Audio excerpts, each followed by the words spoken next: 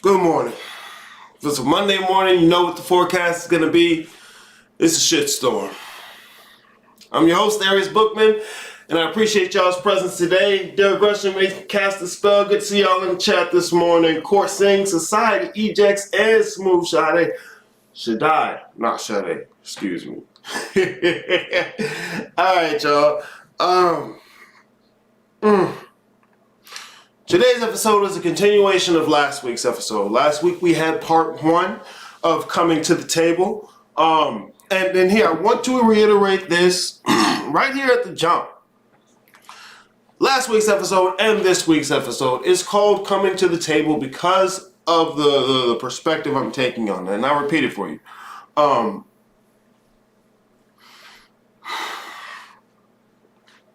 These conversations need to be on the table.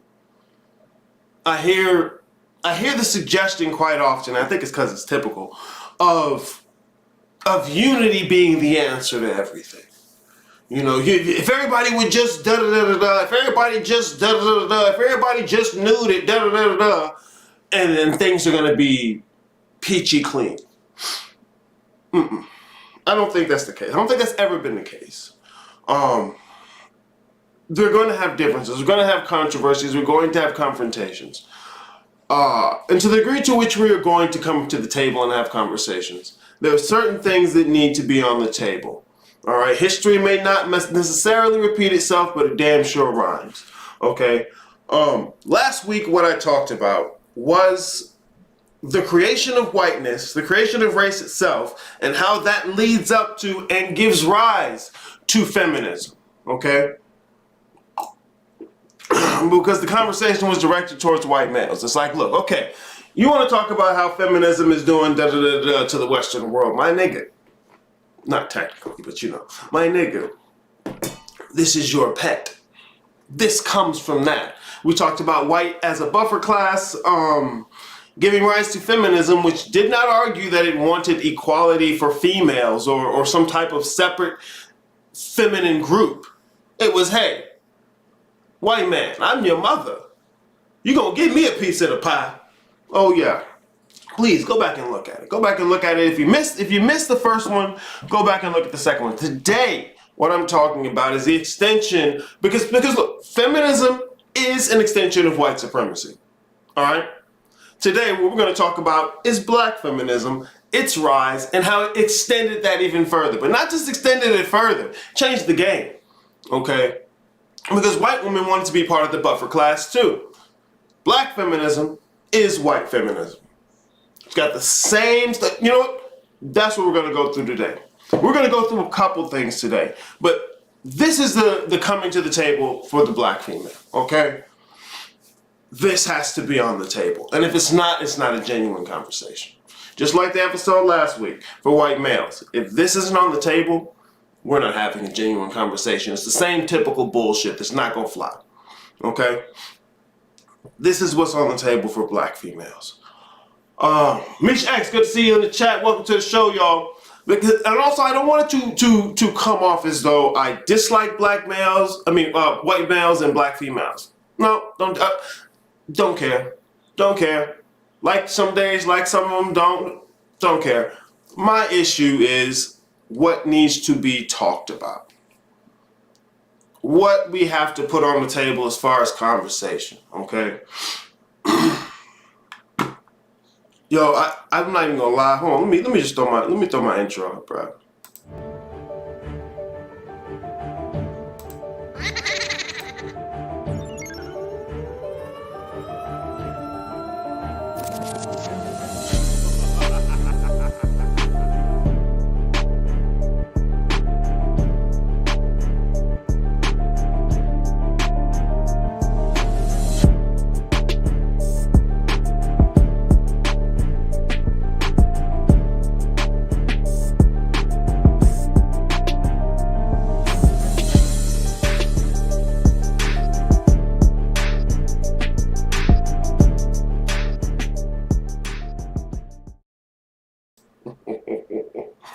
Always helps me out. I'm gonna need it especially for this one. I'm not gonna lie.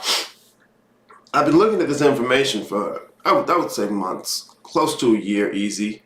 And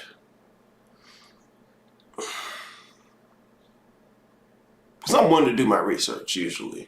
And so in coming across it, I did light research and I got the gist, but making the segments for this show today, man, I touched emotion I couldn't explain to myself, you know, and I can guarantee you I'm going there again today. I'm gonna act a fool a little bit, and I kind of don't care as much today. And once again, just like yesterday, I'm gonna fuck around and find out, because I have plenty of stuff. I have a general flow I want to take, but there's so many points, there's so many topics, there's so many places things interconnect. My biggest goal is for racialized males who watch this, okay, specifically, to know the arguments, to know these ideas, to know these concepts, to know their roots, to be able to articulate it yourself. That's the key. Not just to look and say, hey, here come Aries again. Oh, he said that. Damn, this nigga, oh shit. No, okay, I mean, you and your girl can do that later. Right now, what I'm talking about is knowing this information, equipping you, giving you the tools to do this yourself. Because you can't just be like, hey man, Aries said every time. You can do it a lot of times because I talk shit, but you can't do it every time. All right, you can't do it in your home, in your bedroom. But don't be recommending me to your bitch in your bedroom. That's whatever. I'm being facetious. I need to get into this. All right. Here's the big thing, bro. Here's the big thing. I really want to talk about some of the correlates between the information I discussed about white males and their relationship to the manosphere, and the information I want to discuss about black females. And because it goes so much further than just, this one gets deep, bro. And it bothered me in a way I wasn't ready for. I thought I had a firm emotional grasp on myself. This one tested and tried that. And so we're going to see how much of that pops out today. So I want to review, first and foremost, I want to try and review just a little bit of where we were yesterday, how that brings us to where we are today. Here, let me see how this looks up here on the screen. Bajinga. All right. Where my folder at? Okay, so this is what I want to try and do today. Because I got places I want to go, y'all. We're going to be here for a little while. Don't even fucking play me. Don't even fucking play with me. Look, I'll show you the timeline for today. And making the timeline for last week, making this week's timeline. Looking back at last week's timeline, that shit has so much more I needed to put on there and just didn't know. All right. This is this week's timeline. And I know it looks more full than the last one, because as I put something on, I'd find something else. I'd be pointed over here, I'd be pointed over there, I'd look at this, because I'm not just listening to the things I'm going to show you. I was looking for the information, I was looking for the people. I was making an effort to provide faces and names, to provide the documents if I could, to whatever degree that I could as part of the video. But I want you to see the narrative I see at this point. And it's not even to say I see the whole thing and I see a complete narrative, but I see enough to be disgusted in a way I wasn't ready for. I'm a disgusting motherfucker. I'm not usually bothered by things that are disgusting. I was not ready to be disgusted in this way. So I don't really know what to do with myself, but go ahead and start this up, man. I'm just letting you know, I wasn't ready. You can go ahead and Kevin Hart me all you want to, bro. For real, I was not ready. Let's get into this and talk about it a little bit, okay? Mute my black ass.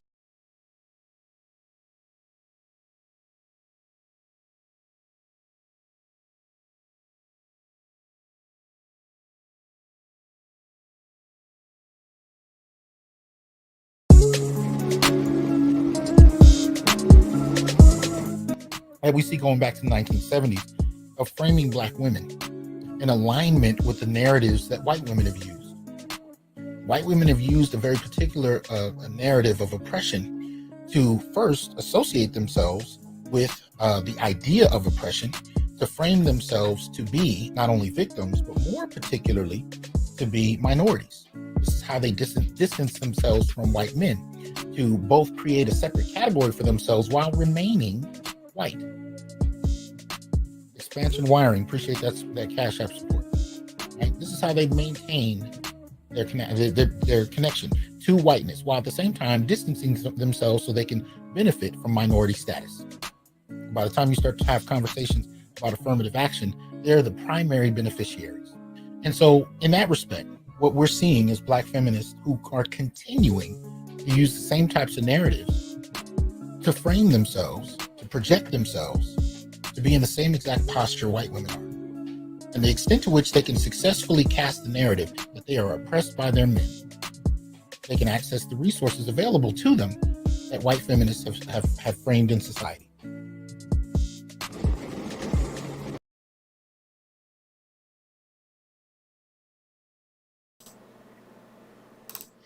I gotta set that mute to a keystroke. Alright, check me out. Check me out. I want to make sure we start off on the right fucking foot, talking about what the fuck we talking about. I gotta pull up the timeline from yesterday, just so I can make sure I point to you. I point it to you properly. Okay. Okay. All right, here it is.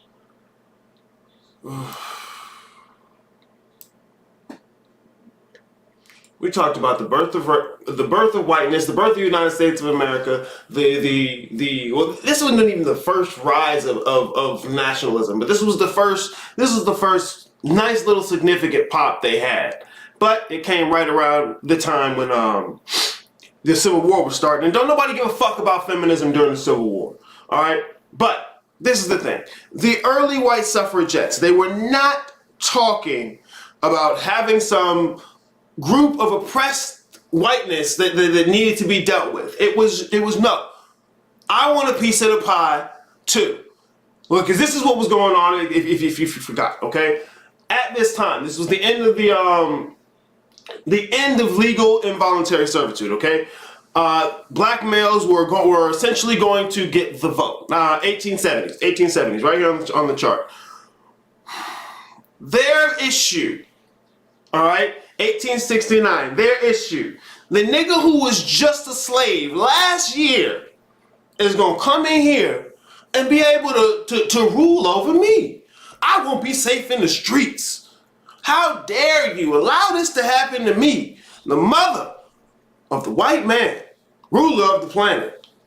I am the perfect associate for your criminal organization. Okay, they didn't call it criminal outright, but I mean, anyways, that's what was going on. The black male was about to get the vote, and this was her argument. It was not women are oppressed, women something's been happening to women, and we're a separate class that needs extra. No, it was none of that. It was none of that. The idea of women separate from their men was not a thing. In fact, and keep this in mind, in this day and age that we're talking about, there was no such thing as black men being considered masculine. They were using the same, they were using the information of the time with this ethnology, okay? There was no such, all race that was not white was feminine and savage. They're using the same arguments. This is your birth of feminism. This is what feminism is, an extension of white supremacy, okay? They didn't come around to the idea of white women as a minority class until 1951, all right? And there it was just there. It was a Helen Heckler. There it was an idea. And where did they get the information to frame that idea? They used the model of black men in the South during Jim Crow. Keep that in mind. 1951. See, but in 1950, there was no woman as a minority group. Go ahead. 1950. 50. I need y'all to know how proximal this shit is. I want you to see what's going on at the time, then catch the narrative. Because if you catch the narrative, you'll be able to go back and put the dates in. But I would highly advise getting the dates because I'm going through the dates today. I'm going through the fucking dates today. So, this idea of women as a minority group. Same white supremacist arguments, okay? But black feminism, we're going to talk about the creation of it and how it picked up the same information, unempirical information, speculative information from racist white ethnologists, picked up the same shit to give us what we have today with all this intersectionality and ridiculous bullshit. All right.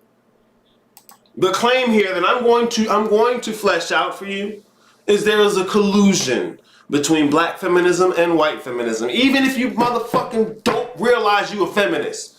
You have the same talking points. Like, this is the shit that hurts. You have the same talking points and you don't even care to find where they come from. Because just saying it is enough. It satisfies you to say it. Because so you won't think, hey, maybe I should look this up. Hey, maybe it's a possibility that something else is... never mind. Let me continue. I don't want to get too deep into my feelings just yet. Come on, let's go. Yeah.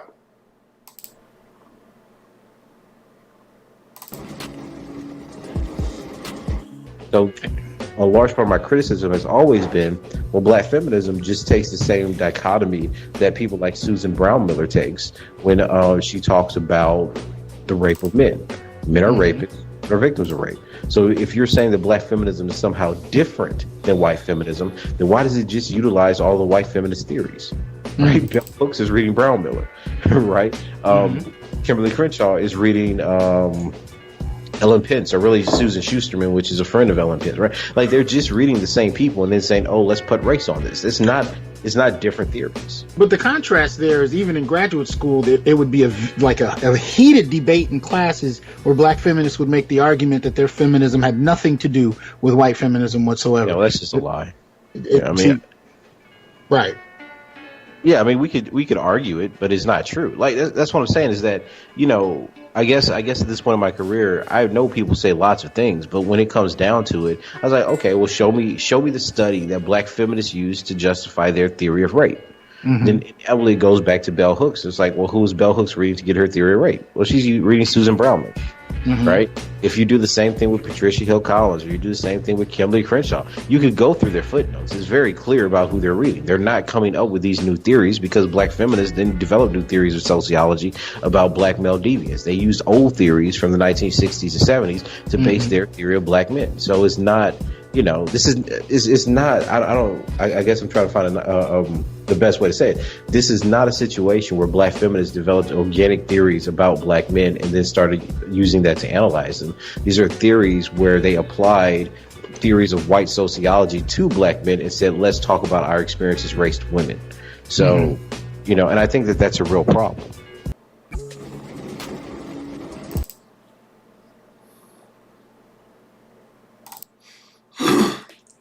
If you did not know who Bell Hooks, Kimberly Crenshaw,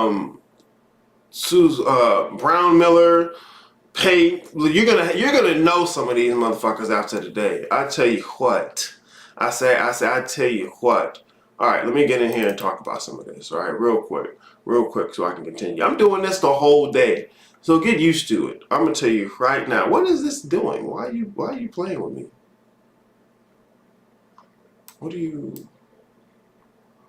I'm trying to show the timeline. Fuck me, right?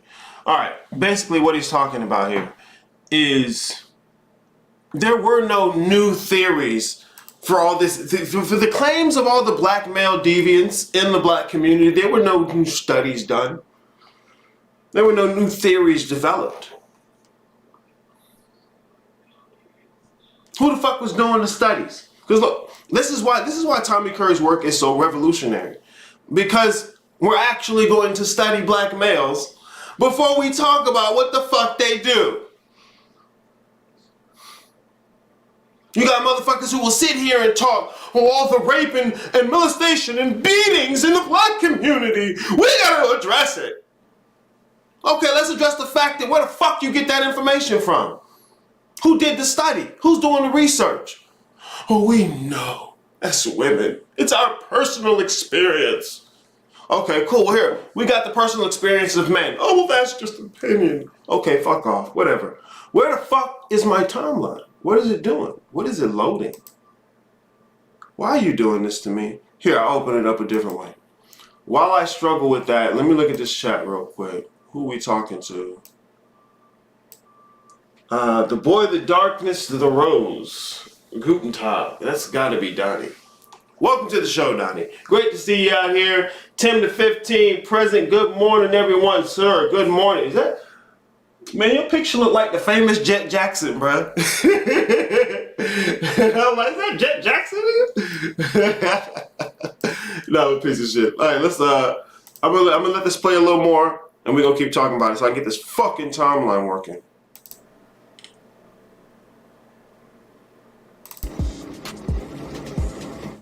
When Audre Lorde comes out as being a domestic abuser and a rapist because she coerces women, nobody wants to do it because what we're talking about is protecting the virtue of the subject. Right. Nobody cares that Audre Lorde was abusive, a liar, and coercing and raping women, because the idea is, well, she's a woman, right? And this is the ontological problem I have with feminism, is that it will not admit, even when presented with the evidence, right, that there is a systematic and historical acting of women that is also violent.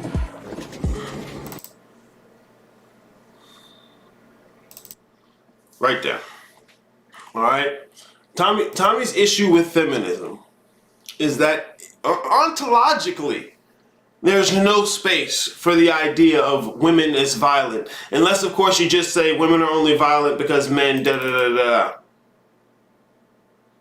It's like whatever the fuck women do, it's either strong and brave or men made me do it.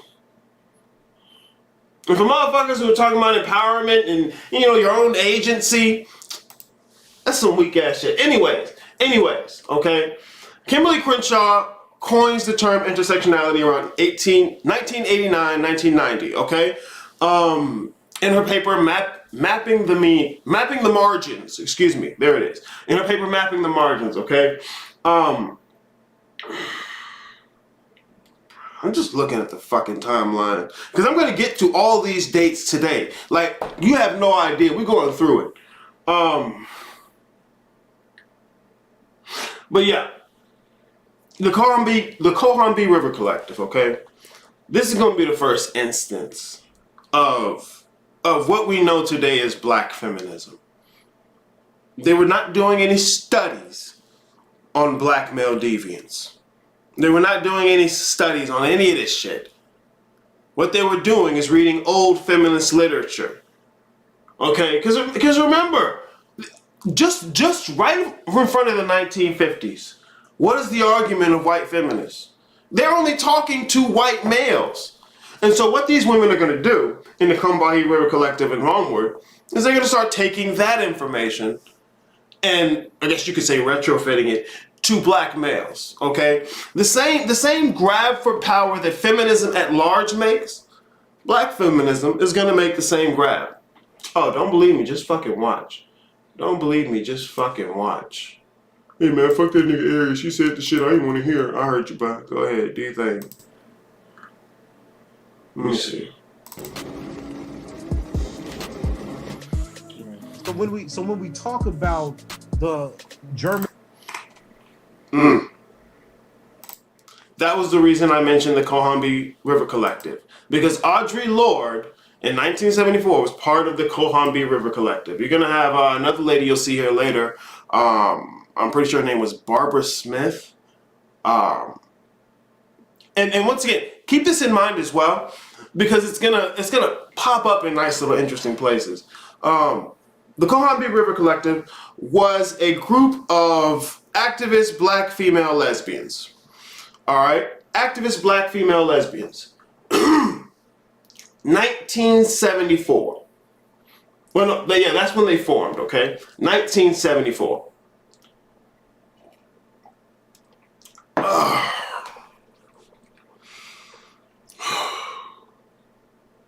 1974. Fuck it. All right. They came up with the Columbia Statement in 1977, which was the framework that Kimberly Crenshaw uses to come up with intersectionality. Okay. The activists of Black Lives Matter trace their movement all the way back to this collective of women. This is not me just saying that. You can ask them. You can ask the collective of women, for the ones who are still alive and the motherfuckers who are in BLM today. They trace their movement all the way back.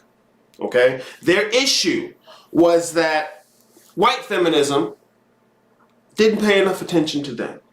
They were invisible, not heard. Their needs weren't met, or weren't centered or focused in a way that gave them the appropriate, I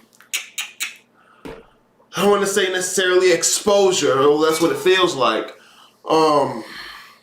gave them the necessary acknowledgement. Okay? They had the same issue with the civil rights movement and the black nationalists. All right? They weren't as interested in the structure of the black family. Okay? Because they running around scissoring and eating cat. They ain't worried about none of that. They were rejected there and they were rejected there. And so they come together. Well, this is the story that they tell. They come together to begin having conversations about this. Now, they're around 1974. You know, most they're doing is meeting, having a few conversations, light activism. But by the time 1977 comes around, they've made the decision to go from that light activism and information, making information available, to hardcore movement, to hardcore radicalism. Okay. I'm not going to read the Combahee River Statement. It's a very, I'm not going to because it's a short one and it shouldn't even give you too many problems to read.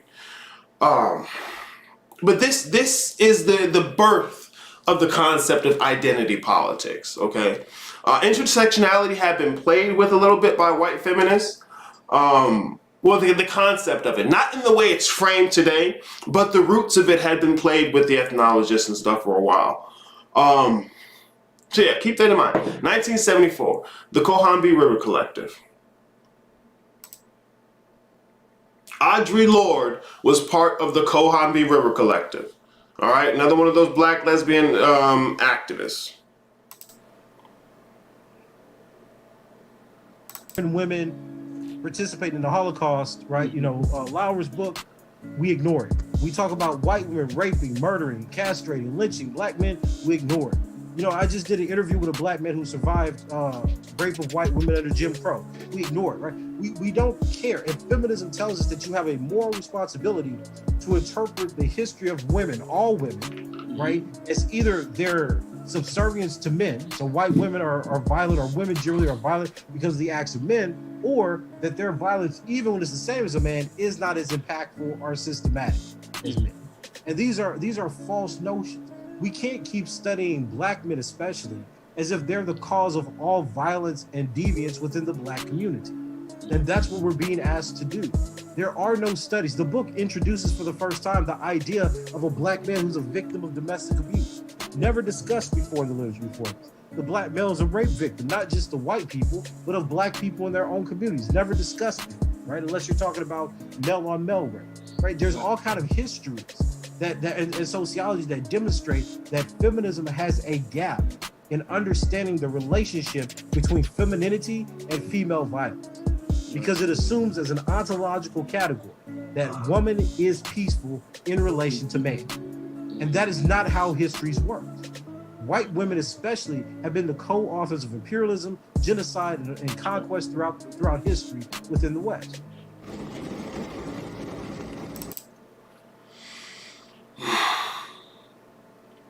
Like I said, we're speaking to the ontology of feminism.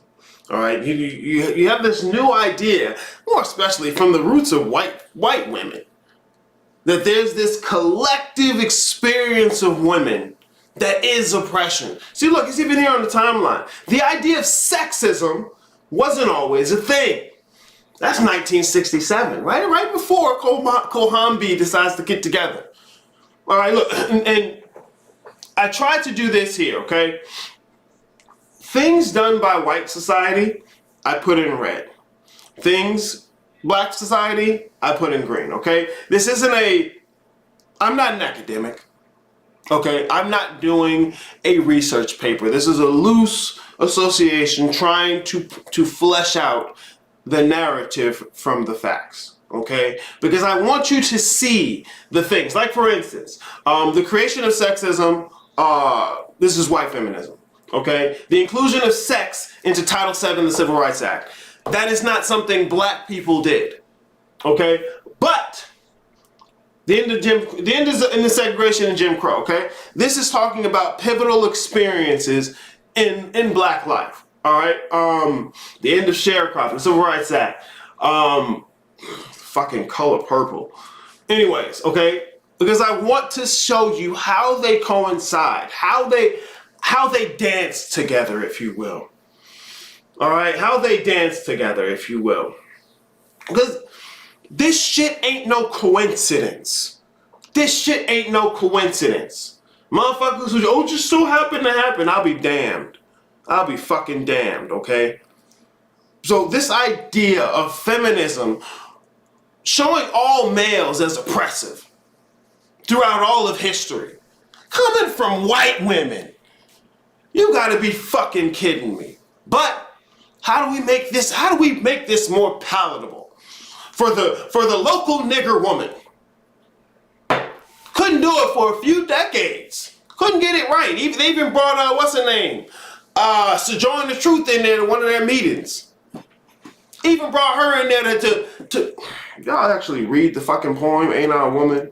I actually read that shit. I'm just like, this is what's impressed you? Please. They ain't have a way to make it palatable for black women because it was obvious that they weren't on the same team. Now, who made it palatable? Oh yeah, Cohombi River Collective. Cohombi. We gonna get into it today. We're gonna get into it today. I'm gonna tell you what.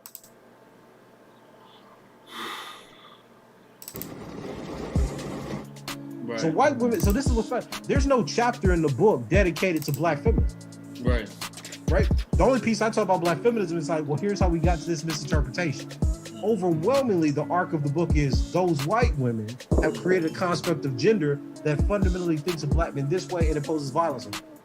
White women haven't attacked, but black women have. Black feminists have. Mm-hmm. So there's a relationship between what my actual target is, which are white women, white supremacists, the rape of black men, the vulnerability of black men that they experience in their own communities, and then these legions of liberal black feminists who want to discredit the work, often without reading it by their own admission, right? Simply because I'm a black man criticizing feminism at large. So that means that there is a closer relationship between the capitalistic liberal production of feminist research in the academy that's not broken down by racial lines. There is a coalition between white women and black women in this regard, right? And that's extremely dangerous if we're talking about black men actually studying themselves as victims of sexual violence and as being oppressed by certain groups of women in respective geographies.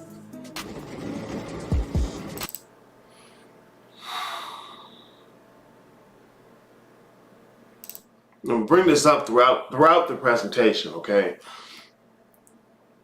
The Cohombi River Collective initiates this idea, or really puts it down, the idea of an intersection between sex and race. And they're saying, you know, because of their unique position, they can see it, all right? They experience it. Black women go unrecognized, unexamined. Okay, that's their argument. Okay, because we miss the intersection of race, black women go examined and are ignored, and they have a special, unique place that if we looked at and made them free, everyone would be free. Go read the paper. That's the argument. If black women are free, everyone's free.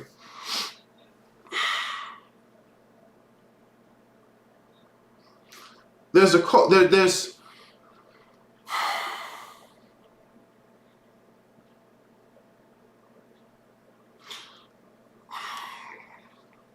No, because I'm going to beat this dead horse today. I was wondering, like, okay, do I save it for the video or do I say what the fuck I want to say? I'm going to say what the fuck I want to say. I'm going to beat the fuck out of this dead horse today, okay?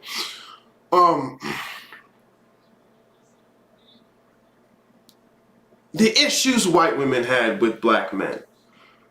The arguments white women had about black men.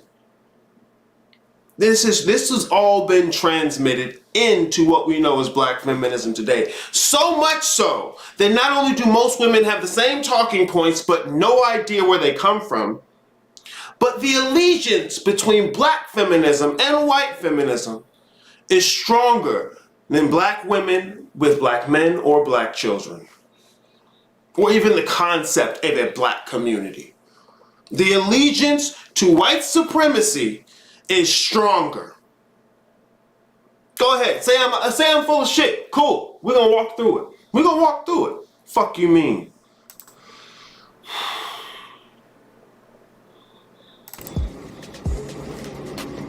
So the argument about toxic masculinity is extremely problematic, and I want to give a few reasons for that. The first is toxic masculinity, or what was more appropriately called hegemonic masculinity, was never meant to be applied to black men. So if people actually read R.W.S. Connell's book on gender and power and on masculinities, it becomes very clear that she's talking about ruling class white men. She's talking about men who come from imperial positions, who are building empires, who are building colonies. Right? I mean, this is her research. Furthermore, her idea and her study, the evidence for hegemonic masculinity is done on Australian boys, working class Australian boys who are in boarding schools that aspire to go to ascend into the middle and upper classes. Now, that's extremely important because the whole theory then is based, and this is why she calls it hegemonic. She doesn't call it hegemonic because it means power. She calls it hegemonic because she gets that from Gramsci's theory of ideology, of hegemony. Right? This idea that there's aspirational ideological forces that build in power. Now, because people in America misunderstand this term, even though it's been debated for the last 20 years outside the United States and has a very deep literature in masculinity studies, what ends up happening is that people simply apply it to mean anybody, right? Any black person or any black male becomes a hegemonic masculine or toxic masculinity because black men are thought to be hypermasculine. A few responses to that. One, R.W.S. Connell herself doesn't view black masculinity as having anything to do with hegemonic masculinity. So she writes in her book that the same way that James Messersmith came up with the idea and explained that working class white men don't even have hegemonic or toxic masculinities, but a very different and equitable basis for masculinity between men and women because they both are workers. It's the same way she looks at Robert Staples' work and says that because black men have been fighting against colonization, have been fighting against white supremacy, they have very different aspirations and different socializations into masculinity. Let me reiterate what he's saying, just in case for some reason it's lost upon you, okay? Dawson, good to see you in the chat. John Smith. I love the fact that your name is spelled like that and it make me say it that way. All right. Thank you. I need that laugh, sir. If it's lost upon you what he's talking about here, okay? R.W. Connell is where the idea of hegemonic masculinity comes in. You'll hear some of the male black feminists throw this out all the time. Hegemonic masculinity. And it's, oh my God, did you hear that? He said that. I gotta figure out what that is. I'm just gonna keep listening to him and sure, he's gotta know. See, a lot of these motherfuckers don't read the source material. They read the source material, they pick what they like and throw it in there. And it works because it's state funded. Just like all the bullshit at the inception of white, it works because it's state funded. Black feminism, and for the most part, based on the talking points and ideologies, black women at large are state funded, have become a buffer class. And this format for your own women as a buffer class is global. It's global at this point. Oh, everybody may not have the same platforms as black men have here in the States, or we may not have access to everyone's platforms the same way we have it here. This is global. This is the new format. See, like I said, white don't serve white. You got your chest out. You're still just as broke as you ever been. A few of you get out the barrel, but you're just as broke as you ever been. Fuck you mean? Black women got the same shit. As long as this fucking intersectionality and feminism been around, what the fuck has it changed? What the fuck has it changed? Okay, you motherfuckers got a few degrees. How much more money are you actually making? Y'all don't look at the numbers. You just look at whatever's on the fucking grapevine. Whatever the fuck them bitches on the View are squawking. You look at that. This must be it. Ooh, go girl. Sitting here getting gassed up by white supremacy. Fuck out of here, man. R.W. Connell, the person who came up with the idea of hegemonic masculinity, not only were they not talking about black men, not only did she mention that they're not part of it, but the whole thing was done on Australian boys. Look, they're measuring something completely different than what feminism is trying to apply it to. More especially fucking black men.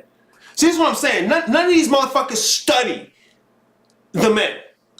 Especially black men. You don't need to study. We already know. He's hyper-masculine rapist monster. He's a super predator, obviously. I know it. Fuck out of here. But it's okay. It's okay because for the last few generations, the misandry is just part of the culture. No, we're gonna talk about it today. Because look, I want to draw a few correlates, man. Not only was whiteness, feminism, once it became valuable, once you could use it to fuck up the black vote, then it was valuable because white men didn't give a fuck about feminism until they could use it. Then the Klan coming out talking about, oh, good job, feminists. Even these motherfuckers even started their own branch of the Klan. State-sponsored. This black feminism, because this is why you don't need no facts. Because you got the money. You get the money, fuck the facts. State-sponsored. The same racist narratives, and racist, by racist what I mean is white supremacists, all right? Racist is not a mean thing you did. It's not a moral question. It's not a moral question. It's a structural question. It's a structural question. We don't say somebody did something capitalist. We don't say somebody did something feminist. Why do people say they did something racist? Because they're not thinking about it. They're not listening to what the fuck they're saying. They're sitting here listening to the same motherfuckers who created it, that it ain't serving them. But as long as they get a little bit more than you, can look down their nose, make America great again. Why stop? Fuck out of here. When the fuck was America great? We looking at the timeline, motherfucker. Fuck y'all talking about. Anyways. Funding and foregrounding. Funding and foregrounding. Okay? Whiteness, specifically white males got it. White women, and now black women. Funding and foregrounding. Both tactics are using misandric aggression. Misandric aggression. See, you motherfucking black feminists, black male feminists specifically, love to throw out misogyny. We don't tolerate misogyny around here. There's not going to be any misogyny. But you tell a nigga misandry, and his eyes start to... Let's do this. Because he don't know what that is. Any motherfucker talking misogyny don't know what misandry is, tell them shut the fuck up. Tell them shut the fuck up. Motherfuckers love to repeat shit. Essentially, black women have been offered the position of buffer class and accepted it wholeheartedly. We gonna get into it, bro. Because you know I come with the receipts. I don't talk shit when I have no receipts for it. Let's go. Fuck out of here. These motherfuckers about to make me mad. And it's just me in the room, right? So there's lots of literature there that explains that, just because someone is male doesn't mean that they're patriarchal or fall into toxic or hegemonic masculinity. The second thing is that all these blogs are written in opposition to what R.W.S. Connell actually thinks. So she published an article in 2014 called Margin Becoming Center for a World-Centered Rethinking of Masculinities. And that article actually says that black masculinity, or more specifically, masculinities in the global South, and she talks about like people like Fanon, people like Achebe. When she says that these black men of the darker races that are fighting against colonization are actually the model of gender that we should be looking at to base a new gender studies on, because she says in the West, femininity and masculinity are both hegemonic.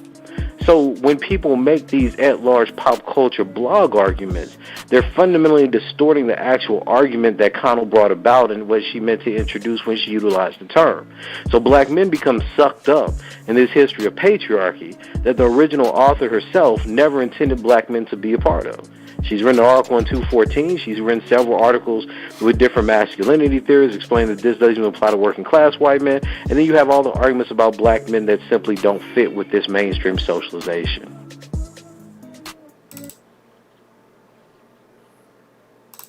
So the motherfucker who come up with what you motherfuckers have termed as toxic masculinity, which was originally hegemonic masculinity, that motherfucker will tell you outright. Even write more articles. Please, guys, look, it's not what I'm saying. Oh my God, it's not what I'm saying. Shut up, bitch. You niggas is toxic. That's all we got now. That's all we got. And look, black feminism has to say it, because without the boogeyman of the black man, there's no justification for their argument. There's no justification. You haven't had the same history at all. At all. This tracing back of all women as being oppressed, that's like if kids said kids have been oppressed through all time because of parents. It would be ridiculous. We're gonna look at the numbers today. All this bullshit about what black men do and been doing, none of y'all motherfuckers study us. Nobody asks us. Fuck you, me. And it's okay not to ask us. Man, we gonna get into it, bruh. Fuck you mean. Fuck you mean. Look, this is what I want to do first. We're going to come around to that. I want you to see the history. That's more important to me. I want you to be able to trace this into the present from the past. Okay? That's what I want to be able to do. I'm going to post that on YouTube. Here. Well, I'm going to go through some pieces of a lecture that Tommy Curry did. Like, good to see you in the chat. But says I'm in this bitch. Me? Oh, he said me. Part 2, kicking shit over. Look, man, I'm being my feelings today. I'm not even gonna lie to you. Ain't even no reason to. Alright, so look, I went to one of these Tommy Curry lectures, and because I like this lecture. I broke a few pieces of it, put some images to some names to help make the associations we need, so you can see how this develops.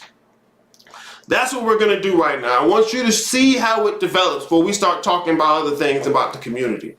Oh, we're going to get to it today. Fuck you mean.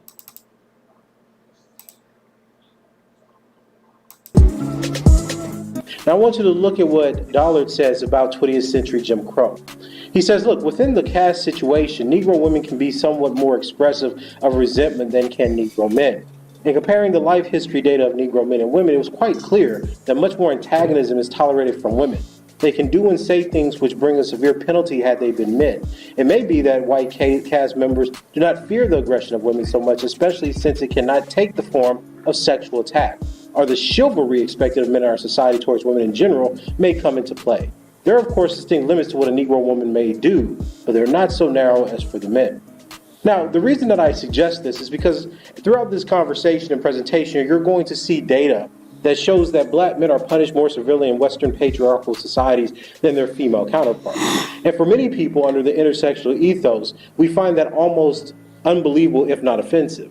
But what I'm trying to suggest to you is that black males suffer from a particular brand of animus, which we call anti-black misandry in black male studies. And what I want to demonstrate is that the recognition of the sociological and epidemiological data to this point shows that our theoretical concepts and apparati really cannot withhold the weight of this intervention. So in 2017, I published The Man Not, which was a theoretical framework trying to explain how black males suffer from anti-black misandry throughout society. I initially started with the ways in which negative stereotypes about black men have been codified into gender. And I later developed these theses in articles like Decolonizing the Intersection or even Is Empiricism Needed to Erase Gender Theory? Now, the whole of this, contrary to my critics, is not to disprove black feminism, but rather expose the limitation that many feminist theories, including black feminist theories, have in analyzing the position of the racialized or subordinate male. For many people, men are saying that you're male simply puts you in the category of the patriarch. But history does not reveal this. When we look at international conflict studies or genocide studies, we see a very peculiar place for the subordinate male. While I have this on the screen, I picked Tommy Curry to talk about this because I have different people who will talk about this. But one, Tommy's good. Tommy's excellent at this. But two, Tommy, he's directly making his biggest effort not to point the blame at black feminism. So I want you to hear his perspective. Because me, I'm going to throw the finger at your ass. I'm going to throw the finger. I'm going to look at the evidence and say, what the fuck you doing? But Tommy's not like that.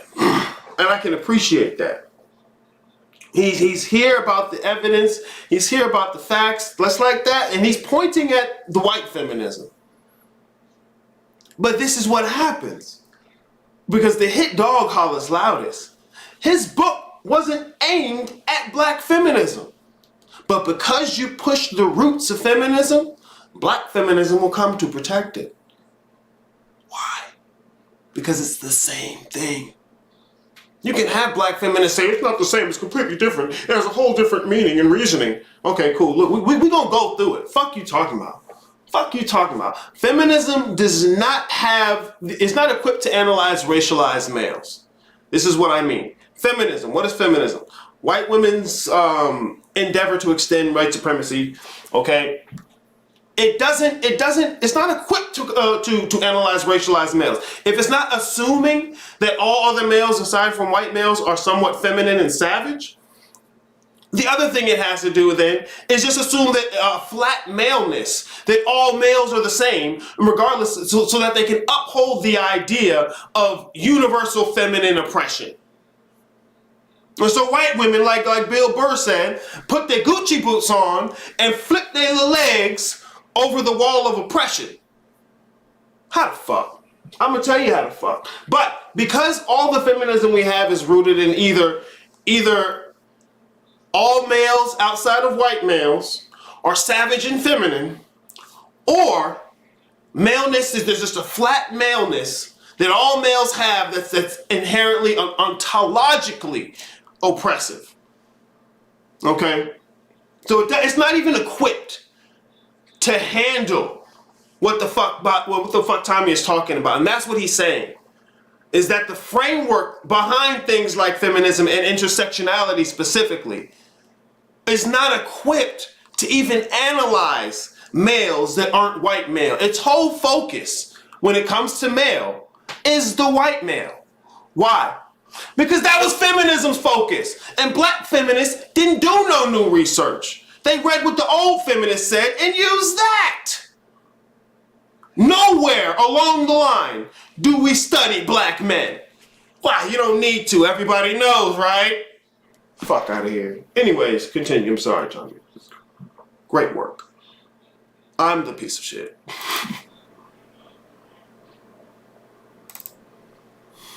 Namely that of the victim. Imagine for a moment if you suggested that Jewish men trying to resist Nazis really just wanted to be Nazis. There's something in us that finds that thesis abhorrent. But we have no problem suggesting that black men who are enslaved by whites, most of Europe, somehow want to be the slave master.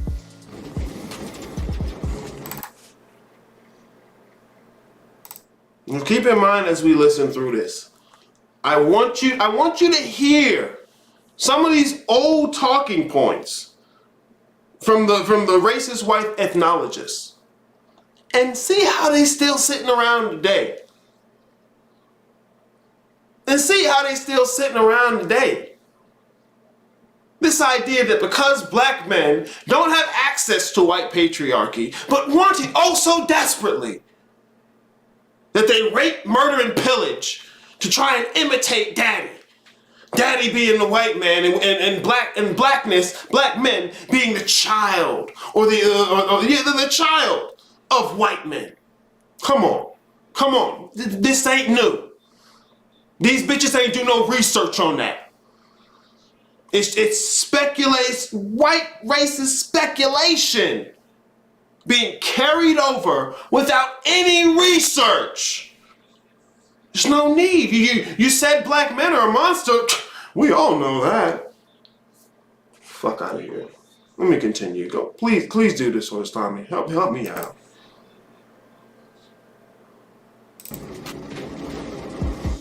Reconstituting the Object explains that in the 1940s and 50s, white feminists like Helen Hacker looked at the situation of the Negro, specifically the position that black men had in the society, and how they were oppressed, how they were kept in their place, and used that as the basis by which they developed the position of white women being oppressed. That's where the idea of the minority group came from women. And Helen Hacker's explicit about this. So then we ask the question, well, if black men were used as evidence for white women to develop themselves as a minority group oppressed by white patriarchy, why is it then that when the Negro was oppressed by white masculinity, the black male becomes the exception?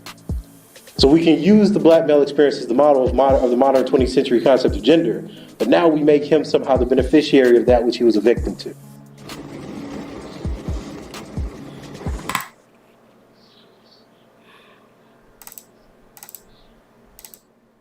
Let's go back to the timeline. 1951, Women as a Minority Group. That's Helen Hacker. That was the name of the article. How do I know? Because I found it. I put it in the video. Fuck you, B. Hold on. Ask my wife if she can do this for me.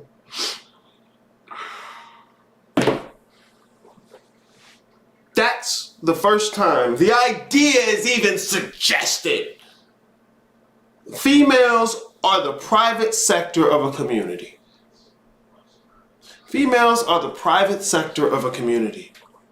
Males are the public. Oh, they're getting more attention. That's what a bitch would say.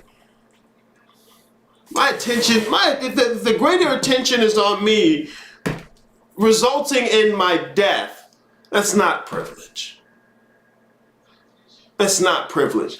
See, because black feminists had no scope for the concept of male privilege among their own. This is what they had to use, because they wasn't doing no fucking studying.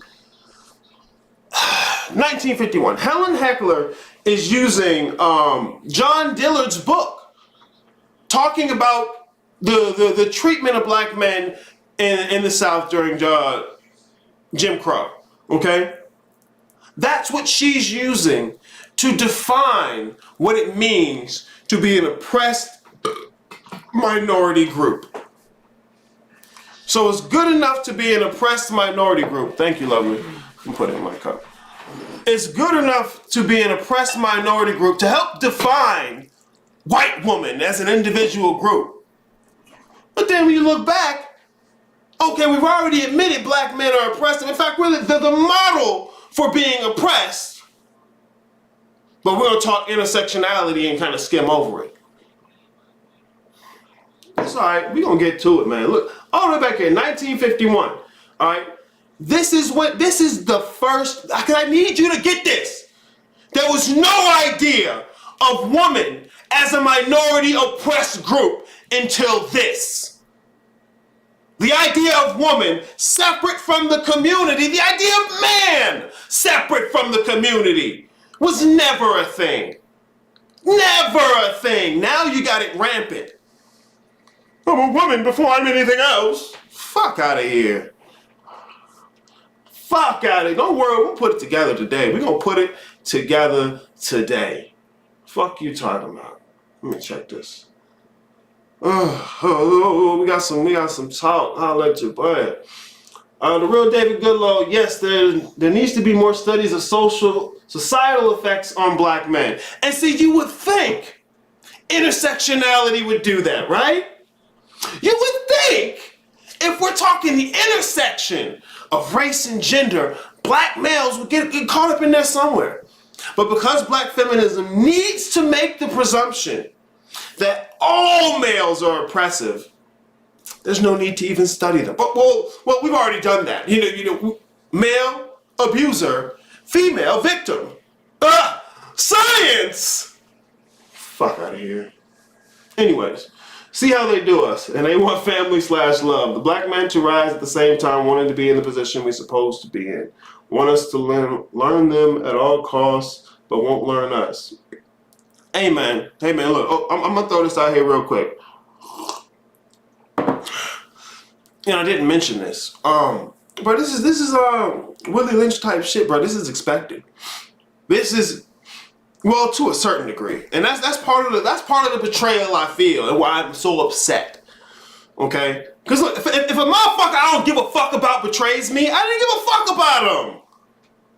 But if the motherfucker closest to you is betraying you, and then you tell them, because maybe they don't know. Hey man, you're stepping on my toes. I mean, I know it might have been an accident. We dancing a little, but just watch out a little. No, you're lying. You're ridiculous. You have no idea what you're talking about. We've always known the color purple. Whatever, man. Look, when it comes to women, bro, fuck what they're talking about. Most of that shit is cap. This is how you get to this shit. Most of that shit is cap, bro. So don't look for equality from women, because we're not equal. So don't hold them to that standard. Wanting to be in the position we're supposed to be in, bro. We in whatever position we can grasp. That's the supposed to be. That's the supposed to be. I need that to come through clearly. No one's coming to work with us. No one's coming to support, save, help. Even if it's in their best interest to do so. We'll get into it, man. Even if it's in their best interest to do so, we'll not. Quote unquote, be a man. Hey man, you let bitches define it, this is what happens. Alright, let me continue, bro. Let me continue here.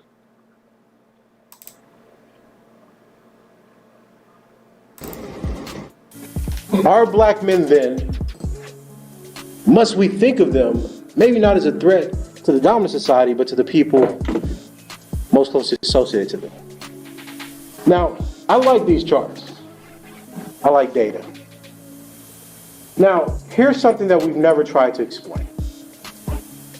Why is it that we look at the ratio of homicides of intimate partner victims from 1976 to 1990? Why are black men the biggest victims of intimate partner homicide in the United States? Why are they being killed by their spouses? Nobody knows. But here's what I do find interesting. The theories by Ellen Pence, the Duluth model, was written in 1983. Intersectionality was, or at least mapping the margins, was authored in 1989. And it suggested that we ignore the economic and political position of black women in relationship to domestic abuse. Now, the National Family Violence Survey was authored in 1976, and it shows exactly these numbers that are being reported here. So at the same time that you have white feminists through Duluth making the argument that patriarchy is the cause of intimate partner violence or domestic violence, what bell hooks will later call domestic terrorism, you have plenty of evidence to show that that variation is not necessarily the case within the black community. As you can see for the first diagram, black men and white women are almost killed at the same rate, at least in the 1970s, the latter 1970s. Now, if you want to break that down by per 100,000 from 76 to 1990, look at that curve of black male. 16 per 100,000, 12 per 100,000, et cetera, et cetera, et cetera. The victimization of black men by domestic violence, statutory rape, we're going to get on to all this, in this section, has largely been erased from our concepts and from our theorization. Hell, some authors even argue that the spectacular deaths of black men stop us from understanding domestic violence and sexual assault within the black community. Never stopping from one moment to think, well, what if some of those victims, dare I say, are black males themselves? This suggests to us not only a dishonesty in terms of how we're dealing with the actual situations that create violence and actual trauma in black communities itself, but it suggests to us that we erase a whole subset of victims that we're not allowed to see.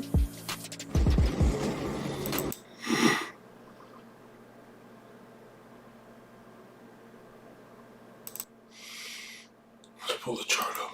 Let's pull it up. I got it right down here at the bottom. 1976 to 1990, black males are the largest victims of domestic violence. It's the National Family Violence Survey.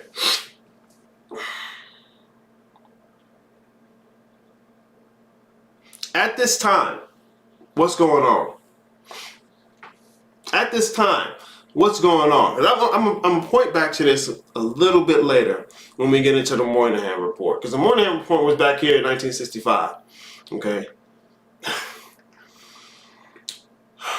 The Cohambee River Collective Statement. So the bitches that came together in 1974 formed their own, they came up with the statement which brought up the idea of identity politics. They had this information available to them at the time. This is what they're doing. The numbers for 1976, because this is just tracking. I'm not saying they had the numbers for 1990. I'm saying they had the numbers at 1976. Okay? They have the numbers at 1976, where it's clear that black males are experiencing this more than black women. But fuck the research. I feel. And I'm funded. The crack epidemic and mass incarceration. See, the war on drugs starts back in 1971. But it kicks up in the 80s, early 80s, okay? You got The Color Purple, the actual book. The movie comes out 1985, okay? The Duluth model. White men, white women. Black men, black women. Uh-oh. We sure used the evidence for that, didn't we?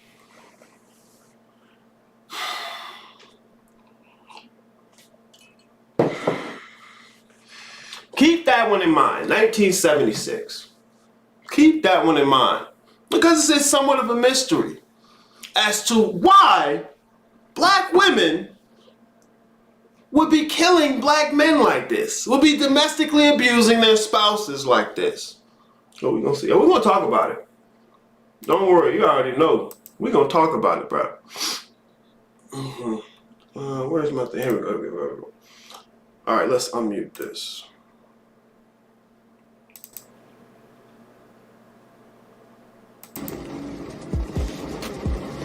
So black men in the United States generally experience rates of intimate partner violence and intimate partner homicide higher than other race sex groups in the United States, right? So we're looking at 2017 data. Actually, the new data just came out a few months ago. It makes the same claim, the same point. When you look at a 12-month prevalence of contact sexual violence, physical violence, and stalking by an intimate partner for black, it's 11.6%, and that is higher both than black women's 12-month prevalence in the same data set at 9.4% and white women's prevalence rate of 5.7%. There's not a single article written by an intersectional feminist or analyst that tries to understand the kind of vulnerability that's produced when racialized men are subjected to higher or have higher prevalence rates than most men and most women, female groups. We ignore it because, again, we don't believe that these groups of men can be vulnerable to this form of violence, certainly not at the hands of a woman. Remember, this is what happens with flat maleness. When all males are just the same, regardless of any stats, information, or fucking research. And you call it science. See, when I say all women are the same, I'm not calling that science. Not at all. I have no funding. No one's gonna support creating an academic program and department for me saying that. I won't even claim it's science. But you do it in allegiance with white supremacy. Check. Fire. Facts. It's not equipped to analyze racialized men, and that includes poor white males. But look, poor white males, you only sit at the table as long as we got the other stuff on the table. That's why I brought it up. Because you can't come back around to the table and be like, well, hey, let's not even really talk about this, but we got to do something, feminism, and No. You can have a conversation, but you're going to have to put that on the table. Okay, you can have other conversations separately, but look, it's not, white supremacy is not equipped to take into account racialized males. Basically, any male who's not white. It's not equipped. It is misandric aggression. Misandric aggression, misogyny, the hate of women. Misandry, the hate of men. Colonization, imperialism, white supremacy targets outgroup males. It's basic war tactic. You kill the males, enslave the females and children. Oh yeah, I forgot to tell y'all, I made another ebook called Sacred Surfaces on altar work. I don't even be talking my shit up like this, bro. I just be doing shit. Whatever. Yeah. The ideological framework, the theoretical framework that is feminism, and especially black feminism, is not equipped to analyze racialized males. In fact, it doesn't even bother to do it. It just assumes they're all whatever they've assessed of white males. Let's continue, bro. Let's continue.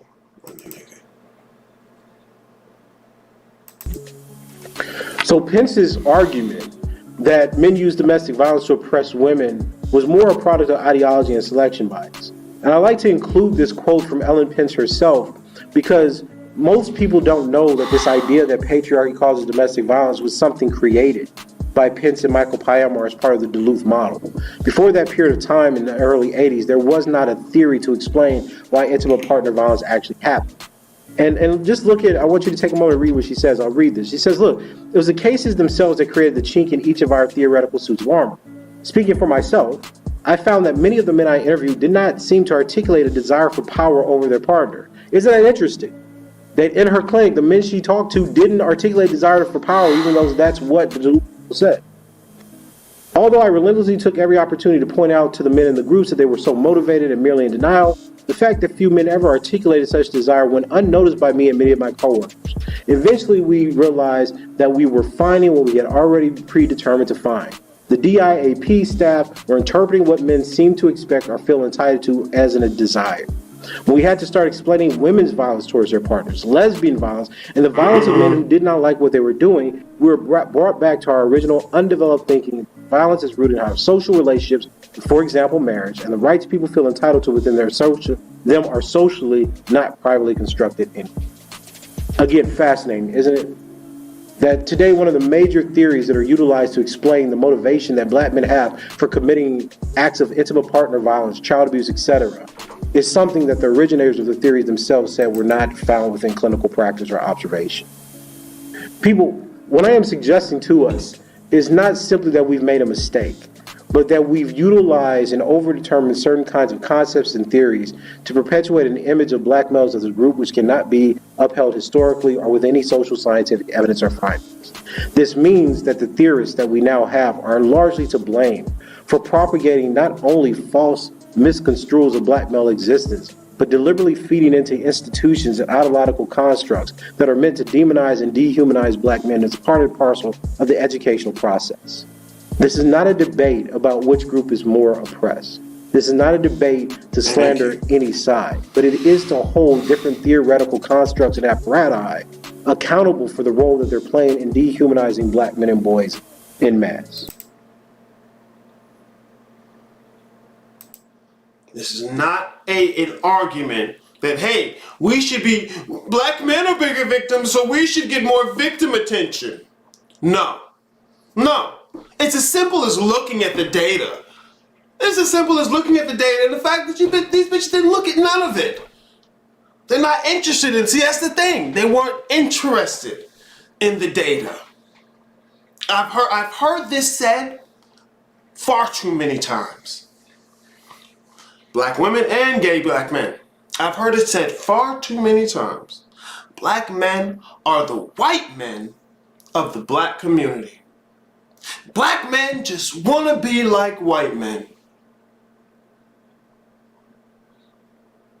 Let's look at the facts, bro. Let's look at the facts. Look at the fucking facts. Who is it doing that?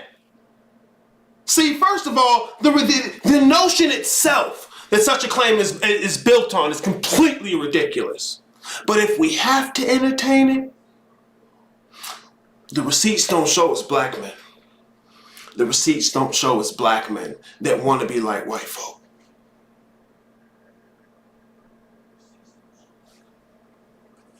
Whatever, right? Look here, she's just angry and insecure. Okay, but am I wrong? I'll admit, I can be angry and insecure. Matter of fact, who the fuck isn't insecure? Angry and insecure. But here's my issue with that. And this gets into it. If you can't see my fear in my anger, you're not fit to work with me. Especially not as a woman. Especially not as a fucking woman. But you too busy being scared yourself. Because you done filled your shit up with these talking points.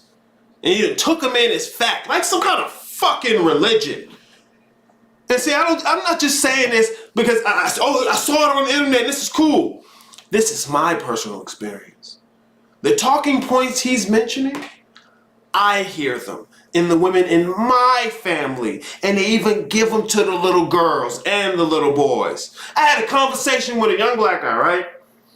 He couldn't even fathom embracing the idea of being a black man because he said there's so much negativity and violence attached to it. I said, nigga, where you get that from? I said, boy, you a copy of your mama. You repeating your mama's stories. Hit me up with some facts. Hit me up with some research. Hit me up with some fucking evidence other than the color purple. Funded.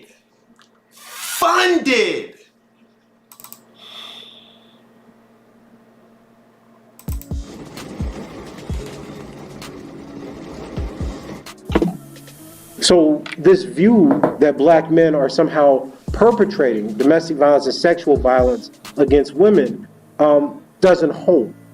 According to CDC NISVS data, black men experience contact sexual violence, which includes rape, being made to penetrate, sexual coercion, and unwanted sexual contact, slightly more than black women. This is not, of course, a significant difference. And white women in a 12-month prevalence. So while women in the United States do report higher lifetime prevalence of rape and sexual coercion than men, right? So that means that women in general, of course, the course of life, are going to say that they've had more contact or been victims of rape or sexual assault more, right? It's important to note that in the made to penetrate violence and sexual coercion generally, the majority of the perpetrators of made to penetrate violence are women, 78.5%. 81.6% are women in sexual coercion, and 53% of unwanted sexual contact perpetrators are women. So we're suggesting that racialization here at least plays some part in how men, black men specifically, are victimized within their own homes, neighborhoods, and communities. And we see this especially when we did interviews with black male victims of early statutory rape and sexual debut. Most of the perpetrators were women, were caretakers, and took advantage of these young men between the ages of 9 and 14, which kind of fits with the existing literature we have on the subject and topic. Now, this is what this looks like just on the data set. So if you're just looking at the prevalence, the lifetime and 12-month prevalence of women by race and ethnicity, again, you see the exact same numbers I reported. Looking at that 12-month prevalence, right, you can see the estimated number of victims. Almost 850,000 women black women in a given year will have some form of experience of contact sexual violence, 264,000 in terms of rape, 628,000 in terms of non-contact sexual experience. Here's black men. In terms of contact sexual violence, 830,000. Made to penetrate violence, 272,000. Non-contact unwanted sexual experience, 465,000. My argument here is not who's oppressed more, who's affected more. My question is, why do we not recognize black men then as victims of sexual assault and violence? And this is what I meant when I said that our theories fail to consider the weight of the evidence. They're not able to support it. We do not understand the idea of a female perpetrator. We don't understand the idea of a black female perpetrator. We don't understand the idea of a black male vulnerable to sexual assault and rape over his life course. We can't comprehend the kinds of suffering and harm that fall these racialized men, these black men, because we think of them as rapists, not being victims of rape. This is the failure of our intellect to deal with reality.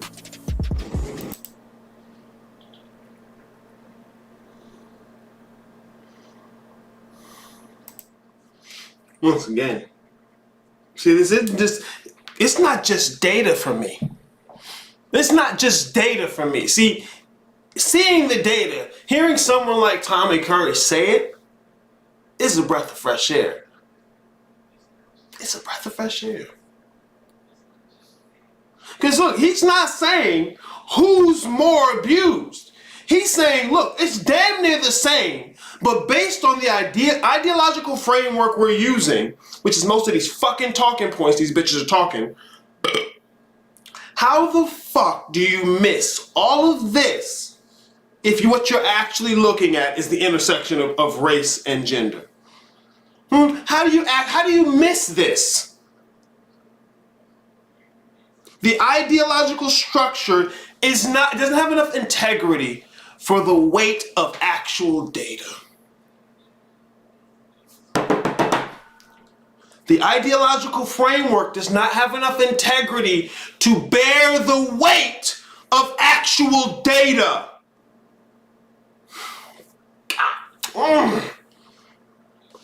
It's delicious. I taste words. That's delicious. I'll say it again. The ideological framework does not have the integrity to bear the weight of actual data. Meaning, when it comes into any type of controversy or conflict with actual data, it doesn't have the integrity to stand up to it. It falls apart. It's a house of fucking cards. Funded. When you don't call black men patriarchs, at what point has white supremacy ever funded us? Embrace our idea. Nobody, not even black women, will ask how you feel. I know how you feel. You need to read my mind. God damn it. See, and it's in me because this is my personal experience. Oh my God, he's angry. He's angry. Men should express their emotions, and anger comes out, and you're mad at that one, right?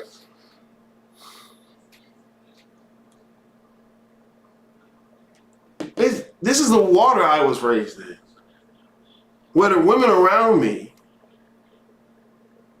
don't even know how to conceptualize a male as a victim. Don't see the correlation in all the stories that they have about men, that they don't know any of them. They know how they feel about him. They know what he shouldn't have done. I remember talking to a woman I've known my whole life. Helped raise me. And I was trying to convey to her that the thing, that she was abusing my goodwill. She was abusing my willingness to continually show up, because she wasn't putting in her own effort. In fact, she was making an effort not to work with me while she continued to take the benefits. And I was trying to convey to her that this was abusive to me. And she couldn't even conceive black men as being something that can be abused. Unless it was just somebody walking up and punching you. No, she can't conceive abuse. But if you flip it around, all kind of subtle things can be abusive for women. I'm your flesh and blood. Flesh and blood. Whatever, fuck me right. We gonna get into it today. Like I said, bro, I was making this shit all types of emotion. I wasn't even ready for what was coming up, bro. Lucid checking in. Dr. Aries got the clean ass timeline on display. Let's go. Hey man, I try and do what I can do, bro. I try and do what I can do. Cause look, I want you to be equipped, because you're gonna have to fight this from the ground up. You're gonna have to fight this 10 toes down, bro.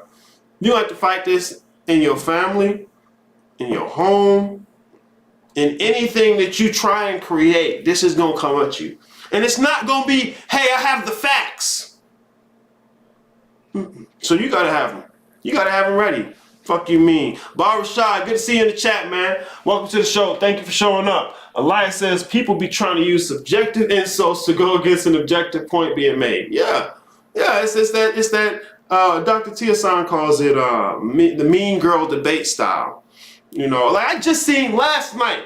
I seen some interview with some dude who's running for president. He was doing a interview on the Breakfast Club, and Charlemagne and whatever that other dude is, are sitting there just letting her run her mouth, be disrespectful and rude to him. And as soon as he even tries to make his point, not even he was so cool about it. He didn't even address the fact that she is being a rude fucking hyena. But as soon as he steps to try and articulate his point, she's interrupting him, and he's like, "Oh, hold on, you interrupted me." And she's like, "No!" And here they come, out of nowhere. Ain't got nothing to say about the fuck shit she doing. Out of nowhere. Attack dog bitch ass niggas. "Oh, hey man, you were interrupting her." He wasn't. You can rewind it. You can run it back. You can run it back. He's not. But they're so conditioned with this stuff. See, this is part of the reason I am mad. Because it's not just it's in the women. It's not just simply that they've agreed to it and taken it up. It's that they shove it down the throats of the boys. And not just in the home, it's in academia too. So you can't even get an education without it. Man, well, look, bruh, we're gonna get into it. Fuck you mean, I'm telling you. Court scene, good to see you in the chat. Damn, I've heard that too much. Black men just want to be like white men. Exactly. It's a trope. It's been out here. It's been out here. Got the audacity. Oh, don't worry. See, I come with the receipts. Fuck you want to talk? Fuck you mean, bruh. Yep, my niece was talking that same bullshit. The black men are angry and not emotionally intelligent. She was just repeating what she heard on TikTok. Exactly. Because look, it's this popular to repeat it. It's popular to shit on black men because you need a scapegoat, a boogeyman, to substantiate any of this bullshit. If you can't just assume that black men are toxic, their ideology has no integrity of its own. It has no integrity. You got this flat maleness where if it's male, it's oppressive and abusive. Fuck out of here. I appreciate this information and perspective. When out on the table, it changes so much. Exactly. When I imagine it being laid on the table, I see everyone either running off, crying out, or shutting the fuck up. And that's the issue. Motherfuckers are so willing to talk and come together and unify until you put this shit on the table. You see, I'm not just coming with how I feel, my mama's story, my grandmama's story. The facts, data, information, assessment. Not fucking feelings. Color purple bullshit. Oh man, we getting into it today, bro. We getting into it. Holla at your boy. Let me move this out the way real quick so we can do this dang thing. Unmute the desktop. Cause look, this is just, I haven't even gotten started. We're an hour and a half in. I ain't even got it started. I'm gonna tell you now.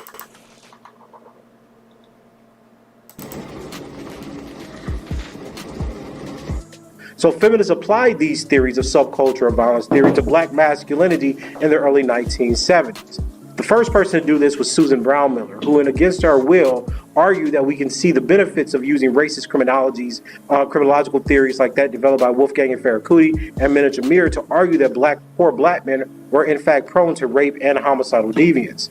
In fact, she says that Wolfgang's theory, and she's of course oversimplifying, is that within the dominant value system of our culture there exists a subculture formed of those from lower classes, the poor, the disenfranchised, the black, whose values run counter to those of the dominant culture, the people in charge. The dominant culture can operate within the laws of civility because it has little need to resort to violence to get what it wants. I guess she completely missed Jim Crow, right? The subculture, thwarted, inarticulate, and angry, is quick to resort to violence. Indeed, violence and physical aggression become a common way of life, particularly for young people. This is how Lene Curtis is going to say the rates of rape, or the higher rates of rape amongst black people, black men raping black women, can be explained by contracultural devaluation.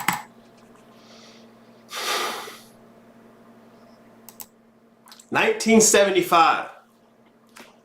This motherfucker, I think this motherfucker's still around. Bruh. 1975.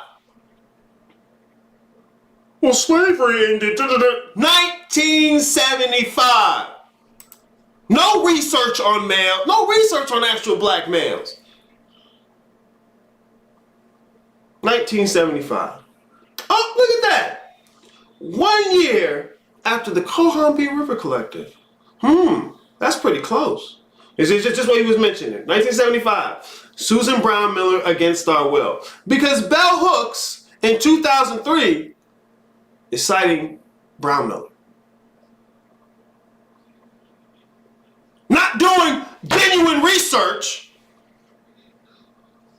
citing Brown Miller. 1975. Fuck out of here. So it's subculture of violence, because that's not what Lene Curtis is talking about.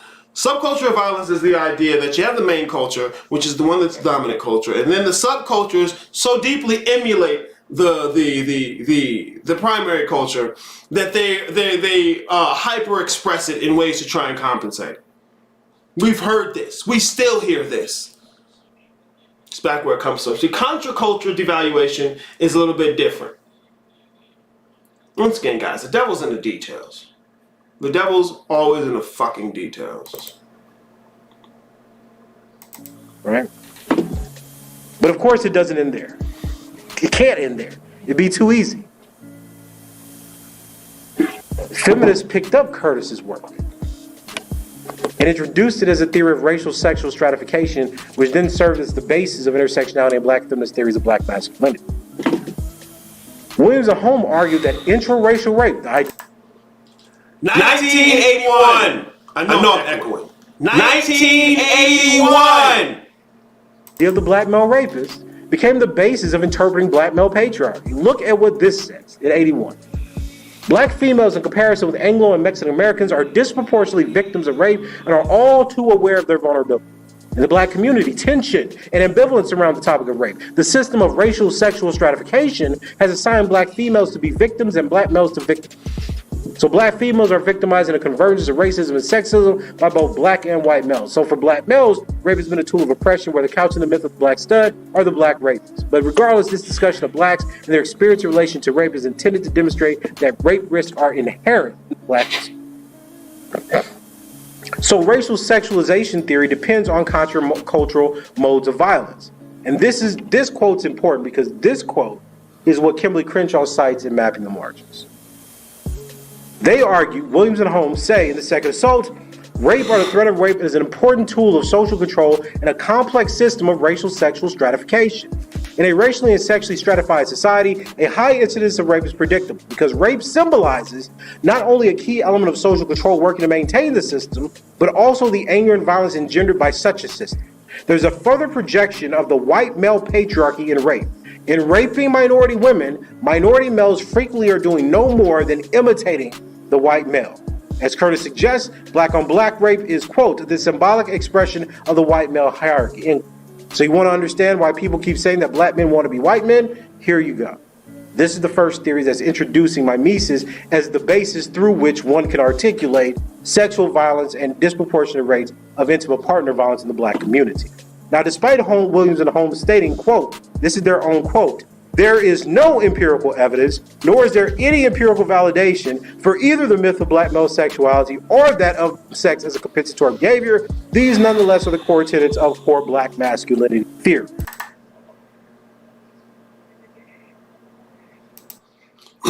Once again, because this is a fucking pattern. The motherfuckers the black feminists will cite aren't even talking about what black feminists is trying to claim. They'll even say, hey, look, we have no empirical evidence for this.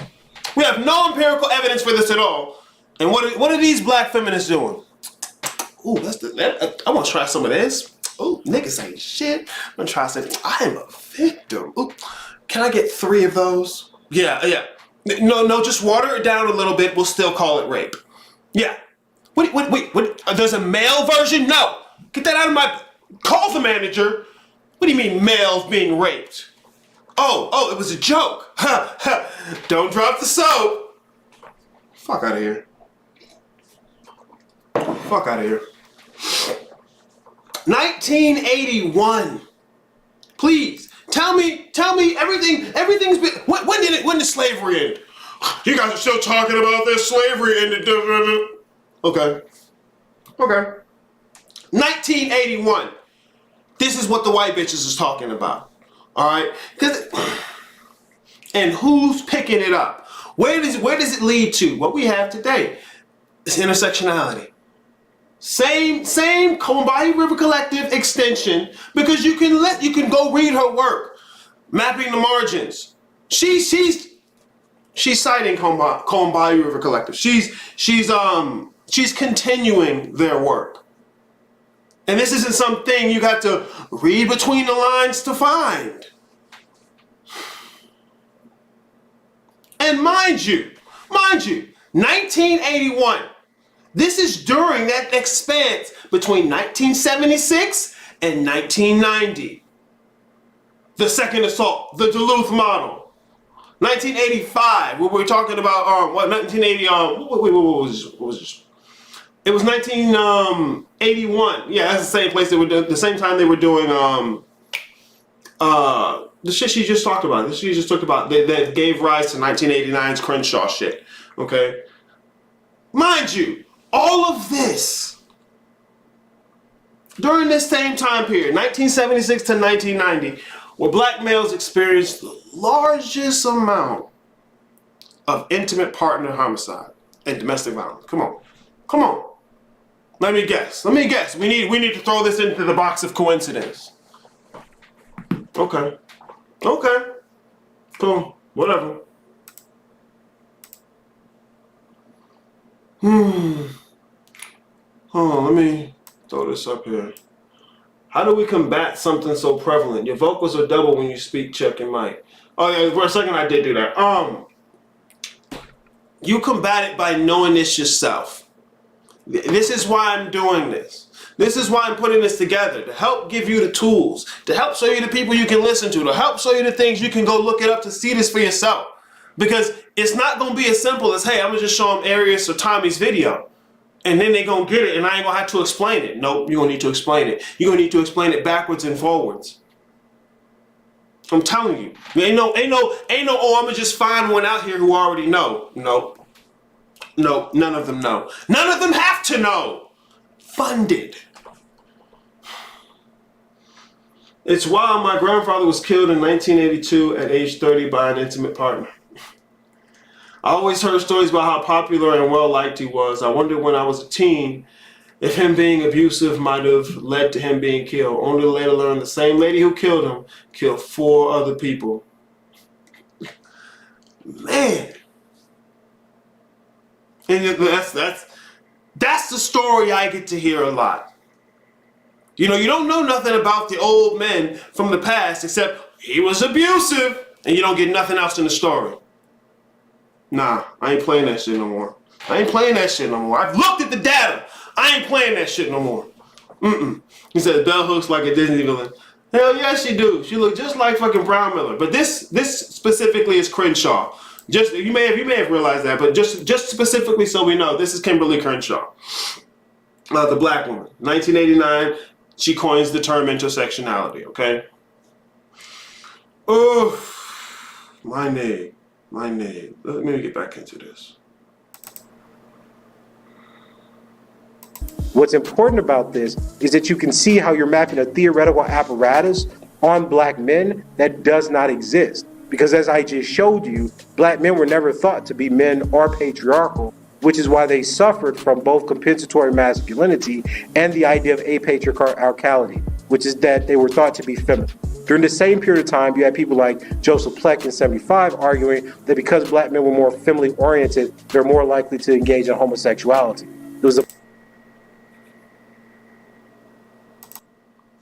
This guy's still writing papers. I had to look for his picture.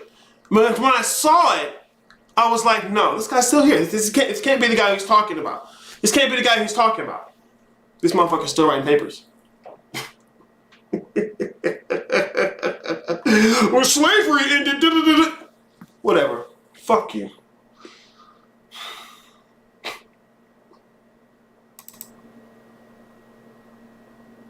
Prominent theory when you talked about black men who were in the prison, suggesting that the femininity of the black male which was a result or was the origin of hypermasculinity, meant that he was going to actually rape white men in prison. This was actually published in government documents. Black feminists actually picked up these pathological theories of deviance as well. One of the main core assumptions of Bell Hooks' We Real Cool, Black Men and Masculinity, is compensatory masculinity and subculture.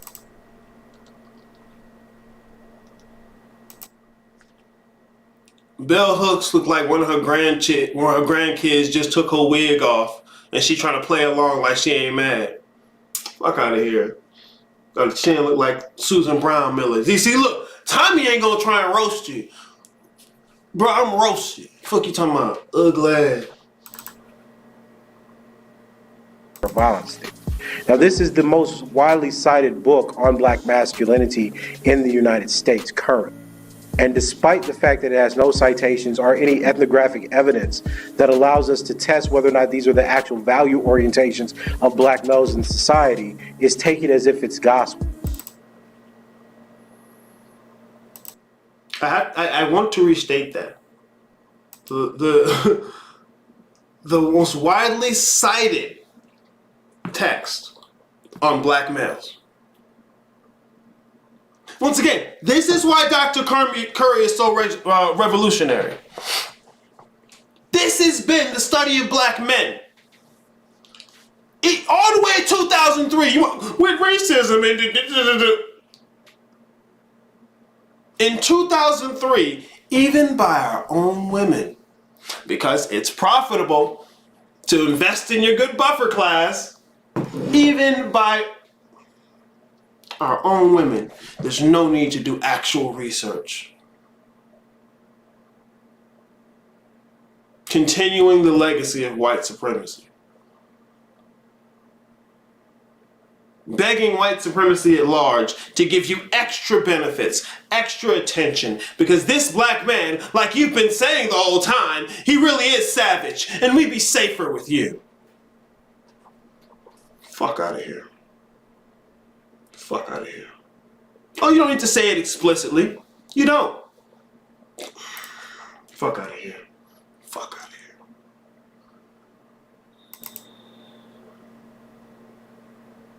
And we've done several ethnographic studies actually interviewing black men who are victims of early sexual debut. One of the pieces where I explicitly attack Hooks is She's Just a Friend, where we look at black men's first sexual choice when they want to lose their virginity or initiate sexual intercourse. It shows that black men are actually quite reflective. But Hooks insists that black men don't think about having sex. They don't care. They're just fucking things. But our evidence shows that when you look at the actual narratives of black males, we see that they choose to have sex with their friends for the same kind of insecurities that most groups of people have when they initiate sexual intercourse.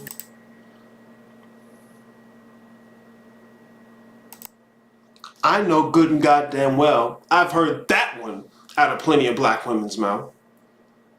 We just fucking anything all the time. Just running around with our dick. That's it. But here, it's allowed to stand as common practice in academia. Because you see, when you're talking about Cohumbi River Collective, these motherfuckers got to find their feet in academia. That's where they get the fun. That's where the fun. TSI can talk about it better than I can. This hurts because I've heard this my whole life. And you hear it from the women in your life who you love, who say they love you, who are raising and guiding you in life. And you think to yourself, damn, this is what the men have been doing. I'm going to be better for her. I'm going to protect. I'm going to stand up. I'm going to do something different. You would never think, oh, they're not just saying this arbitrarily.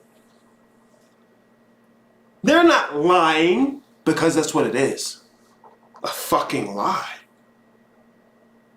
No, they're not lying. They love me. They care about me enough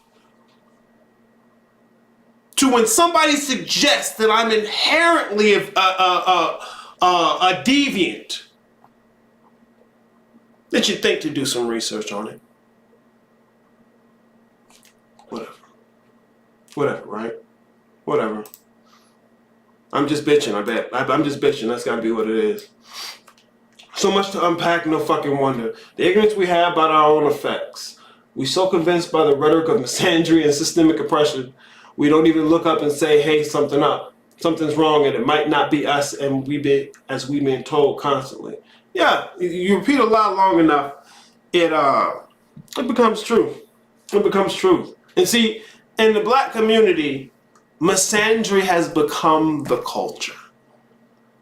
Misandry has become the culture. This is why it hits, because I've heard this before. Where did I hear this? I've heard this before. Not by somebody with a hood on the corner burning a cross. Not by the white women coming to give him some cornbread and Kool-Aid to make sure he don't get too hot as he's standing out there with his hood and his cross. Not even that bitch. The ones in my family. The ones who will come along and say, hey, I love you. I want to be with you. We can start a future together. Her too.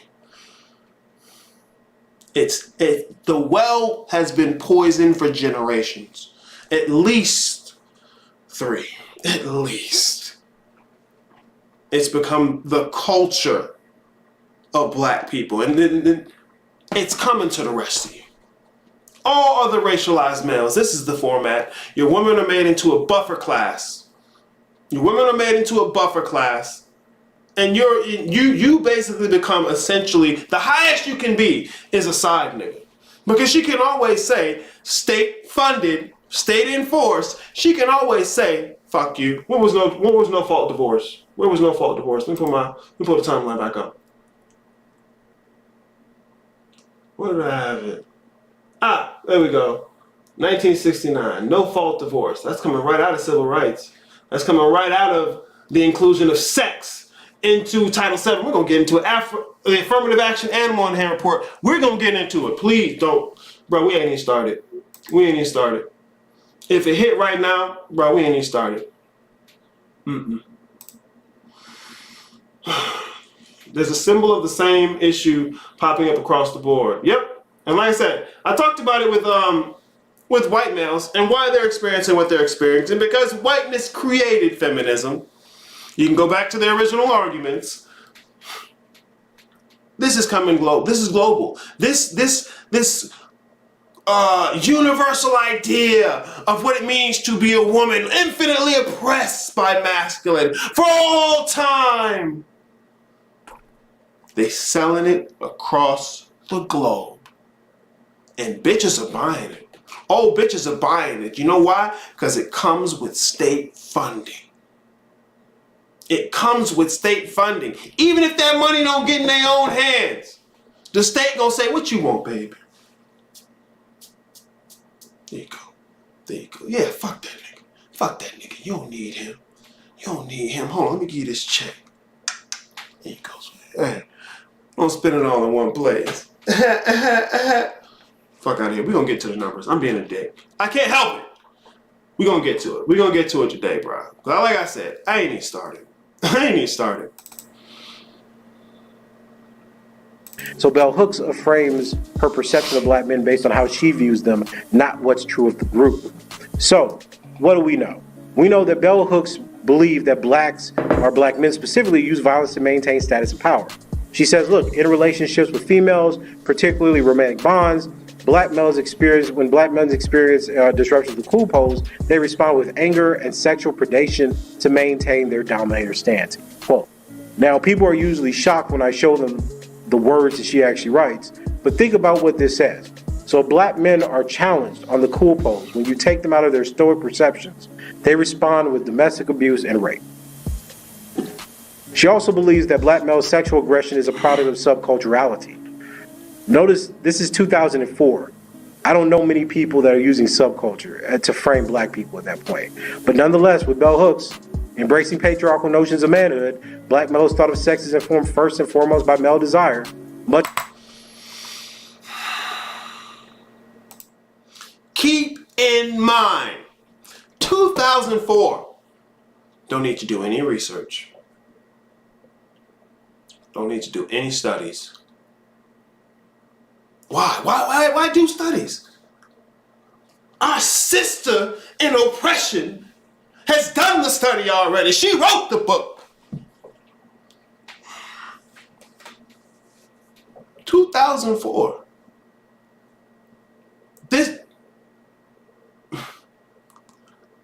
The most widely cited text on black masculinity.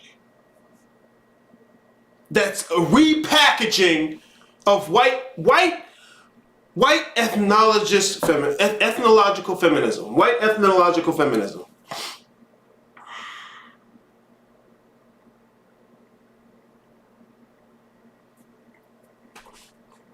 Whatever.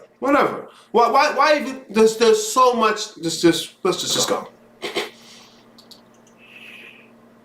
of the subculture of blackness in the early years of the 20th century was creating reaction and resistance to the culture whites sought to impose on black folks. Since whiteness had repressed black sexuality in the subculture space of blackness, sexual desire was expressed with degrees of abandon unheard of in white society.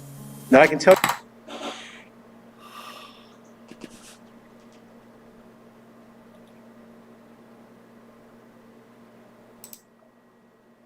You can say this without having to do a study. Sexual desire was expressed with a degree of abandon unheard of in white society. And y'all motherfuckers look around right goddamn now. Is that black men doing that? Sexuality being expressed with unheard of abandon. What am I running around doing dick sling? Raping? Huh? You got the numbers on that? Any evidence? Wasn't it just yesterday or today? Erykah Badu finally, one of you bitches finally opened up and said something about the ridiculousness of all the fucking twerking everywhere. I talked about the fucking challenging the Busset challenge. I mean, come on, it's black men. If you're gonna say it's part of the black subculture, that's one argument. Which motherfuckers ain't used in decades. But okay, dig up the past. Bitches are good for it, I get it. Look, if you want to look at the evidence, if this is true, it ain't black men. It ain't black men. More especially not heterosexual black men. More especially not heterosexual black men. But 2004, slavery ended. You guys still talking about? Fuck it, right? I'm the asshole because I bring it up. I'm the motherfucking asshole. This shit hurts, man. Oh, bruh. Like I said, when I was doing this, I pulled out emotions I did not know I had. We have all these things stacked up against us. Yeah, but we succeed in ways no one else does, in spite of all of it. And look, don't get into the hero oppression cookies. Fuck that shit, because there's never been a time we haven't. So I'm not impressed with us doing it now. Like I said, y'all, I ain't even started. We 2 hours in, I ain't even started. I'm in phase 1 right now. I ain't even started. you from looking at the arguments and articles during this period of time, both looking at the loss of virginity or sexual debut and kind of attitudes to permissiveness of sex, that's not true.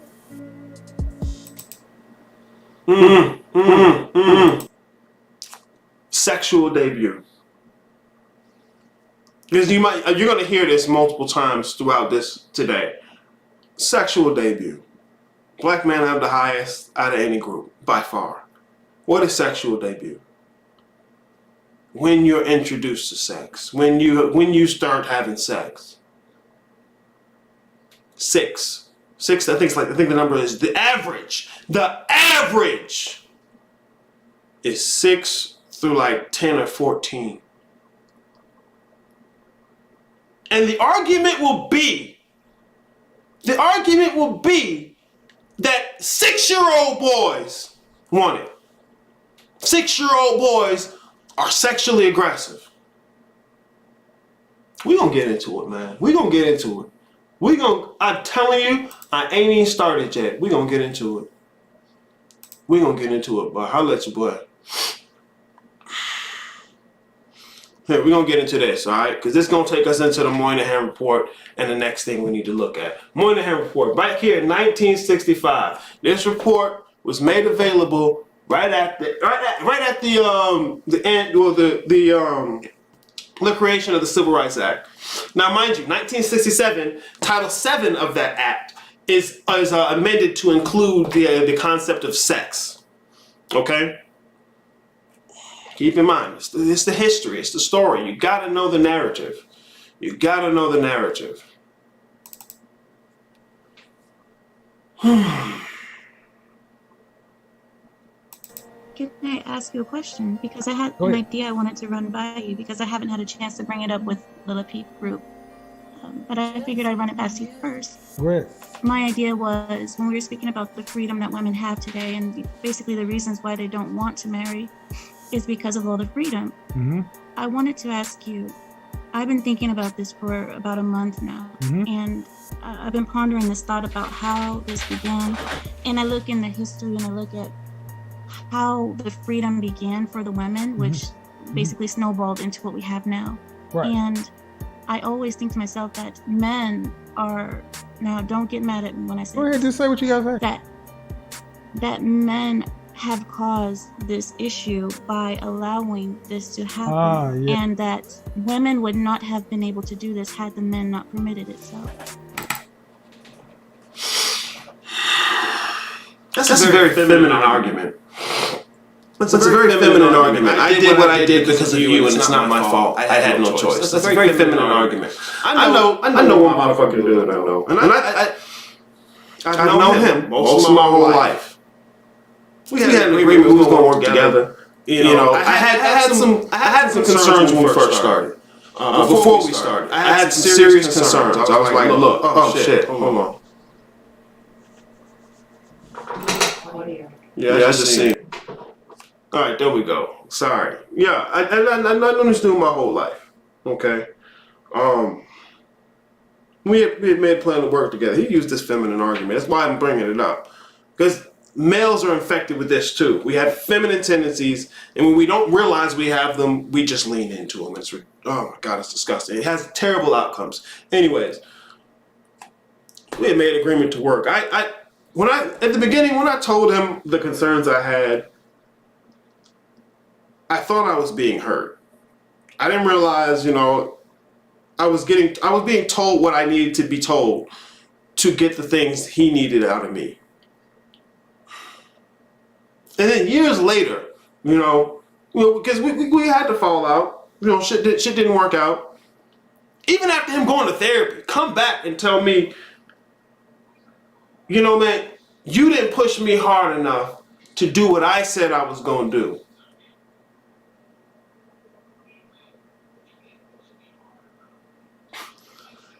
I ain't push him hard enough to do what he said he would do. So, man, look, betrayal from motherfuckers who I've known most of my life ain't even a surprise. Especially not after this, man. Especially not after this. All right, I brought Kevin Samuels in here.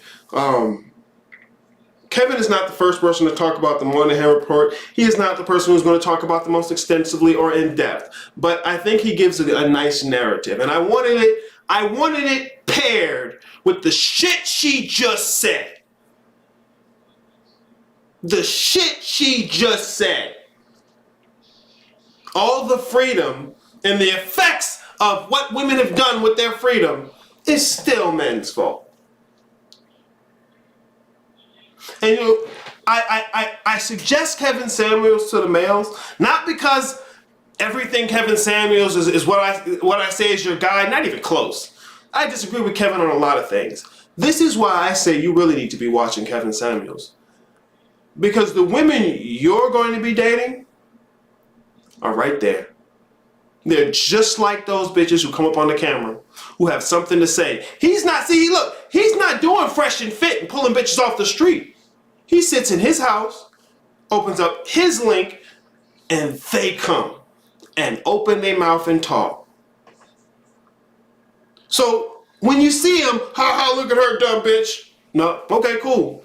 You still need to know how to navigate it, because that's the pool you're picking yours out of.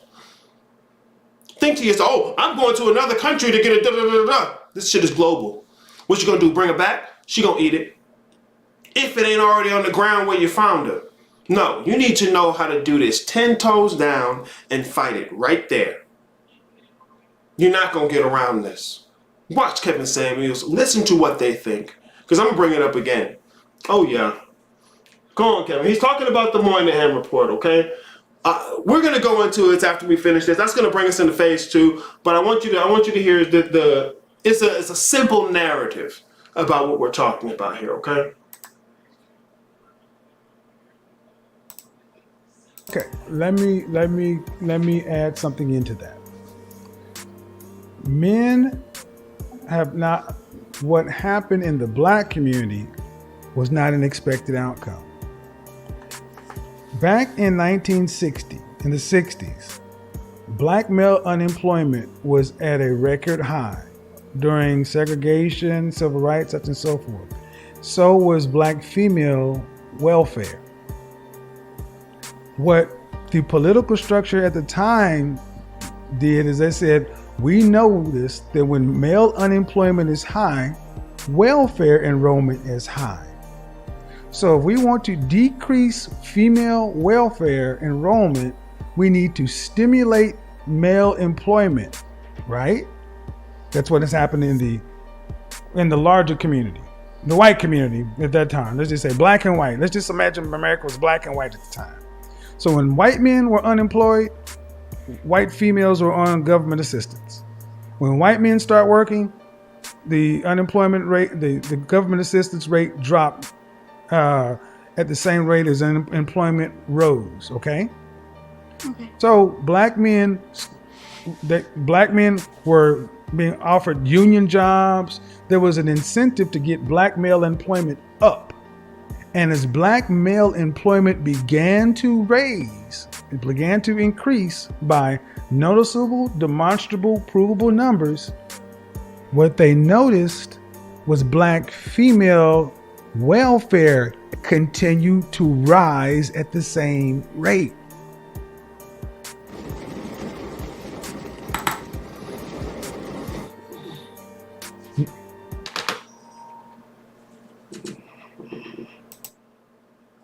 Just in case we're clear, just in case you're not clear on what we're talking about here, okay?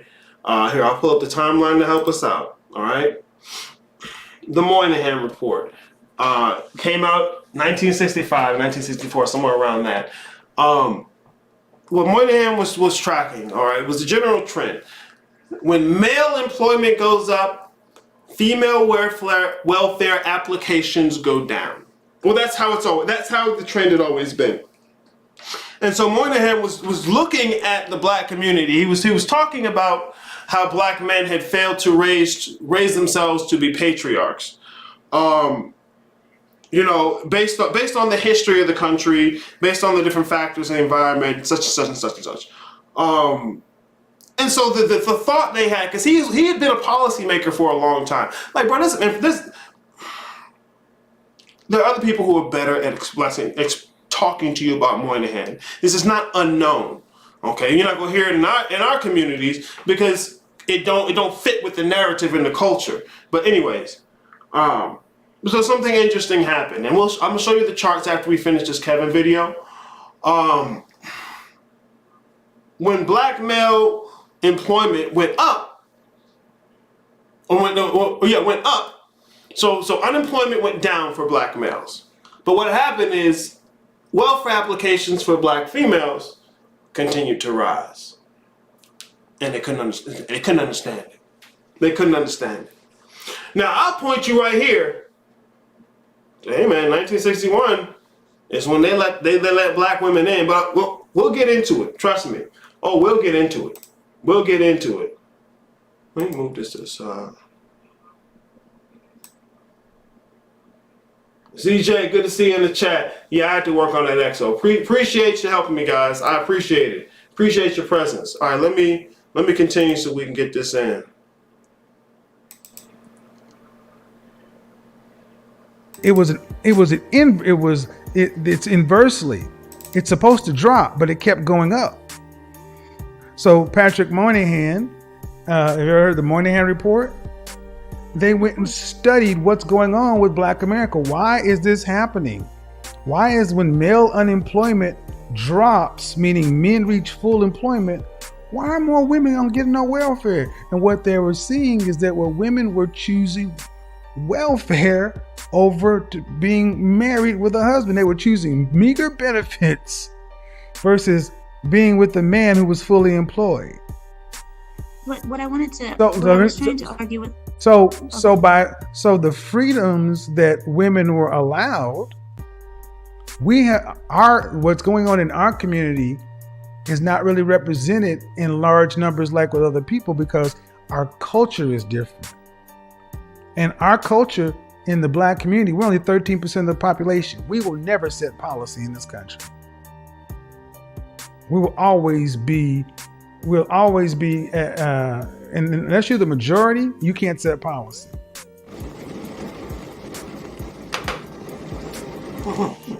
Go ahead.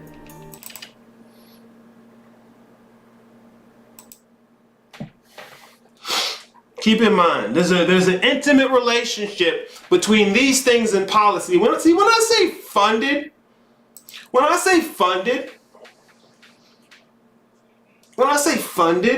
I'm talking about the inclusion of white supremacy in these things. It's not just I'm saying Black women over here doing this in a vacuum.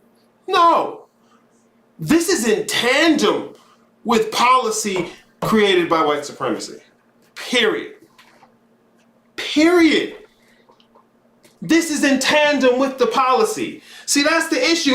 It's one thing if Black women over here in the corner acting a damn fool by themselves. But no, this is in tandem with the policies of white supremacy. Let me continue, bro. I'm so serious. We ain't even really started, bro. We getting the thing moving. We ain't really started.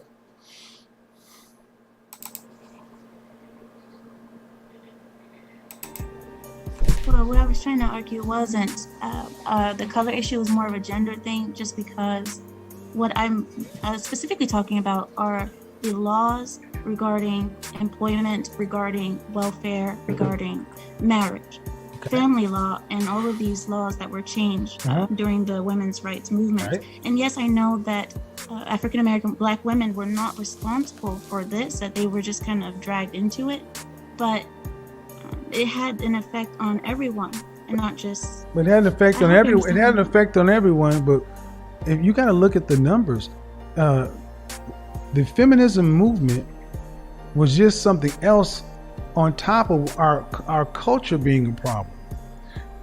The issues that are experienced in the Black community are being experienced in other cultures, but not to the exponential rate of ours. So when white women were given the right to vote, right, and the right to work, you had the women in the ERA, now National Organization for Women. Go watch a program called Miss America. They had women who were fighting Betty Verdin and all these people for the right to stay at home and raise kids. And these people were you had white feminists and white traditional. You had white feminist women and white traditionalist women fighting it out, but they were equally represented. See, the issue is not the freedom, because Black women are marrying at a 26% rate, right? The next lowest group of women is white women at 54%, so they're twice as married. All of the women in this country have the same rights, but Black women in this case are not doing what other groups of women are doing with the same freedoms.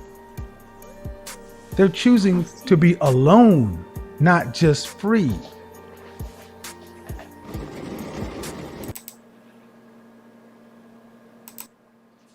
One of the big factors why they're choosing to be alone is because they believe the hype. They believe the hype. Like I said, listen to Kevin Samuel's show, boy. You have 24, 25-year-old women talking about things that 50-year-old women told them happened, and they take it as truth. They take it as truth. I know one motherfucking thing that pissed me the fuck off. And this is how this shit perpetuates itself. My mom don't watch my stuff very often. She don't check my stuff out very often. I get it. You know, almost no one in my family does. You know, it's understandable. But this is something that happened. Okay, I remember it was a post on my Instagram. You know, and she don't usually stop to comment, even like on anything. But she had plenty to say that day, because under the post, I was in the comments because some fucking 23-year-old is trying to talk to me about what black men have done throughout history. And I'm because look, I leave my comments there. You can come see it. Come fuck with me you want to. We can go back and forth. You pick the right one. Fuck you mean. So I'm going back and forth. And here come my mama out of left field. Mind you, divorced 3 times. Maybe 2 weeks earlier, I was having a discussion with her and my father. They're divorced. And she's talking to him. You know, here comes the victim role. They don't understand. I was trying to tell him how it's difficult for me because I'm by myself. I don't have anyone with me. I'm alone. Well, she ain't. But okay, cool. If that's how you want to define it, how are you here 2 weeks later in my comments in front of this little girl who gonna believe you over anything I got to say, lying? Oh, it doesn't matter. We can just be by ourselves. Live your life. Live your best life. That's why the young girls gonna keep doing it. That's why the young girls gonna keep doing it. I remember there was one of my cousins. Young little girl ended up getting pregnant by some scammer she in love with. And my mama talking about, well, where'd she get that from? I'm like, that's par for the course. That's par for the course in the family. She got it from all the other women. Don't play. Don't play. What she did is the same thing the rest of y'all doing. Fuck you mean. Fuck you mean. That's why this shit hurts, because I know this shit. You ain't gotta give me no fucking story. You ain't gotta give me no fucking story from the old man from 3 generations ago. It's right now. Fuck you mean. I am the numbers. Fuck. Click this here. Because they're not telling the young girls. If anything, they're continuing to feed the same bullshit as they lie about their own situation. Look, the same ridiculous bullshit where my grandmother's age. She's like, I'm not putting in no more effort no more. I'm tired. I done enough. Her daughters, my mom and the aunts, say the same thing at their age. And the bitches my age say the same thing at their age. Come on now. It's not because of the facts. It's not because of the numbers. It's because of the hype. You think you know, and you don't. Let me continue, bro. Let me fucking continue.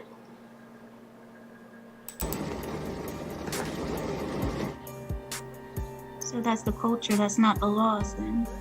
And that's what was the surprise to white America. The white America assumed that when we give black men a job, black women will go and stay with their man. They were surprised that black women chose meager benefits over being with a man, because that's not what white women did. That's really what's at the core of the black community. As imprecise as I can say it, black women have a choice to be with black men, and they choose to rather take a little, to not have a guy. It's almost a source of pride for so many of our women to sit back and say, well, I'm strong and independent. What other group of women in this country, in mass, champions their strong, independent, and I don't need no man to the level to black women do? It's not the same. I know none.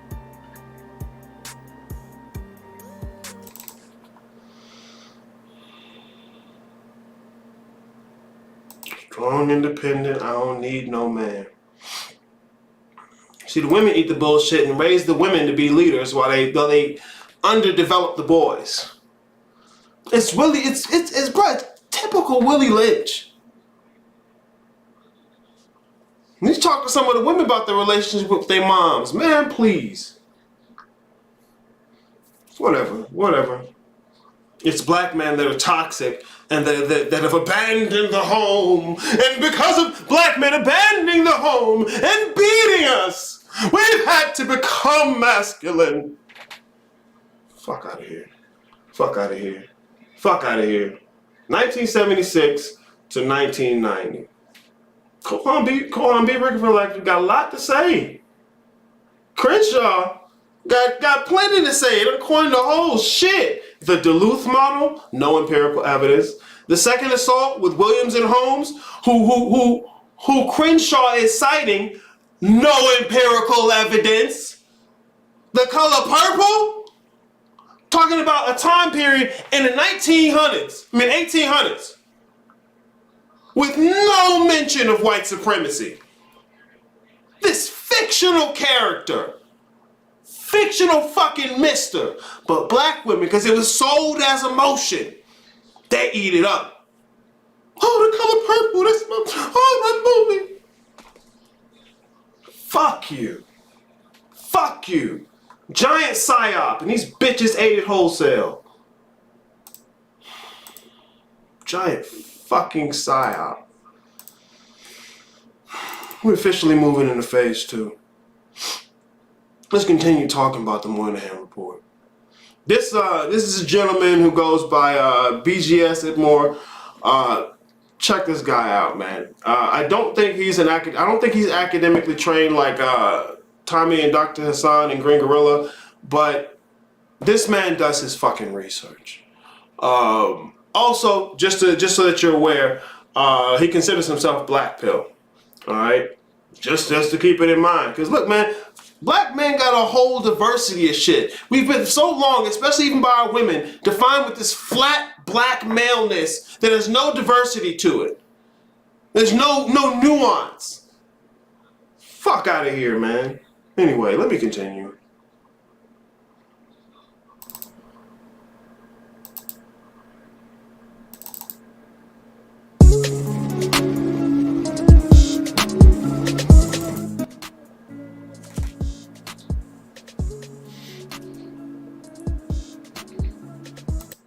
Oh yeah, it kind of messed up the editing on this one a little bit. So here it comes. Just give it a second.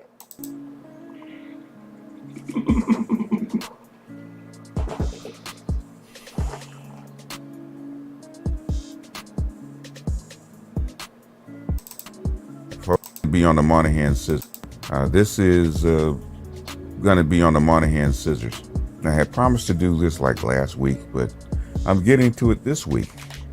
So we're going to start with the charts from the original charts. This comes from the original Moynihan Report, the unemployment versus welfare, and this is the scissors.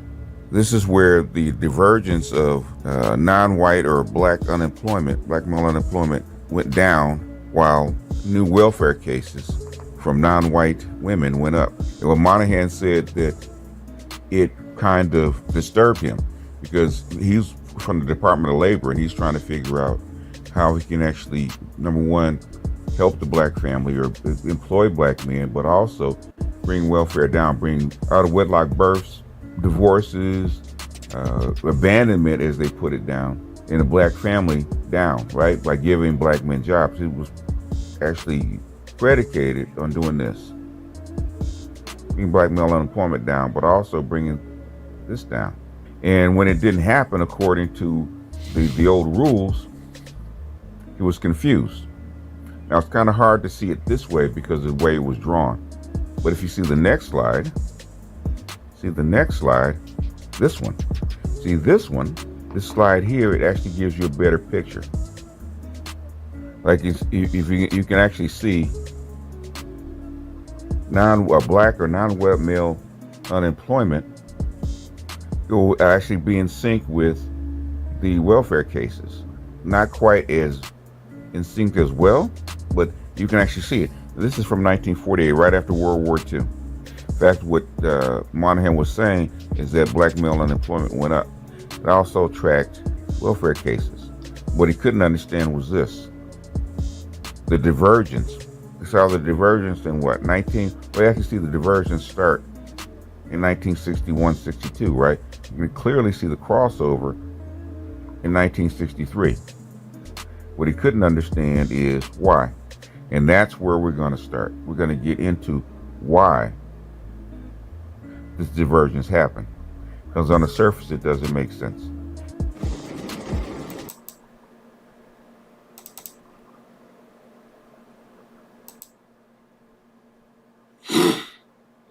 I wonder why. In 1961, that welfare just started to spike and left this correlation to black male employment.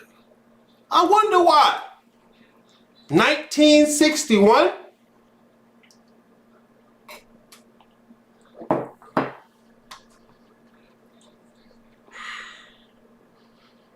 This is in the middle of the civil rights. This is the middle of the civil rights movement. Well, not directly in the middle, excuse me. This is during the civil rights movement, okay? Let's see, the Moynihan Report comes out in 1965. Like you saw on the chart, it ends in 1964. It was tracking all the way back into the 40s, okay? Where it was a steady correlation. Applications for ADC, or what later became AFDC when they added the word family into the acronym. ADC applications for welfare would track whether or not black men, or any men, for any group of women really, whether or not their men were employed. But in 1961, for some reason, mystery, there's a divergence. There's a divergence. I wonder why that is. Let's continue.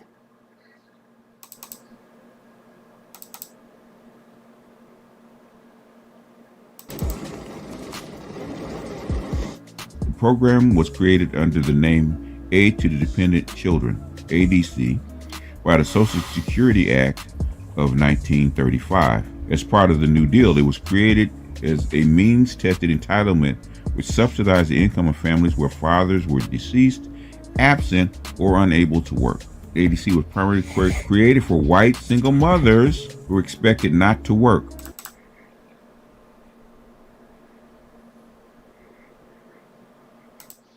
ADC, Aid to Dependent Children, was created in 1935. All right? This is coming right out of World War II, right? Let me see. Let's see your timeline. All right, it's coming right after right before, really, with the whole Great Depression and shit. All right, 1935. Let's see what it was saying. Come on, let's go right to the words. All right, was primarily created for white single mothers who were expected not to work. Okay, for families where the fathers were deceased, absent, or couldn't work. All right, it provided that's talking about how much it provided in 1994. All right. Okay, so we're talking about ADC, which later becomes AFDC. It's created in 1935 for single white mothers. 1935 for single white mothers. Let's continue listening. Where's my mouse? Oh, here's my mouse. What's going on here? Yeah, Society EJs. I'm trying to keep up on it, boy. Drop them facts, brother. Juju, good to see you in the building, man. Right, no nuance at all. Actually, well, you probably talking about that shit, right? No nuance. Ain't looking for it because it wasn't important. You don't need it to get the funding. Let me continue, bro. Let me fucking continue. Black mothers who had always been in the labor force were not considered eligible to receive benefit. In 1961, a change in the law permitted states to extend benefits to families where the father was unemployed, a measure which 25 states eventually adopted. The words families with were added to the name in 1962, partly due to the concern that the program's rules discouraged marriage. Yeah, that was partly, because there's a lot of states that had the man in the house rule. Most states did. The civil rights movement and efforts of the National Welfare Rights Organization in the 1960s expanded the scope of welfare entitlements to include black women. See that? In 1961 to change civil rights. In the 1960s, it basically expanded it to black women. Welfare rolls, racial demographics changed drastically. Look at that, folks. Can't make that shit up. The majority of welfare recipients still remain white, and most black female recipients continued to work. So keep this in mind. That's when the doors are open to white women to get these benefits, all right? No, there had always been welfare programs, but for the most part, it wasn't easy for black women to get in there if they got it at all. Okay, most of what you're looking at with the numbers before then is just families in general. That's how it always correlated. 1961 when shit changed. All right. Oh shit! Right. There it goes. I heard you the first time. Okay, so 1961. That's where shit changes, and black people are allowed to, black women specifically, are allowed to be involved in that process, in the ADC. Okay, let's continue. Because remember, Moynihan was confused. What happened between 61 and 63? You know, how did this change? That's what we're talking about.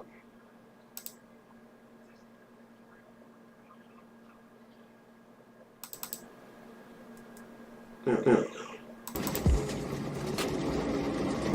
By 1996, spending was $24 billion a year when adjusted for inflation. The highest spending was in 1976, which exceeded 1996 spending by about 8%. You actually look at the graph. Look at that graph.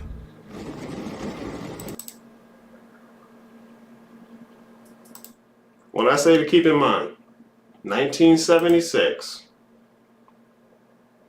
the highest payout on on welfare enrollment. The highest payout on welfare enrollment. Results. I'm not gonna look. I won't even say results. I'll just say it's a funny coincidence. You ever heard them stories where? Because I've been part of the story, so it's fucking irritating. You ever heard those stories where a bitch will try and gaslight a dude to get him to hurt her so that he can get in trouble? Yeah, I've had bitches do it. I've had bitches try to do that. I've had dudes I've talked to do it. I've heard them say it from their own mouth that they do it.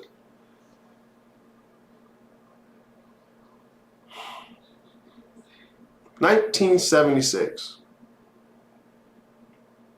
That's when it was the highest payout of this shit. That money was raining. Let's stop. Look, I won't say, because look, correlation is not causation. I just say I think it's funny. I just say I think it's fucking funny.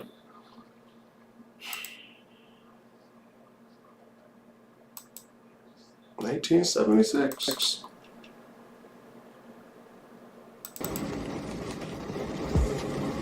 In 1951, illegitimacy was a cause of dependency in only 11% of the cases. By 1956, this is just 5 years, it doubled to 22.7%. And it wasn't just black women, because black women couldn't really get it back then. This is white women, so it's not just us. The Age of Dependent Children program has thus shifted in emphasis from one design primarily to aid widowed mothers and their children to one design in which family problems are the cause of broken homes, desertion, and illegitimacy. In other words, they started allowing for illegitimacy, for out of wedlock. She's basically saying the same thing that Moynihan said, but the Kerner Commission said, is that number one, that black mothers were not, before 1961, black mothers were considered part of the workforce. They could not get the same kind of welfare that white women could get. And as soon as they did, guess what they did? Phew! It bounced. what Moynihan was saying, what Moynihan was trying to say, that the welfare is white women were saying. The welfare was not the real reason of the breakup of the family. There was other factors, and I've been saying that. Okay, black women just took advantage of it. The reason for them not wanting to be with their men was a lot of social problems that was going on inside the family to begin with, and the only reason that they couldn't act upon it because they had no way out. But as soon as they had a way out, guess what they did? They bounced. That's what Moynihan Scissors shows you. Them chicks bounced.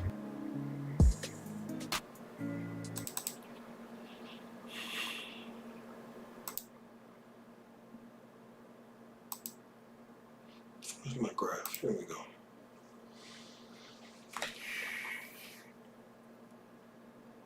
$1976, the highest payout. And this comes right around the time you're gonna start getting this narrative that it's black men who abandon the black community. That black men abandon the black family.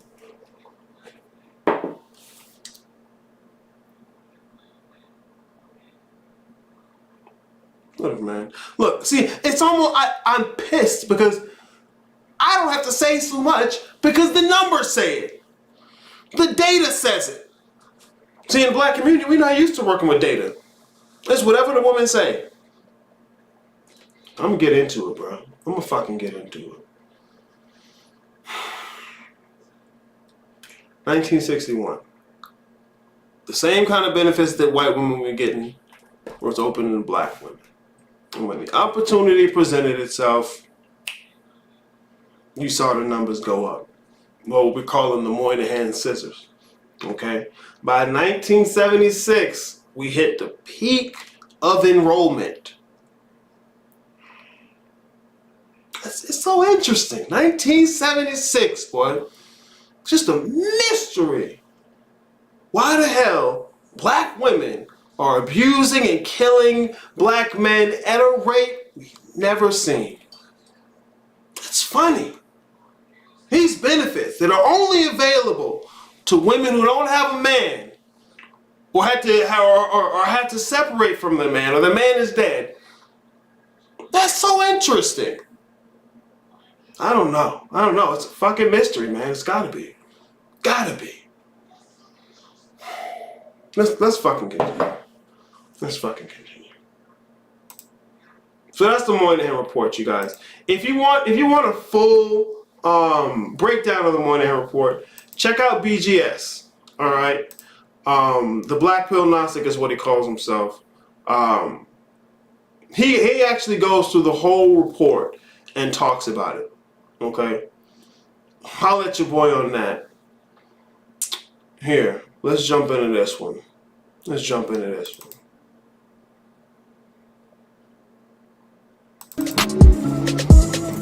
so when I talk about the impact of gender ideology and helping to craft and support a gynocratic framework,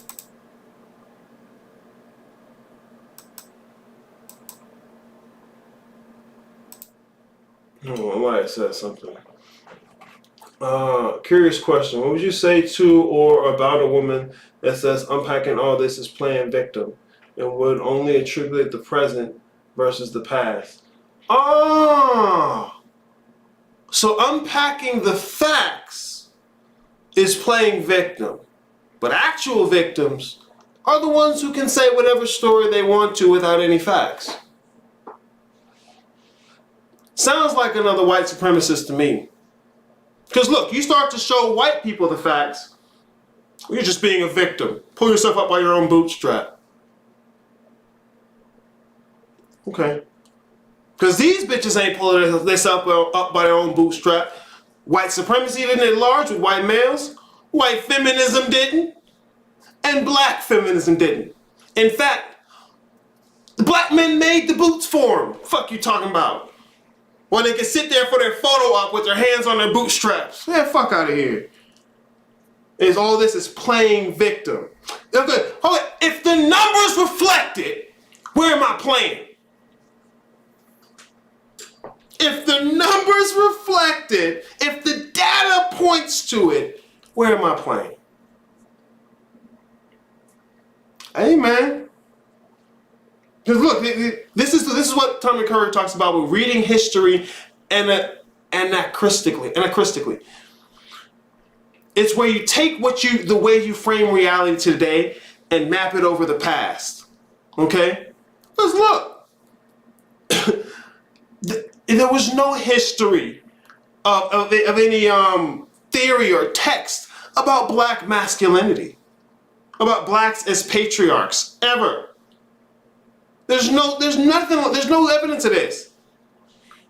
But you get the same thing from these white ethnologists. You see what somebody who says something like that is doing? They don't want to look at the facts because the facts disrupt their presumptions. And they prefer those presumptions stand. Why? Because that way they get to play victim. See, man, look. You need to be 10 toes down with this information because that's what's coming at you. Shit like that. And I bet somebody who say some shit like that will probably tell you they love you too. Fuck out of here. Oh, and just so we're clear, when he uses the word gynocracy, a gynocracy is a female patriarchy. It is not a matriarchy. That's something completely different. All right, a gynocracy is a female-run patriarchy. It is not a matriarchy. Continuing. I'm talking about that because this idea of intersectional feminism is supported by the academy. It's financed by the academy. You're seeing feminists and feminist organizations like Kimberly Crenshaw's organization, for that matter, right? Financed philanthropically, state in terms of state resources, university resources, even federal resources, depending on the group in question. And we talk about this interesting relationship between ideology and hegemony. But strangely enough, we sidestep who's actually being financed to put forth these gender ideologies, none of which are crafted around black male humanity, none of which acknowledges that black men exist as human beings with their own experiences that are not necessarily the same as black women and girls' experiences.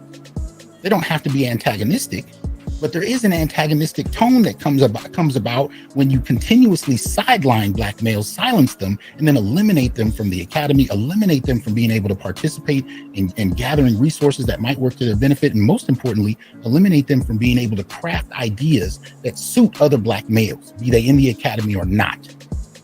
That's not how you advance in the academy. You advance in the academy, if you're in this black gender space, by breaking down and dismissing black men. You don't get rich speaking well of black men. You advance by tearing them down. And this is why I consider this black gender discourse, most particularly since the 1980s, but we can go back to the 1970s as well. We can talk about the Combahee River Collective, their contributions as well. The advocating for women and girls is not my problem. The dismissal and dehumanization of black men and boys is, and those two became synonymous in very particular types of black feminism that have been popularly espoused and reinforced and financed by wealth.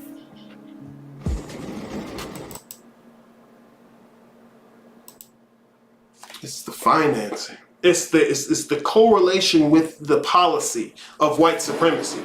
How the fuck you revolutionaries with your pockets filled with masses' money, and you just so happen to work hand in hand with the policies that come along? Fuck out of here. Fuck out of here. But let me guess, this nigga's just playing the victim. The Combahee River Collective, 1974, right off the back of the civil rights. But let's shut the fuck up. Right off the back of the civil rights. That's playing victim. Fuck you mean? Fuck you mean playing victim? And see, that's about as far as somebody who would say that to you can consider a black man as a victim. That's our culture. That's the misandry of our culture. Don't even suggest that you're a victim of anything. Ever. Ever. If anything, presume that you're the perpetrator and need to be responsible. I was having a conversation with my aunt. She was doing this stuff, talking this black males have a history of being abusive, rapist, misogynist, and we still got to get y'all to stop beating us. And I'm like, okay. Because I don't believe none of that shit. But I say, okay, for the sake of argument, let's say that's true. Let's say that black men need to control how much they hit black women. Okay, cool. Because that's always been the narrative. Don't hit girls, no matter what you do. I don't care what she did. It's never an excuse. And I say, look, if that's the water black men live in, don't matter what she does, you do not retaliate. What kind of black women you gonna create? What kind of black men you gonna create? When she has sanction to do whatever she want to do to you, and you better not retaliate. Where have we heard that? Then I'm gonna come and I'm gonna do whatever I want to you, and you better not retaliate. And if you do, you're the aggressor, because I am inherently the good person here. Where we heard that from? Sound like Massa. Sound like Jim Crow. Sound like Massa. I'm gonna do whatever I want to, the inception of whiteness, right? I'm gonna do whatever I want to you, and you better not retaliate, or else you're in trouble.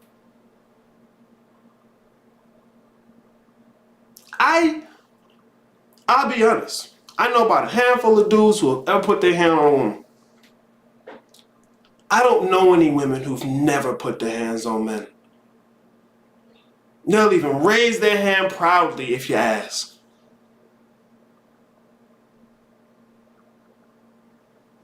The numbers on domestic violence in the black community, except for 1976 through 1990, are primarily bidirectional. What does that mean? That means almost damn near equal on both sides. Yet somehow, the violence against black men not only doesn't get addressed, but we've never been allowed to have a language to discuss it. Oh, don't worry, I'm gonna get on it. I'm gonna get on it. Please, sir. Please. Please. Please. Let me run it, don't get no air, run it, don't get no air. Wow, I am a female and this is so alarming. What's alarming? Being a female? I know, having a vagina must be so difficult. I'll be here today. Look, that's the thing though. Most females will have feminist talking points, have no idea where any of it comes from, and believe it like all hell. No idea where it comes from. No thought to stop and say, hey, maybe I should consider how I know what I say I know. Nope. Nope. They would tell me they love me in the same breath, and nigga ain't got to take that to the chin.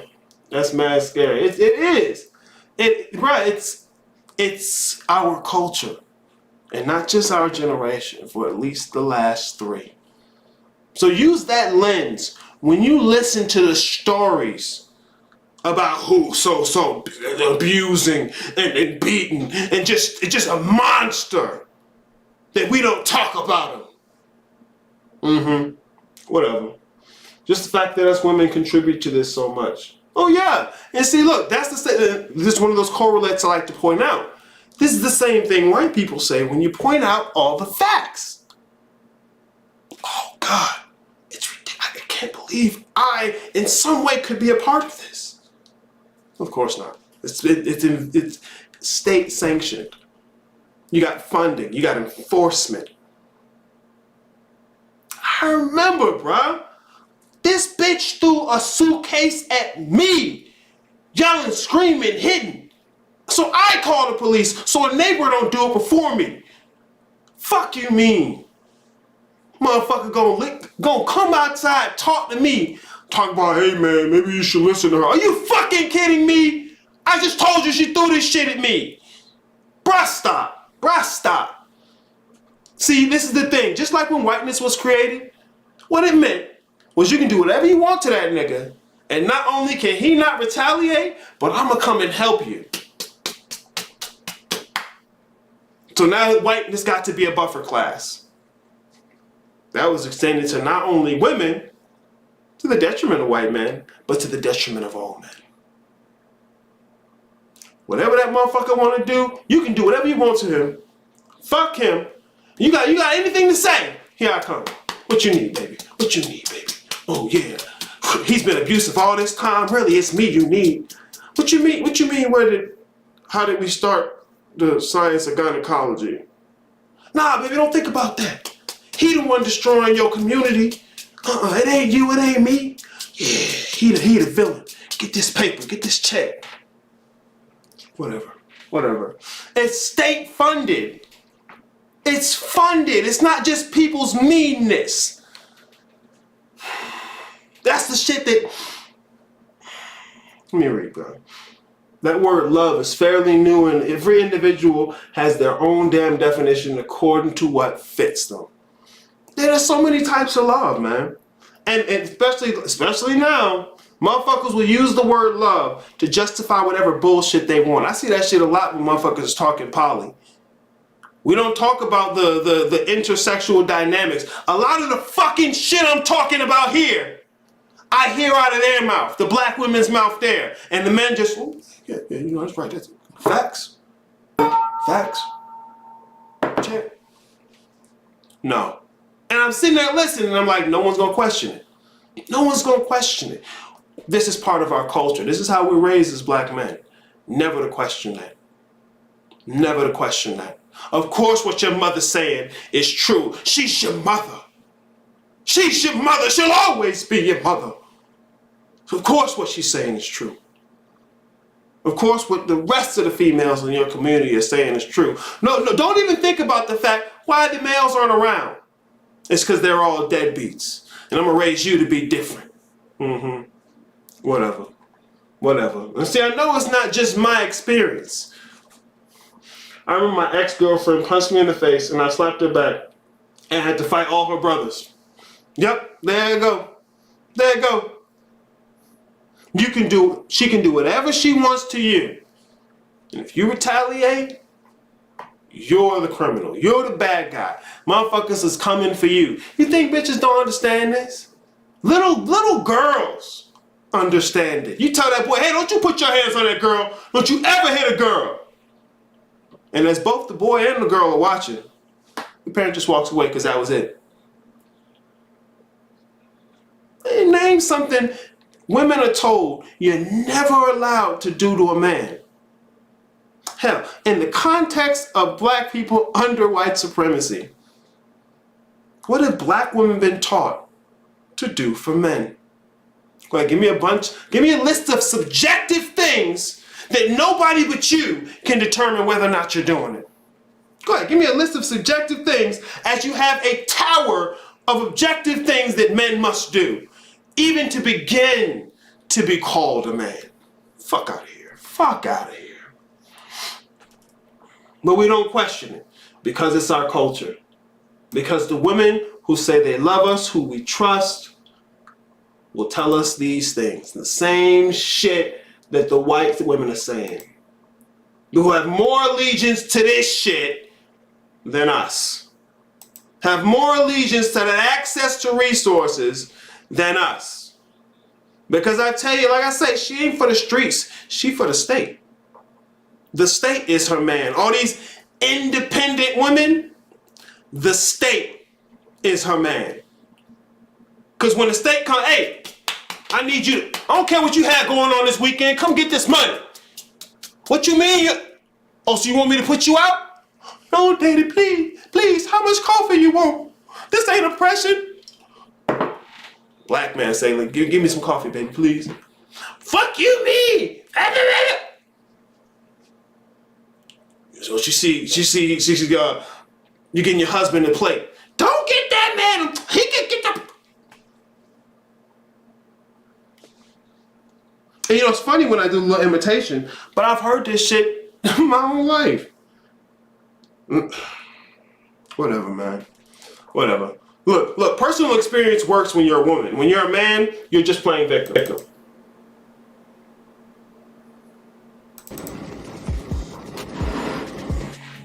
The three ways I kind of talk about, there's technically four ways I kind of, refer to women in this particular broadcast, black women.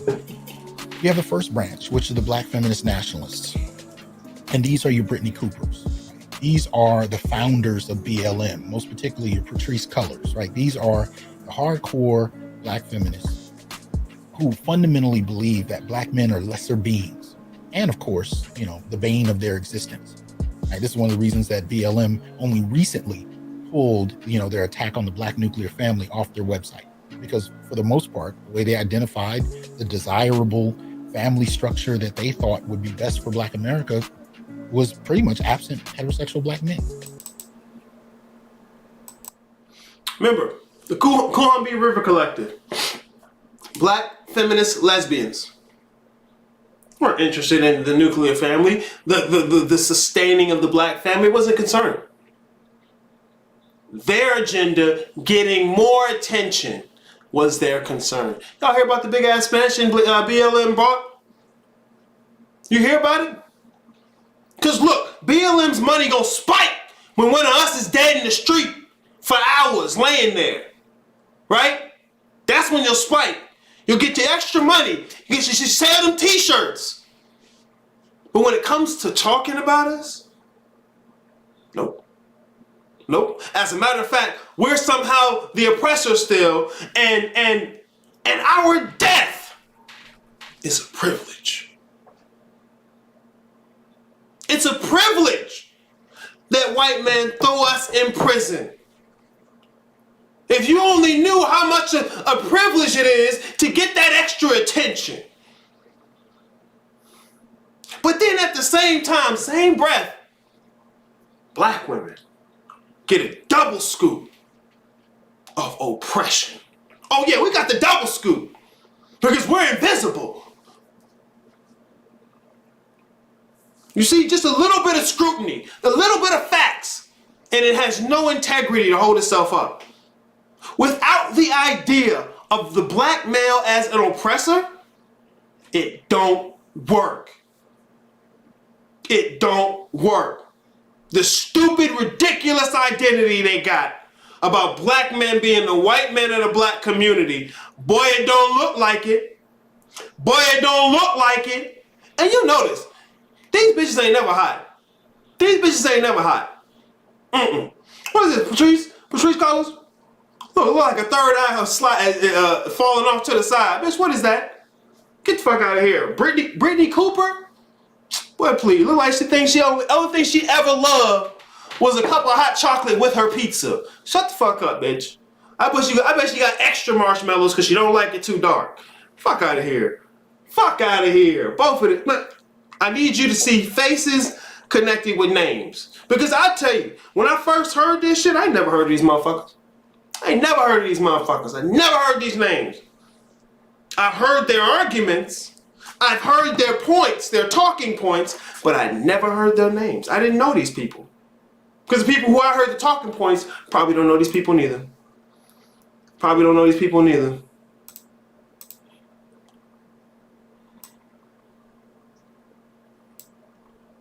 Oh, who we got here?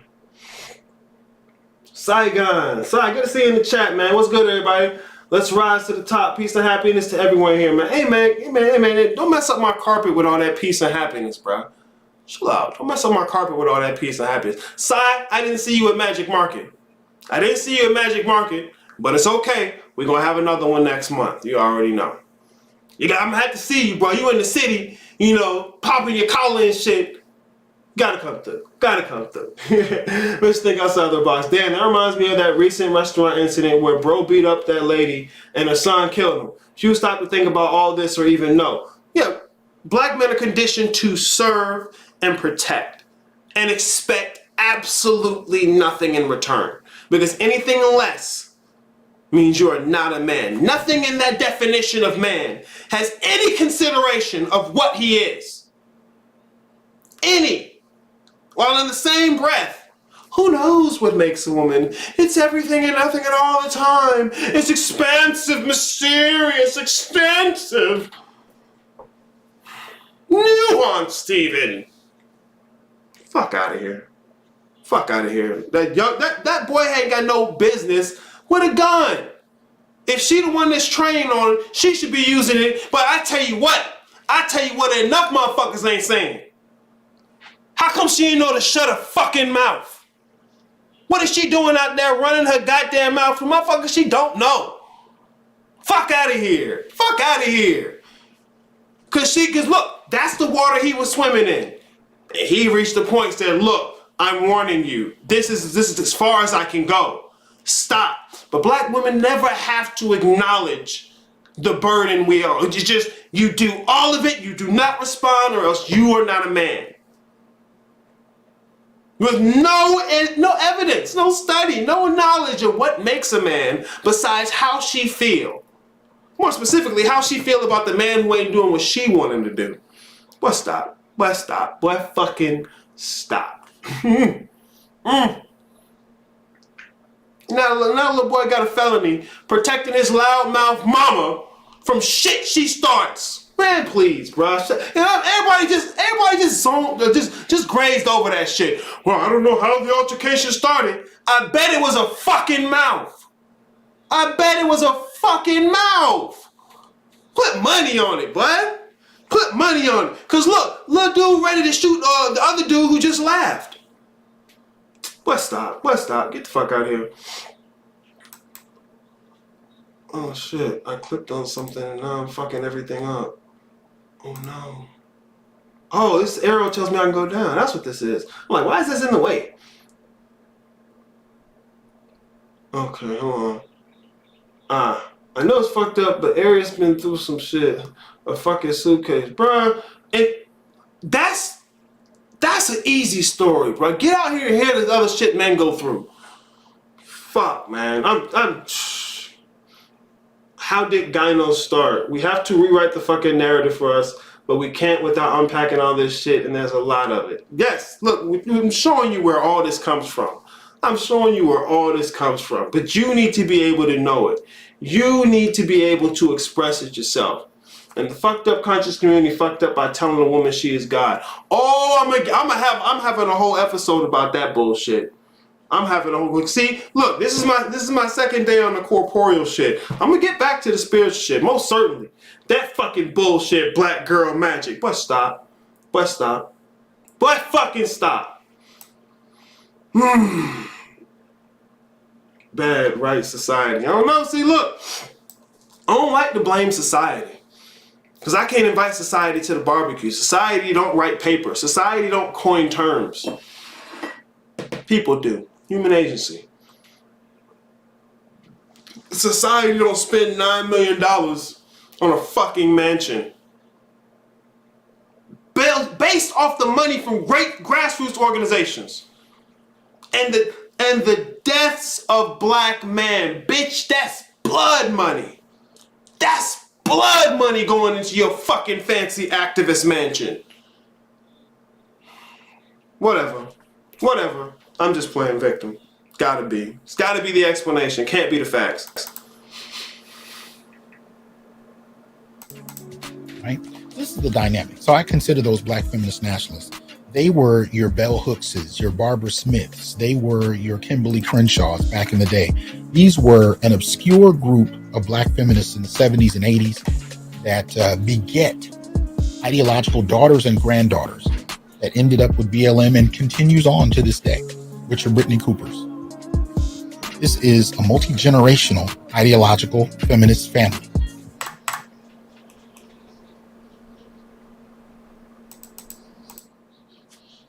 This is what's being transmitted.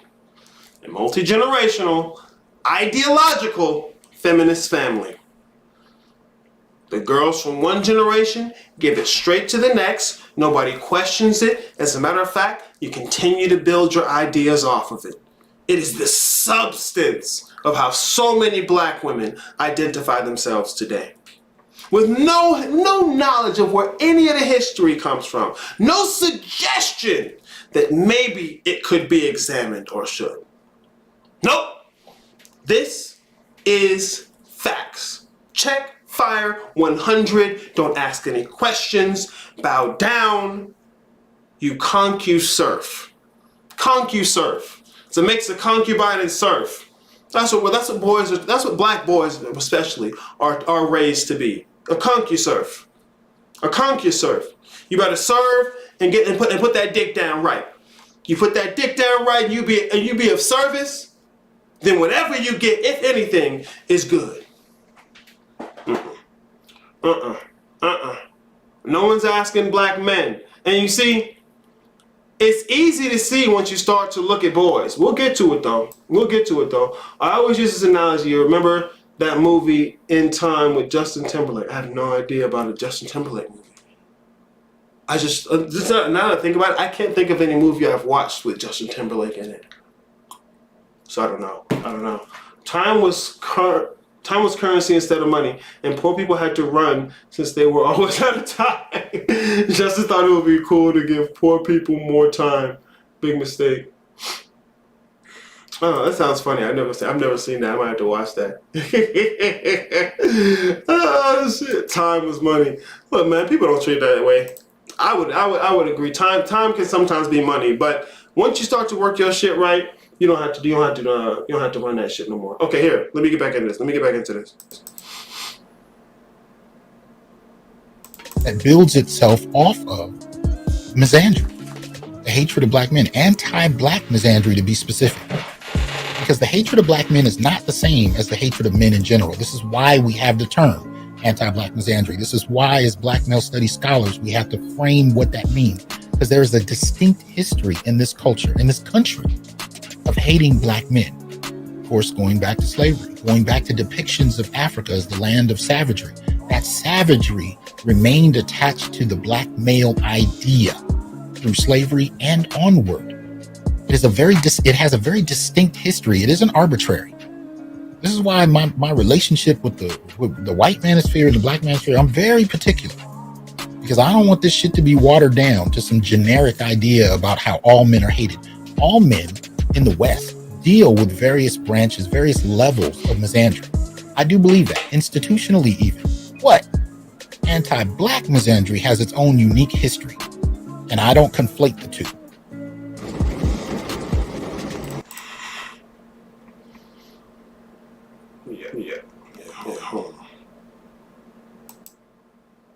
There we go. The black community, the well has been poisoned. Anti-black misandry has been the standard of the day. We've never had a language not only to discuss it, but to even suggest that it exists. We've never had a language to even suggest that it exists. And when we do, we're playing victim. I'm telling you, if you know women who talk like that, if you can, leave them where you found them. Unless, of course, you made them your baby mama, then you ain't got no choice, you know. Because look, soon as the nut leaves your dick, it's all your fault and you have no options. As soon as the nut leaves your dick, I don't care how old you are, it's all your fault and you have absolutely no options. Regardless of how many options she has, mind you, once again, funded, sanctioned by policy, no matter how many options she has, as soon as it leaves the dick, it's your fault and you have no options. Hey man, like I say, bro, protect your seed at all costs. Otherwise, when shit starts to fuck up, it'll just be you playing the victim.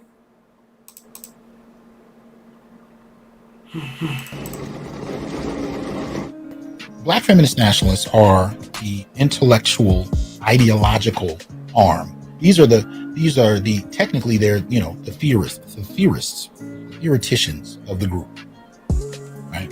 They've been pushing these ideas out for 50 years. And it really, I keep going back to Oprah, because Oprah was the spigot that opened that up to the world, to mainstream America. She took this obscure group of feminists, Mindasaki Shange to, you know, Michelle Wallace to Bell Hooks to Terry McMillan. You know, she actually took a couple of ideological generations of Black feminists, intersectional feminists, and broadcast them to the world. And Black men were on the pyre. We were what was sacrificed for them to introduce a new global narrative of being oppressed by Black men. See, prior to that, especially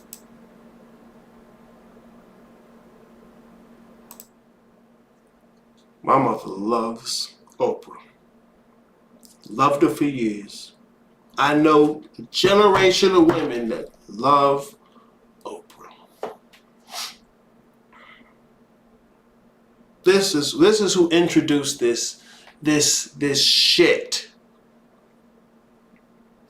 to Black women. An obscure collection of Black feminists. Black lesbian activists who were rejecting feminism and Black nationality or the civil rights movement. Come on. Funding, foregrounding. What did I say? What did I say? Funding and foregrounding. Funding and foregrounding. Foregrounding. What is foregrounding? What does foregrounding look like? The Combahee River Collective and claims of their invisibility to their issues as they cloud and mask the issues of Black men for over a decade. The numbers are available. These are the motherfuckers supposed to do the research, right? Right? Oprah will put them up, funded, foregrounded.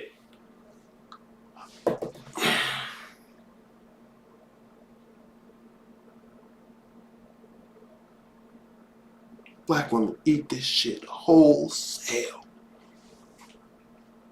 Black men were what was sacrificed to raise this bullshit up. Oh, you want to talk about Illuminati have to sacrifice? This is what you bitches sacrifice.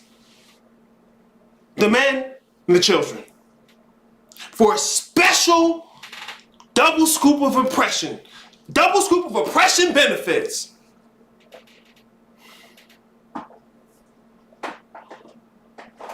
Whatever.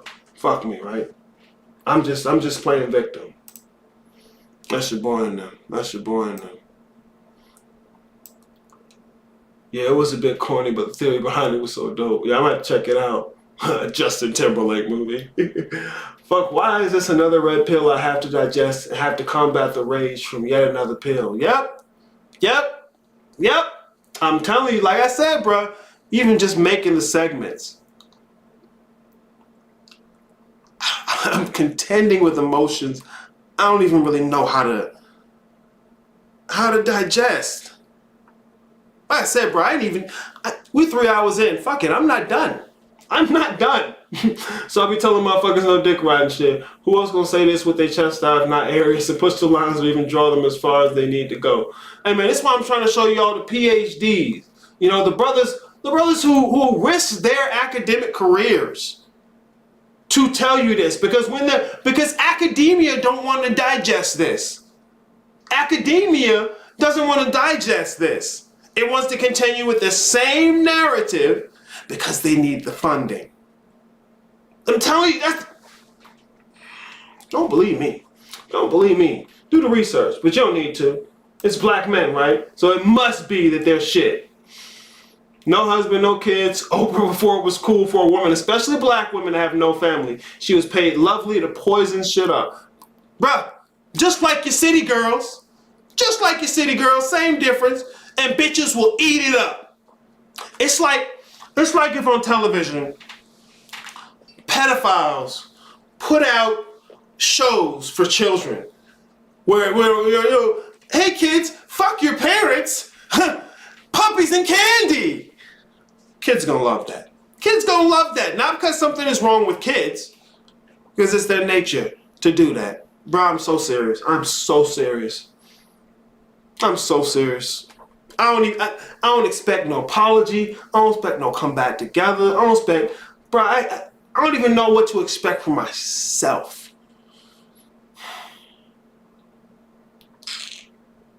Whatever, bro.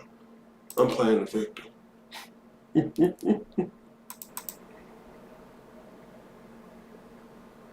see during the civil rights movement, you had the idea of the black community as a homogenous entity where black folk as a group were oppressed.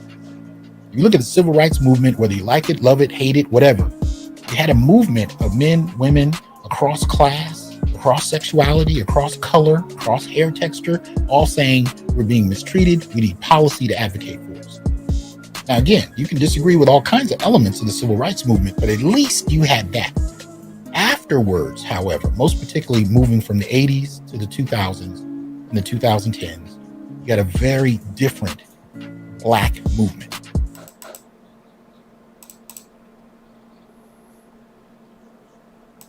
Let's keep this in mind so we look at it. Women as a minority group. Helen Heckler, 1951. Okay?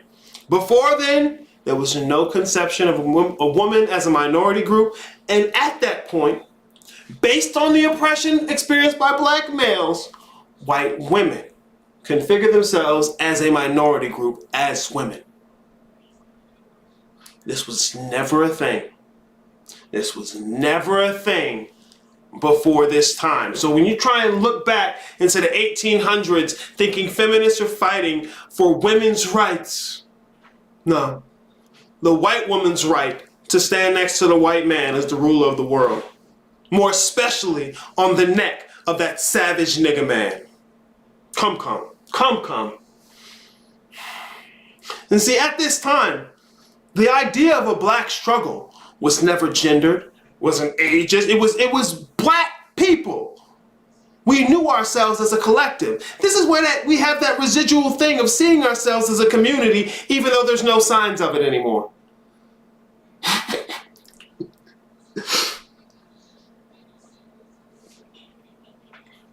So at this time, civil rights movements, we were working as a homogenous unit. And you get these little sprinkles along the way. Because look here, 1950 is when Margaret Sanger, Madame Eugenics, and the creator of Planned Parenthood, funded the creation of the pill. Did you know she was involved in the funding of the creation of that thing? No, you didn't know that, did you? I know, I didn't know it either. 1951, women as a minority group. 1953 is when the pill is created. And you see, it's funny how much it's affected our culture. I can say the pill, and you know what I'm talking about. How many pills motherfuckers got? How many pills there are to take? I say the pill, and you know what I'm talking about. Because it changed the face of how we build family structures. Anyways, so you got that dropped in there. You know, you got the discussion about women as a minority group, women as a separate group from their males, okay, and minority and oppressed minority because of the fact of their relationship with their male. You see, once again, white women are still fighting to be part of white supremacy. And so they're accusing white men of being their oppressor, because you'll see it in the writing, because the idea of sexism is created in 1967 based off of the idea of how racism works. And so now you're trying to talk about the intersection of racism and sexism, but they're the same thing. They're the same plant. Two different branches, it's the same plant. It's the same fucking plant. But black women picked it up, this obscure group of black lesbian feminists, Audre Lorde included. You know, the rapist and abusing woman. Probably identifies as male though, and that's the problem. These motherfuckers set the ground for identity politics and are the inspiration for intersectionality. Okay? All these nice little things sprinkled along the path of black unity. It's alright, bro. But I'm the one. I'm playing victim. It's me. Master, please. These black men are just raping and beating us. That's the playing victim. Fuck you mean. This shit talking brings a flavor of understanding that you don't get just by watching an election. No, that's true. I'm gonna talk my shit. I gotta talk shit. I got to.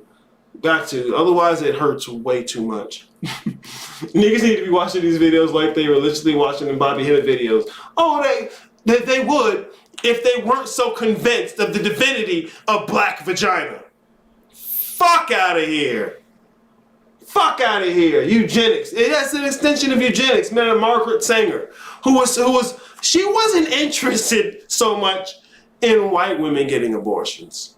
She was interested in every other kind of woman getting abortions.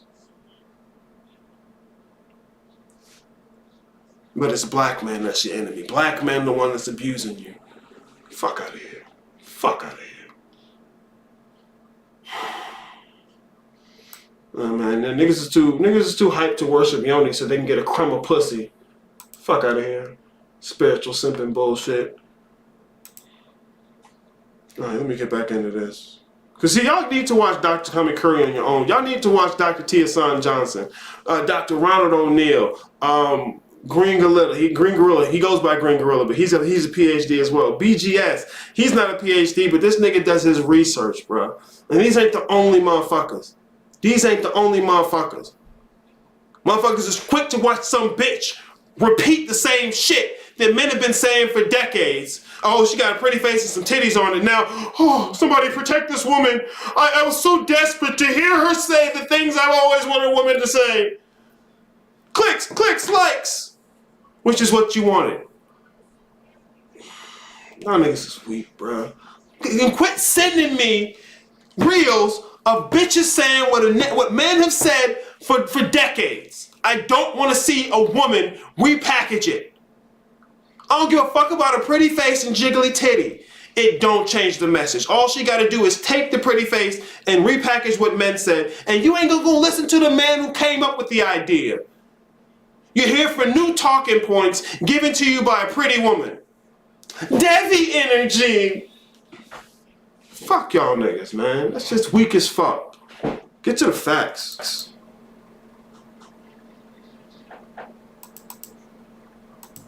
It was a movement that was predicated on identity. It was predicated on intersectionality. And for the most part, identified heterosexual black males to be one of the biggest threats, almost on par with white supremacy.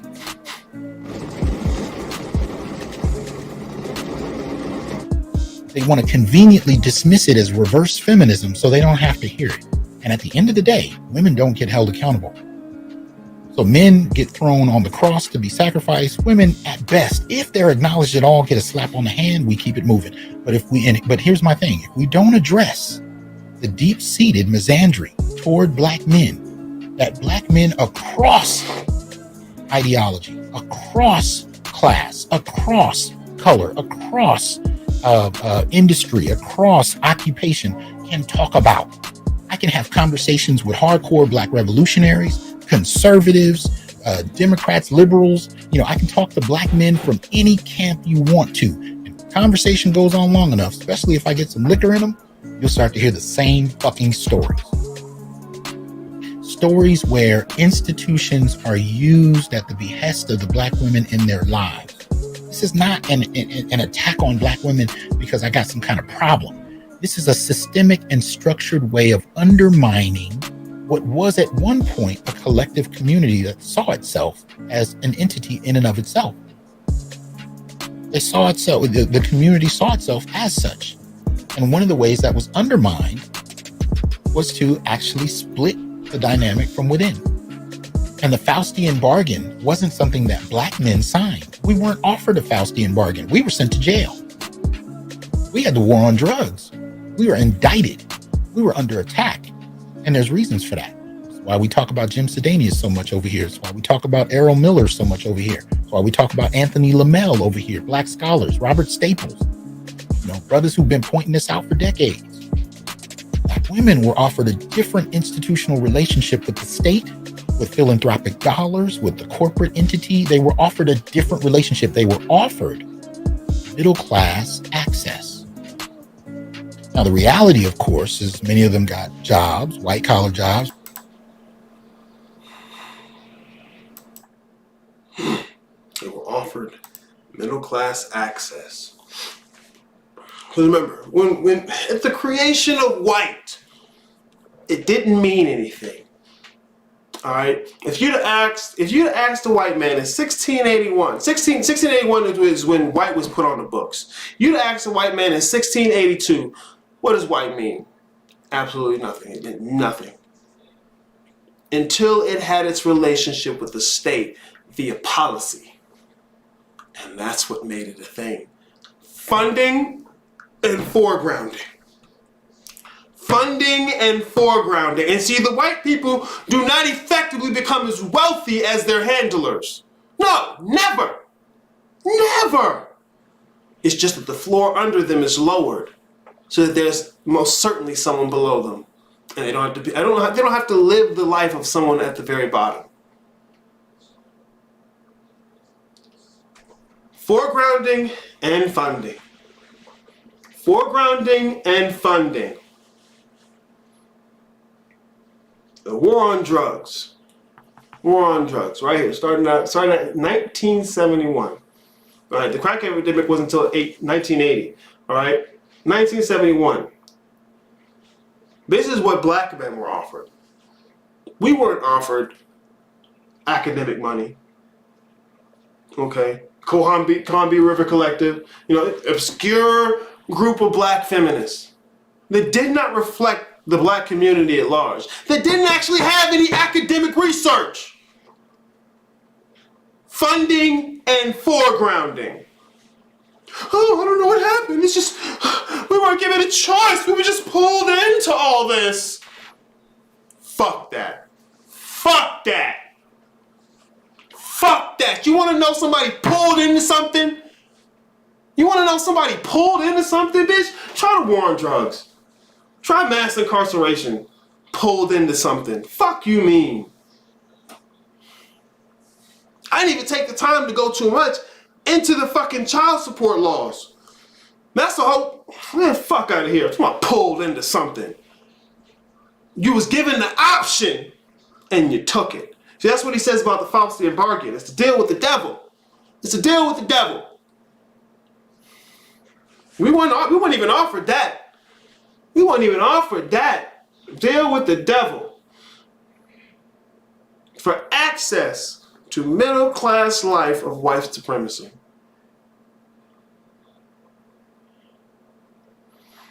I want to be just like Oprah. These are the things Oprah believes. These are the books she's reading by these authors. I need to read this. I want to be just like Oprah. I can do it too. Strong independence. These black men are abandoning us, beating us, raping us in mass. Okay. Let me guess. You was just forced onto Oprah's book club, right? You were forced to watch her television show. Uh-oh, time for Oprah. Ooh. I'm so impressed. Fuck out of here. Fuck out of here. Fuck out of here. You can't stand up to any facts. Fuck me though, right? Look at me playing victim. Many of them got degrees, but when you actually look at net worth, they really got a lot of debt. But they were entitled on the basis of how it appeared. See, they could distance themselves from black men, particularly poor black men, on the surface, even though in reality, it wasn't much different. Once again. I have to point out the correlates. White women with feminism. And first, I want to be part of white supremacy. Once being overtly white supremacist became out of fashion, and white women could be a minority group, it was used to distance herself from white men in the image of white supremacy. As if white women had nothing to do with it. Look, 1949, right? I want to work next to the white man. We need to rule together. 5 minutes later. Oh, shit. I ain't got shit to do with white supremacy. I'm not violent. I'm a woman. Whatever. But see, look, it's the same benefits that were afforded to black men, are afforded to black women. Okay? Now, you can distance yourself from being black, because that's going to tie you to the black male. He's a savage. He's a deviant, obviously, right? You're different. You're a little more cultured. You're, as some of these bitches love to say, running circles around black men. You can say that shit all day. Pull out the numbers, bitch. Pull out the numbers. They love to do most educated. They love to do starting the most businesses. You know, that's only starting the most businesses. How many of those businesses last between 5 years? Look at the numbers on that.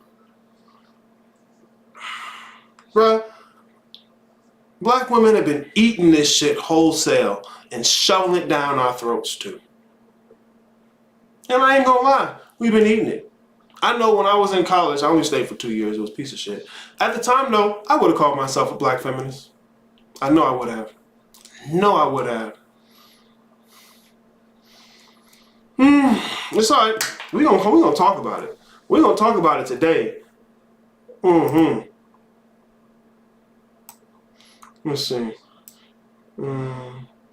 That's why the Planned Parenthood is in the hood. Exactly. Yeah. Look, bruh, it's deep. Because Margaret Sanger started. I think she got her foot down in the 20s talking about that shit. Like I said, bro, when I started this second timeline, I realized there was so much in the first timeline I hadn't put in. I didn't realize it yet. But fuck, this shit is deep, bro.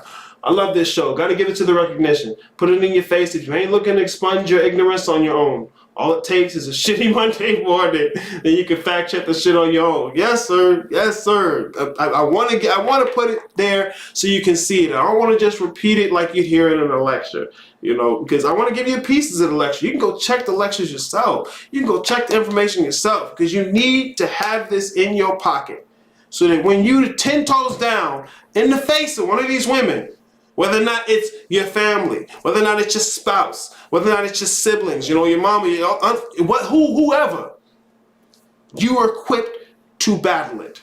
Because it's not based on logic. It's not based on empiricism. And all you need is a few levels of empiricism and logic. Shit dissolves. Piece of shit. Pieces of shit. I'm telling y'all, I'm mad. I'm not even done yet. Not even done yet. There's gonna be one where we here today.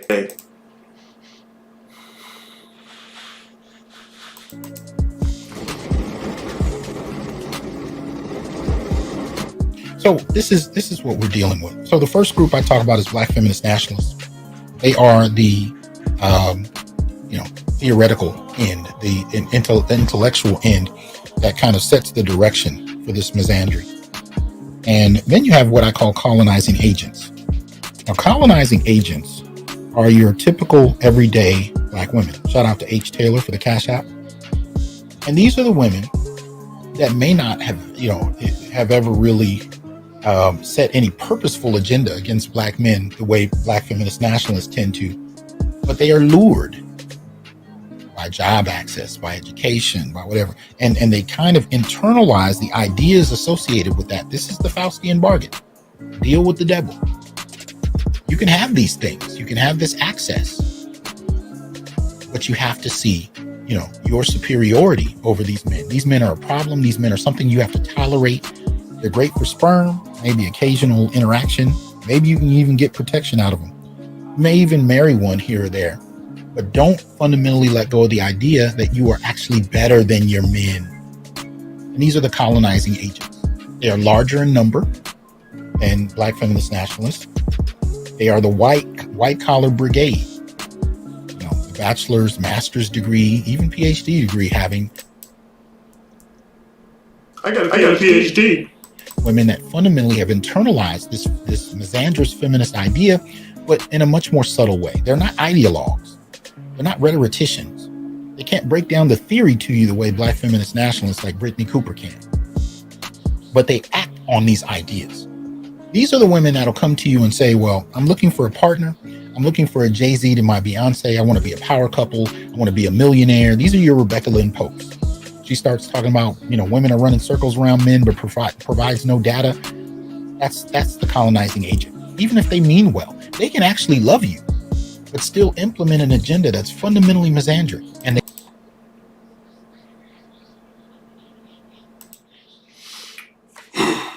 Colonizing agents. Okay? They haven't read the studies. They're not necessarily ideologues in the sense that they know an ideology that they can identify. All right? They know the talking points. They get to be white-collar professionals within white supremacy. They get the double scoop of oppression benefits. They get the double scoop. Black, minority, and you're female? Black female? Double scoop. Look, why hire a black man when I can just hire a black woman and get a double scoop? Because hell, if I really gotta hire a nigga, why not just hire a black woman and put her up under the white woman? Let's stop. These are your colonizing agents, given access to white supremacy, and then, based on it, have an entitlement because they've been listening to these obscure black feminist lesbian intellectuals. This is where they get their talking points. Through motherfuckers like Oprah and Rebecca Lynn Pope. Talking shit with no empirical evidence. And see, this is the thing. This is our culture. We're used to black women getting to say whatever they want to say on national television, funded, fully funded. You don't got shit like that for black men. No one's ever asked us. You don't need to. You already know. They're patriarchs and criminals. Patriarchs and criminals. So this is when we're talking about people like your mom, your aunts, your sisters, your spouses, co-workers, classmates. These are your colonizing agents. The typical black woman who has all these talking points, but no idea where it's come from. And even still is more than willing to act on those faulty presumptions. More than willing to act on them. With not only no knowledge of where it comes from, no feeling of lack about that. A feeling of self-righteousness and entitlement. Whatever, right? Look at these black men playing victim.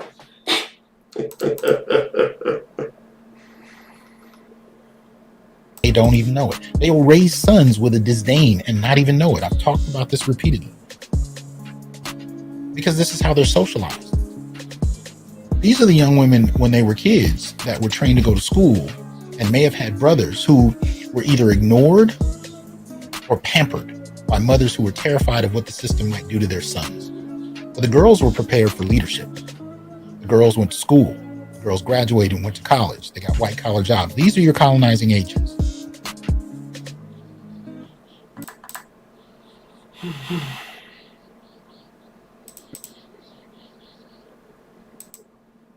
I can speak from my own personal experience. This is why this hurts. I can speak from my own experience. The motherfuckers in my life. Whatever. Fuck me, right? As we saw, this kind of advancement by many black women, we began to see a shift in behavior and attitudes and in perceptions, not only of themselves, but of black men as a collective.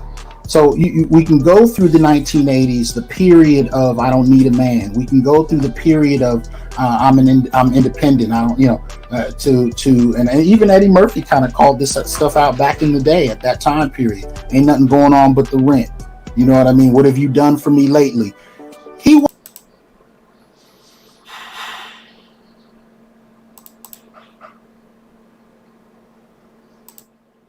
In my head, I didn't stop to show the timeline, but that's fine. Yeah, 1980s.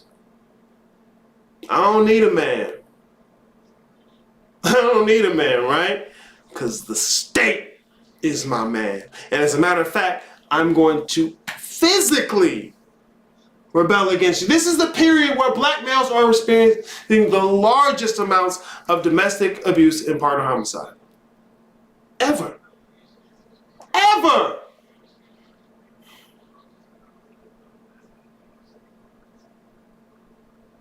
I don't need a man. And you got your benefits. What's the result for black men? And who's going to come help you do it, right? And you see, think about this as well. Men are not socialized to, first of all, be able to recognize our abuse most of the times. And we're going to get into that. But they're not socialized to complain about their abuse. We're not socialized to complain about our abuse. It's shut up, be a man about it, and it should be all right. You're good. You'll be okay. We're not socialized to talk about these things.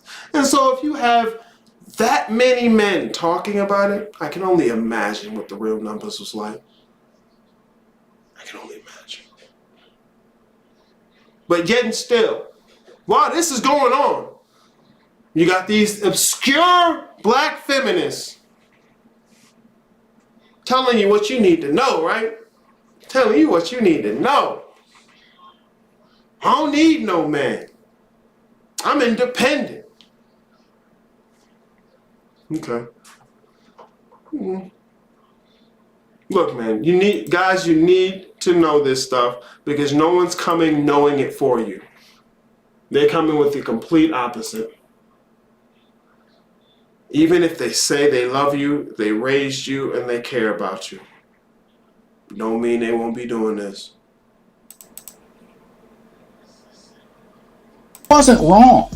These cultural productions that took on and were popularized by many black women were reflective of the changing times at going on.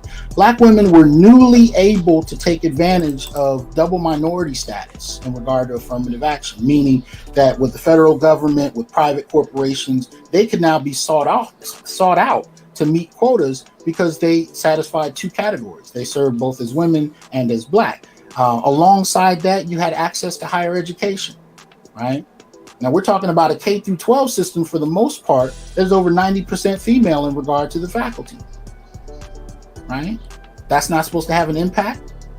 Well, I think we're seeing boys falling behind girls, and we have been seeing it for the last few decades in unprecedented numbers across race, right? So you're already beginning to see women, girls being pulling ahead of boys, and then you start to see that transition going into college to the degree that right now, from 1976 to 2018, black men have literally half the degrees black women do, right?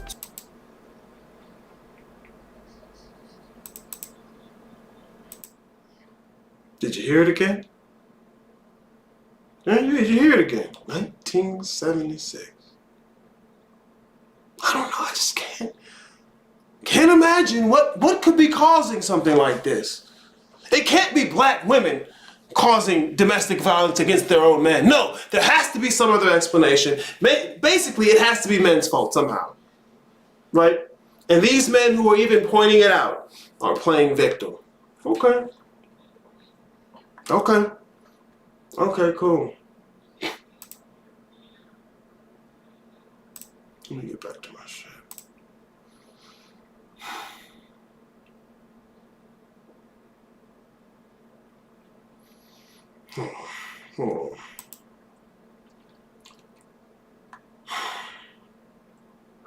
The Civil Rights Act, okay?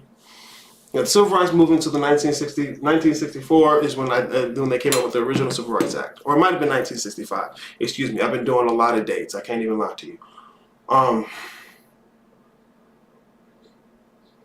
There was no inclusion of sex, okay? This is 1965. This is when they're coming out with affirmative action. You got the Moynihan Report at the same time saying, look, you need to give black men jobs. Something's going on here. We gotta get this welfare down. All right, you come on with affirmative action, okay, and anti-discrimination. So we're gonna make an effort to undo the discrimination we've done. 1965, cool, all right. Let's see a white man trying to do a little something. Okay, man. 1967. Quick. That's quick. That's quick. Adding sex to Title VII. The creation of the concept of sexism. There was no such thing as the concept of sexism until 1967 with these same white feminists. And so often they're using their own racism to model how really it's them that's oppressed. Black women pick up that racism to model their own oppression, which don't exist. Fuck out of here. If you oppressed, it's because you're black, not because you're a woman. For hundreds and thousands of years, we have built civilizations around the best we could give to the women. You gotta be outside your fucking mind. But that's the thing. Motherfuckers are outside of their fucking mind. And we quick to give black women, the pass for being in survival mode. But black men don't get it. We don't get that pass. I'm gonna mention it a little bit later when we talk about Umar shit. Like I said, bro, I'm going in today, bro. I'm going in for it, bro. Fuck this other shit. I'm going in. We gonna talk about it. Or I'm gonna talk about it.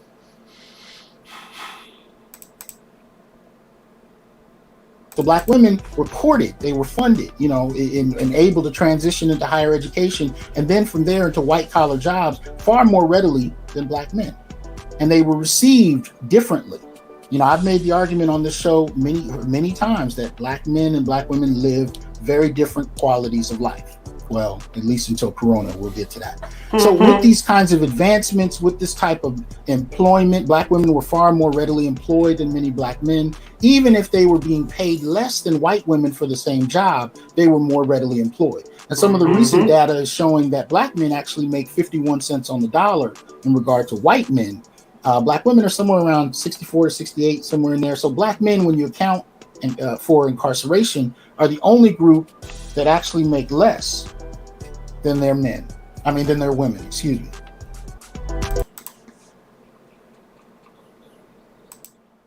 Uh-oh. Wage gap, anyone? Wage gap, anyone? Let me guess, it's no longer a problem, right? As a matter of fact, when you see it this way, no, wage gap isn't a problem. It never was. Oh, really? Okay. So when it's niggas, when it's the men, it's doing a little worse than you, and there's a gap between our wages, it has nothing to do with anything. It's not even important. Let me guess. It's a privilege for me to be incarcerated so much and to make less. Right? This is the same logic your mothers and all these motherfuckers have, and don't question it. Does anyone know of any women talking about this? There may be. Maybe. Don't even waste your time. I'm showing you the men talking about it. If you want the information, you can go there.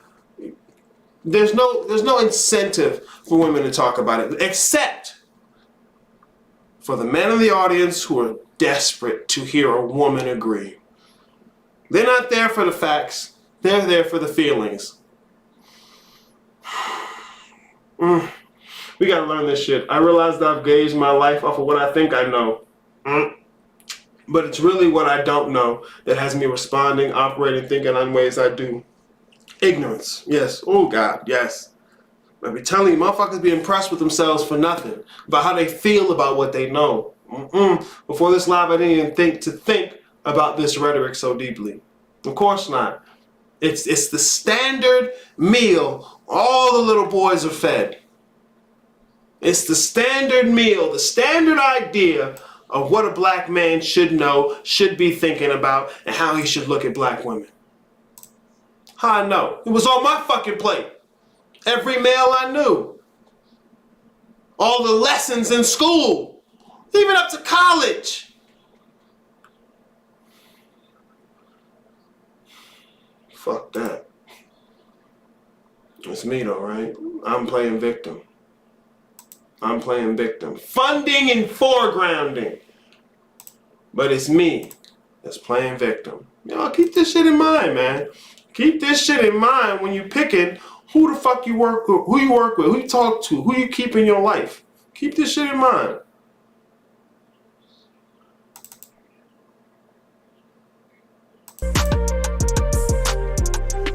This is the dynamic, right? This superiority complex didn't come out of nowhere. It came with resources that reinforced this idea of superiority and black male inferiority. And those resources for poor women were played out through welfare benefits. For middle-class women, they were played out through education and white-collar employment. Those were the two ends of the spectrum. Poor women, middle-class women. Niggas wasn't shit was an inevitability.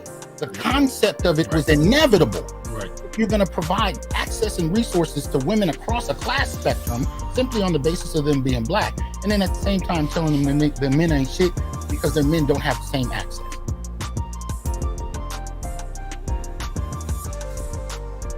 You go from Oprah, you go to intersectionality, and then, you know, a couple decades later, you have an organization like BLM that's grappling with 90 million, and that's just after George Floyd's death. I don't know how much they made prior to that. That came out of a process that started with a language, that started with media representation, and then it snowballed into an entirely different, kind of context. We've not had that legacy. We've not had that experience. Nobody is coming in and funding black men with $10 billion. It's not happening. Goldman Sachs. Exactly. The closest we got to that was when affirmative action was initially being discussed. It was supposed to be around black men. It was usurped by white women when they introduced gender into the policy. And then from there, you had black women serving as in a dual capacity of being both women and black. Right? So you had corporations and institutions that wanted federal funding that would first bring in white women, and then they got a twofer when they would bring in black women. So you didn't see a mass shift in black men being able to, provide, stability, especially after deindustrialization, the end of the 70s, when these jobs went overseas. That was where the average black male, built his legacy, was off of stable factory blue collar work. Once that went overseas, it's not an accident you saw a rise in the drug trade. And, Right. and contrary to movies, it wasn't just about a bunch of ruthless black men that wanted to kill people and make drugs or sell drugs. It was necessity in many ways because the job market was dead. Yep. It was absolutely dead. And now your woman is going to college and she's working a white collar job, anywhere from a secretary to an office manager, and she's making money and you can't. And so with that video clip I played earlier, the woman, when she starts talking about, of course, there's a contempt that begins to develop. The more men can't provide a stable, resource base, but women can, right? But instead of seeing that as, the superstructure allowing for her to do so for possibly dangerous reasons, the average black woman just looked at the dude in front of him like, you ain't shit.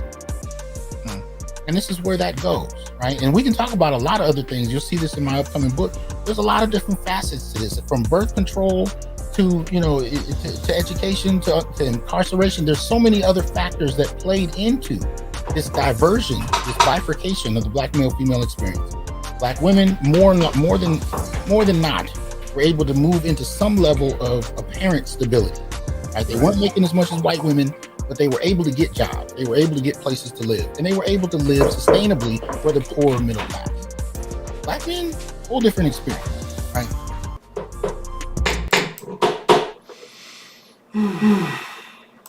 Excuse the slight noise. My wife brought me some coffee.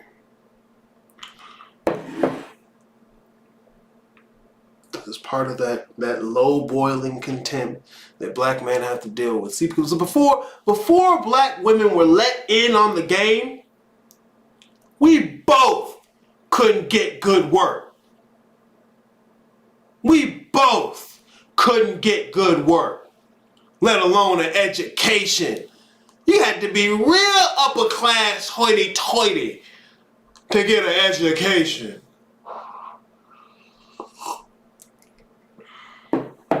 Let alone be hired by fucking corporations. But when corporations are incentivized by the federal government, funding, foregrounding to hire not only women, oh, here you go, extra funding. Oh, thanks, man. Oh, hire that nigger woman. Double funding. A double scoop on the way. Fuck out of here, man. Fuck out of here. But then, you see, this is the thing. This is the part that boggles my mind and my heart. We'd always had the same issues. I'm fighting the same fight. Black women getting out to join white supremacy, and they take it.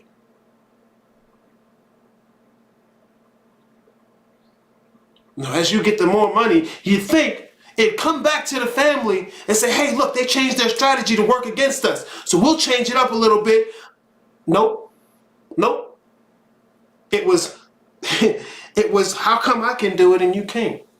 It must be that you ain't shit. And you pair that with these Kohambi Women Collective and the Oprah narrative,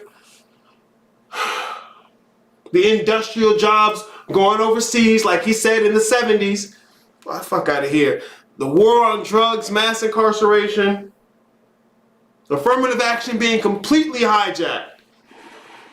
After the black men are the ones who fight for the shit, completely hijacked, and nobody got a word to say about it. Not even our own women, because they're too busy. Look how much more I make now. I need a man who's on my level. Well, if white supremacy raised you to the level, who the only motherfucker's gonna be on your level, as you now say? White supremacy. Of course. Of course, the state. Of course. You see, look, white folks got whiteness, right? Like 1681. Got whiteness. What did they proceed to do? Not question it. Check to see how they are more superior than anyone else around them. Remember, all the other savage races are feminine. And they're the only race that's masculine, ordered, can have gender roles and gender distinction. Nobody else could that.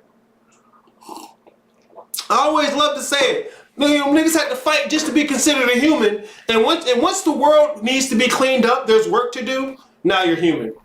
Oh, we're all human. Humans have destroyed the planet. It's humans. They did all this.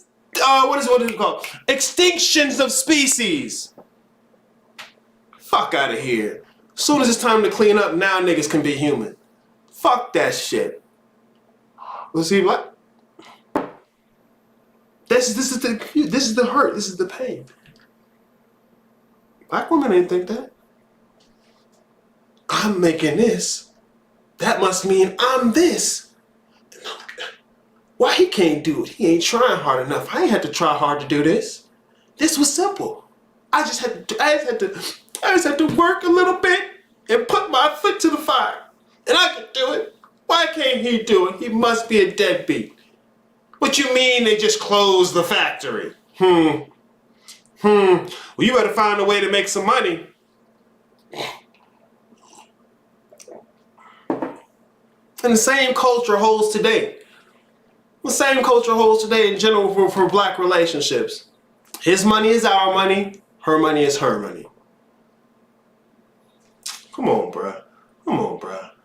Never mind. You know what? It's gotta be me playing victim. It's gotta be me playing the victim. I'm gonna send this video to my mother-in-law. She's always sending me some bullshit about how black men should be from Steve Harvey ugly ass. What big fucking coon.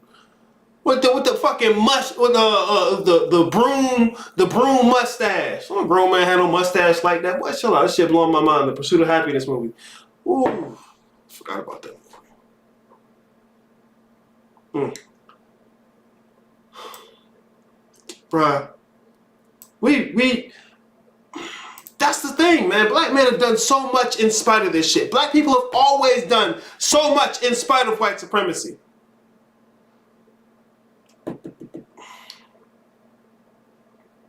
Tia San's gonna say it later. I'm gonna say it now. No group of men was prepared to fight their women. No group of men is prepared to go to battle with their women.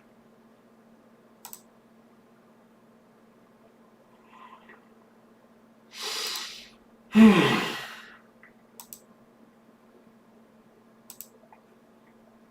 on to the next phase. Moving on to the next phase. Here, I'm gonna play this first. Then I'm gonna hit you with the bigger one. Here we go. The reality of the situation is that the definition of rape changed, right? I think a lot of people just don't know that, despite it happening, several years ago. So the issue with rape is that the UCR defines rape now. Well, the old definition of rape used to be the carnal knowledge of a female forcibly against her will. Right. The new definition of rape is really based on penetration. No matter how slight of the vagina or the anus or any kind of other body part, and even includes oral penetration, right, of a sex organ of another person. And the big focus there is, of course, on consent. So if any of this happens without the consent of the victim, that's rape. And the reason that that's important is because in the element of courts, or the element of crimes, there's an idea that the definition of rape is gender neutral. Right. In the United States, however, largely because of feminism, the idea of rape is that it's female specific. So a large debate that we're having is the ways in which men are made to penetrate women and other men, or even children, right? But that's not perceived. So if a little boy is made to penetrate a woman, a lot of people have a problem understanding how that little boy was made to rape or forced to rape. And because we don't see forced rape as a category of analysis or victimization in the United States, it becomes very, very difficult to convince a lot of people of what's actually happening to these young men and boys.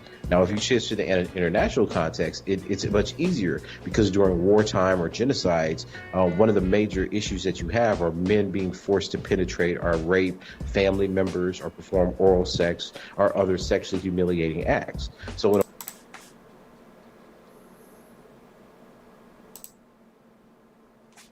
we can take that back to slavery.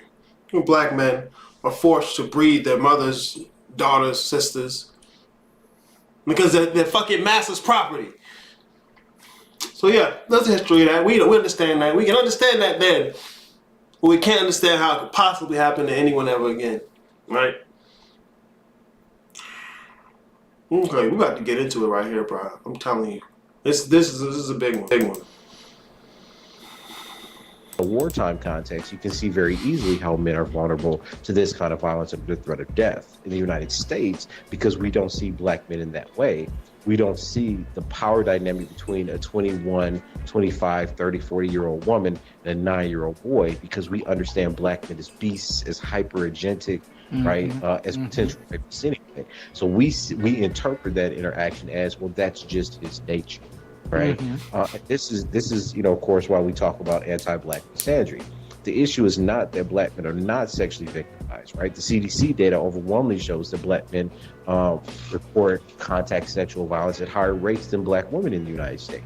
The issue is we don't have a language to talk about or understand this in relationship to the kind of vulnerability and really the ideology that black feminism says, which holds that black men are rapists and that black women are victims of rape.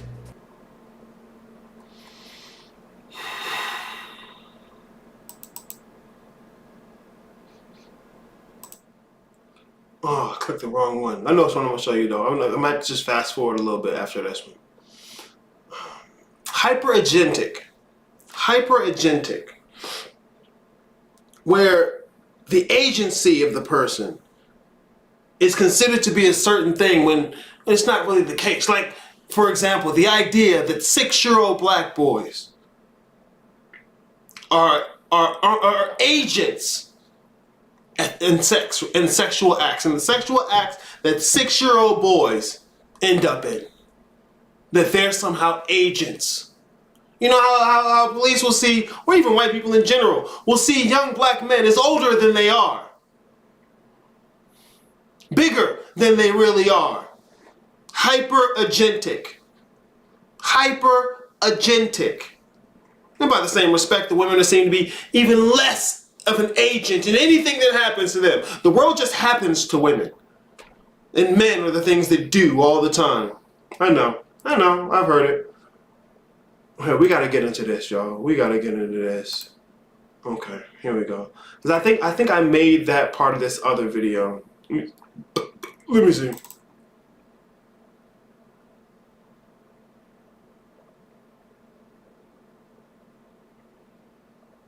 Definition of rape changed, right? I think a lot of people just don't know that. Let me fast forward this a bit. That's fine.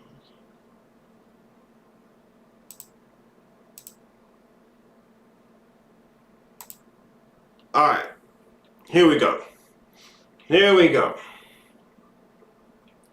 Yeah, we're gonna go through this one today. Have a look. No, let me start y'all. Do y'all remember the hype and hoopla around R. Kelly? R. Kelly as a predator. R. Kelly is somebody who needed to be dealt with. No excuses. No questions asked about anything. You better say he's a predator and he needs to be put away. No questions asked, or else you're, what's the word they said? An apologist. Okay, cool.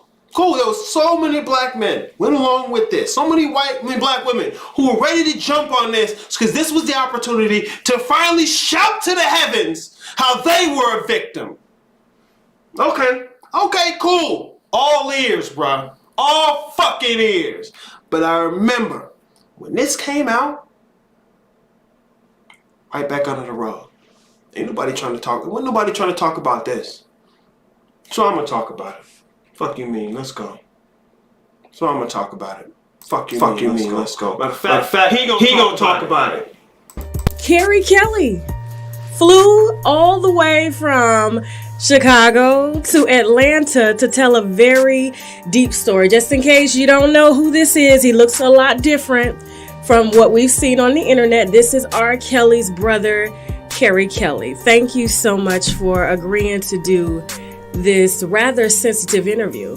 Thank you for having me. Anytime. I mean, we started off rough. Yeah. But since our last interview, I mean, it was so deep. It ended up going viral. Right. You broke down on camera because a lot of these things you had been holding in that happened or that you witnessed between you and your brother and what he's going through, facing all of these sexual assault allegations and cult allegations and everything. And so I brought Carrie Kelly here to talk about the family member that R. Kelly has never mentioned, okay?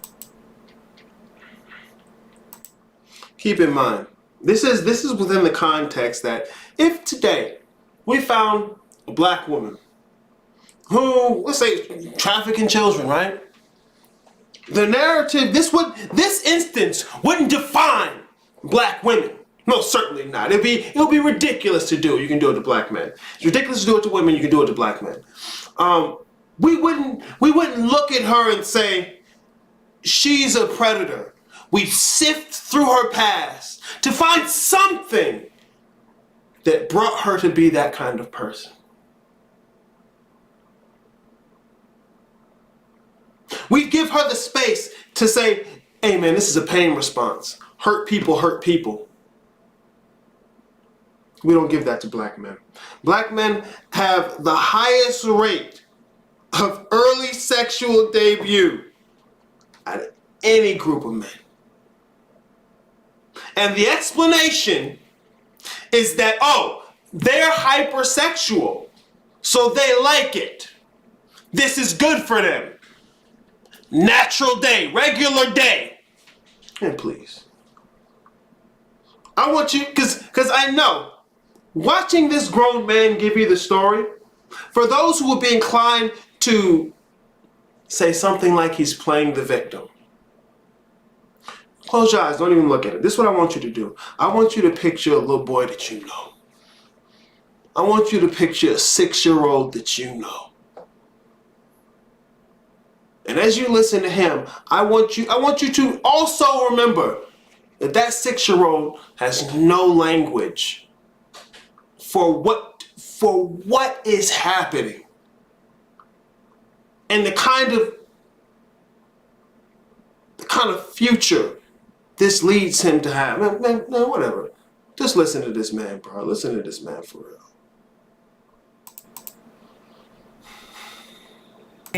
Right. He's talked about it sometime, like he's kind of, mentioned it here and there. He was molested by a family member. You and I had a conversation about 2 months ago, and you gave me the specifics on who the family member was and the details. It kind of took place, and I'm a molestation victim, so I can understand I was molested by my uncle, but surprisingly, you guys were both. Your brother, R. Kelly, and you, Carrie Kelly, were molested by your own sister. Yes. Teresa. Yes. Okay, can you... we got a lot to unwind here, because I want to understand, how old were you when this first happened? I was around 6. Around 6 years old. 6 years old. Mm-hmm. Now, how old was your sister at the time? Well, she's 9 years older than me. She had to be about maybe 15. 15 years old. Yes. Okay. Now, is she the oldest sibling? Yes. She's the oldest. She's the oldest. Now, and I hate to bring up my molestation, but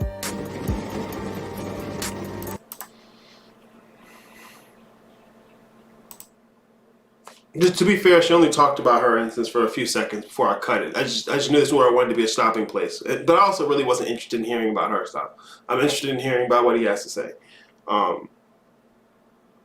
Well, how many of you know about this dude? How many of you know about R. Kelly's brother, who talks about their childhood, who talks about how R. Kelly was introduced to women and sexuality?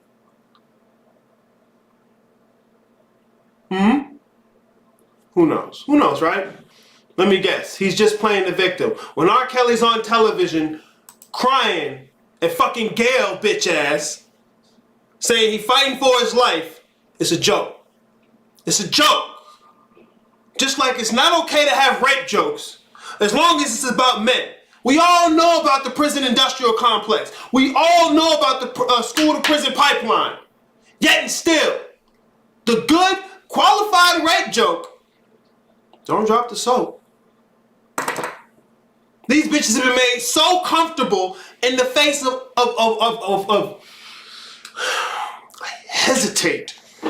I hesitate to say all outright war against black people.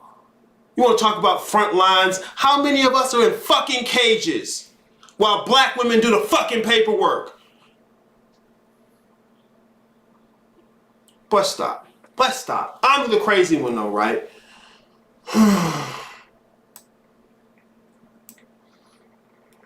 Shit's really motherfucking me dry, so I'm feeling it. It ain't mentally stimulating, as the hoes would say. Nope. It don't tickle you, do it. I realize as much as I think I like or want sex, I'm really just wanting the intimacy. There you go. I've never had or could never put into words. Yes. And you think you're gonna get it because you give her the dick, now she feeling nice. Oh yeah, she must really like me. Here, let me get vulnerable. Done. Chill out, bro. It's crazy how she's still trying to make the interview about her. Bro, they can't help it, I'm telling you. That's one reason I cut that. I'm like, just stop. I want to hear him. Well, that's what we're here to do, man. We're here to hear him. Notice how she talks about her molestation first, then normal. Then she says, but surprisingly you. Exactly. I had half a mind to stop it right there. Because hers is considered normal. Ours is surprisingly the highest out of any group of men. Surprisingly. Whatever. Motherfuckers was ready to eat up that R. Kelly was a predator, so they come out and virtue signal about whatever the fuck they want to construe as their abuse. But when we start to discuss R. Kelly's and his brother and who did it,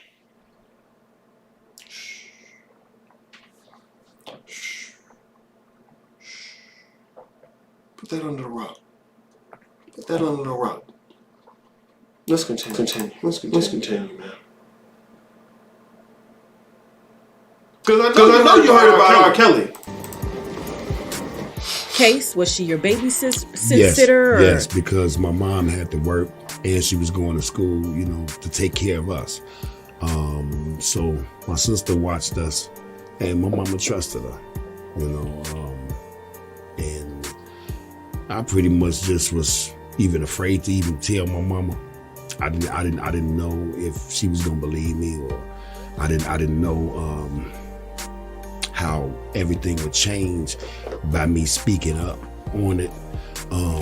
So I was afraid. I was afraid to tell her, and I knew that my sister was the only one to watch us. She couldn't go to work. She couldn't go to school if my sister wasn't there to do it. Wow. So it was a catch-22 type situation.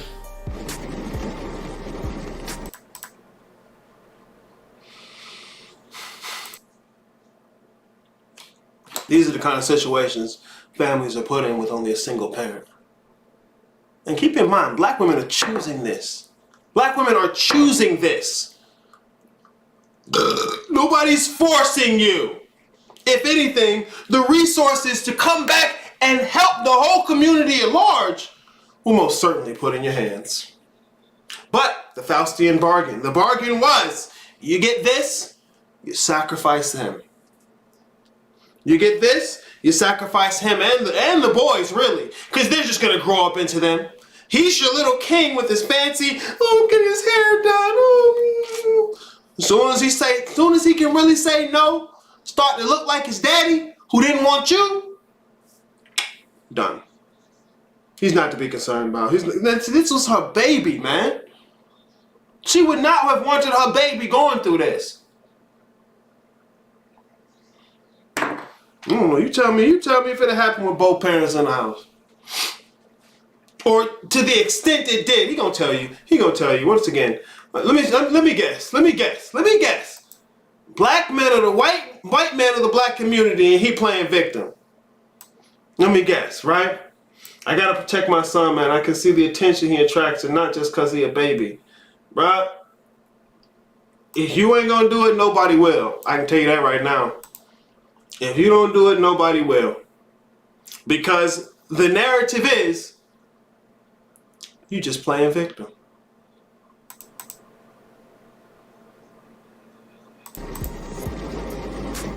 I see. He's 4 years older than me. Oh. So he was 10. He was 10, somewhere around in that area right there, because I really didn't notice right away when Robert was being held in the house. Oh. So I can't remember like when that took place, but it had to be probably before I turned 7. I noticed that he was in the house, and I get to go outside now. Now, where was Bruce when all this was taking place? Well, Bruce never stayed in the house. He was always gone. He was always, no, she would let him go outside as well. But see, Bruce never got in trouble. Like me and Robert, we have done something in my sister's mind to the point where that was an excuse for y'all, you on punishment. So y'all gotta stay in the house. Bruce always went outside. But it would be some type of reason why we couldn't go outside and play with the other kids to keep us in the house. She never kept me and Robert in the house at the same time. That never happened. It was me, and then Robert get to go out with Bruce, and then it was me and Bruce, and Robert get to stay.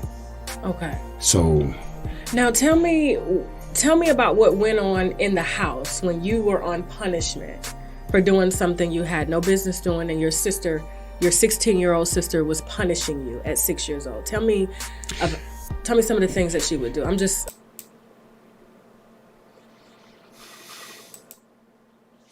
If you have for some reason to this point failed to see the 6-year-old still present in this man, please open your fucking eyes.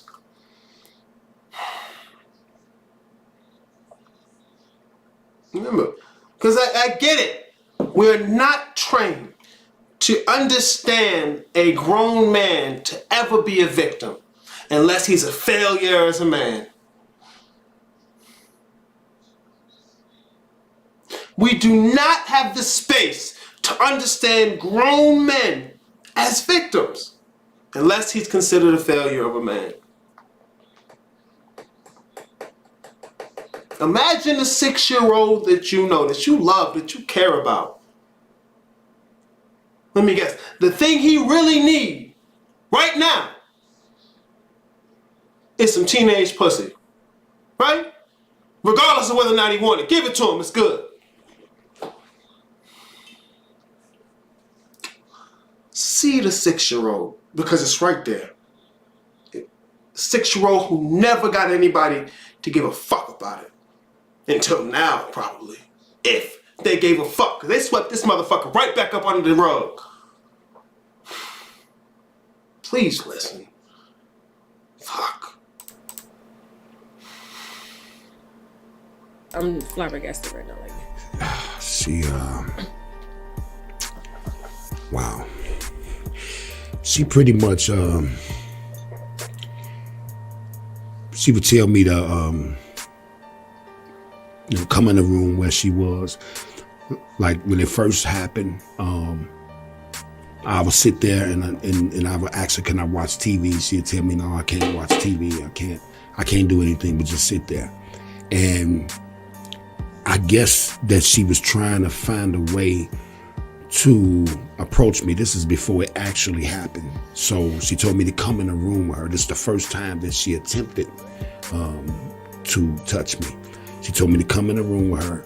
And when I came in the room, she was in a robe. okay. And she opened up her robe, and she didn't have anything on up under the robe. And she told me to come over to her.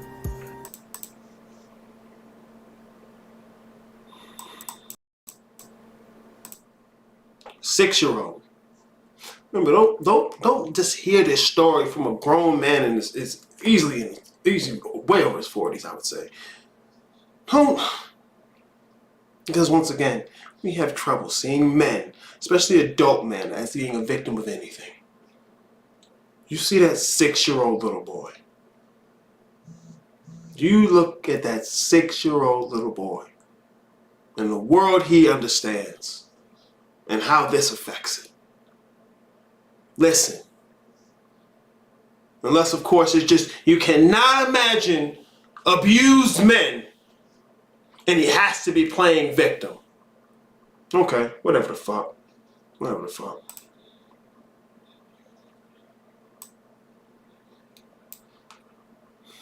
Yeah, that 6-year-old hiding right behind them glasses.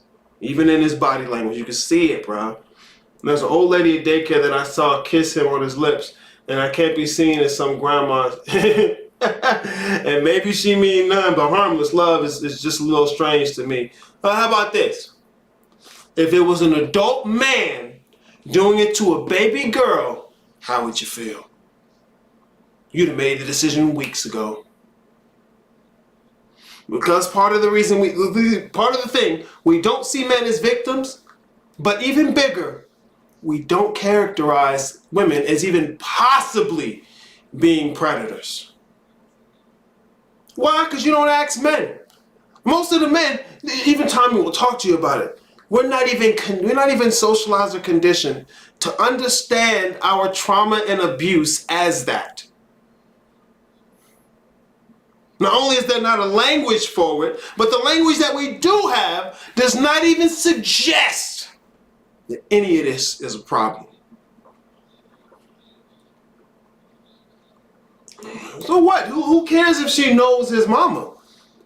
That don't make a difference. Hell, that gives her easier access and less chance to be seen as someone who does something. Come on, man. You're looking for reasons to excuse it.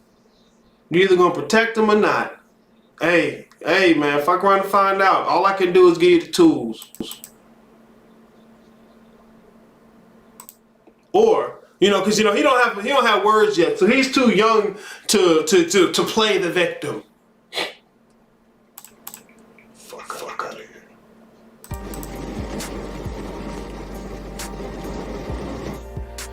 Excuse me. And as a kid in my mind, I'm confused because I know this my sister. I'm 6. I know this wrong. And she's way older than me.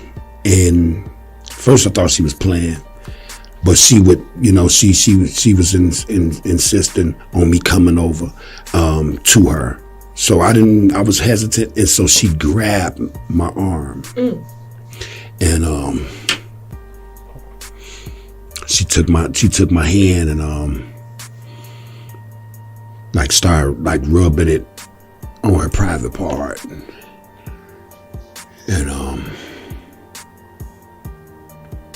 you know, I started crying, and I guess that kind of scared her. And so she told me to just go back in the living room. And that was the first time that she attempted to test the water, so to speak. The next time, I tried to find a way, like, to tell my mom in a way where she wouldn't be looking at me like I done something wrong. If you understand what I'm saying. Yeah. I told my mom, I said, do you have to go to work? I remember asking her that. At 6 years old. Do you have to go to school? Can you stay home today? And she said, no, baby, I can't stay home. I have to do these things to provide a roof over y'all head. And I have to do these things to make sure that y'all comfortable and y'all straight. And she was like, what's wrong, baby? I miss you. And so as a kid, it was a call out for help, but in my way, it was like sending a bat signal, you know, like help, right? And you know, hoping that she would get it without me really saying it.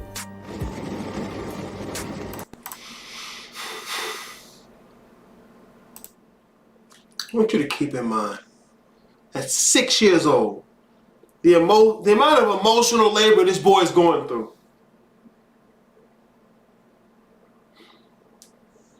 Like, the emotional labor grown-ass men are called to attend to don't even get fucking acknowledged.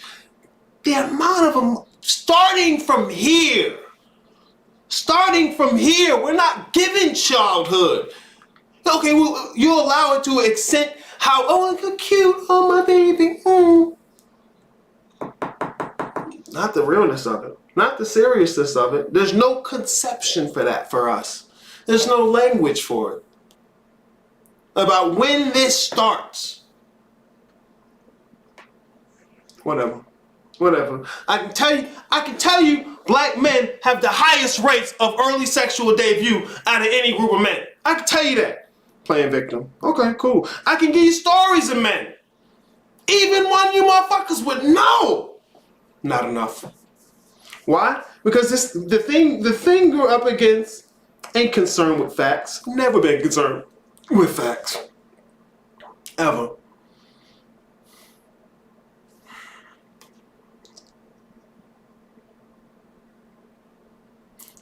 At this age, that emotional intelligence, the emotional labor, trying to figure out the world and not having any options for helping.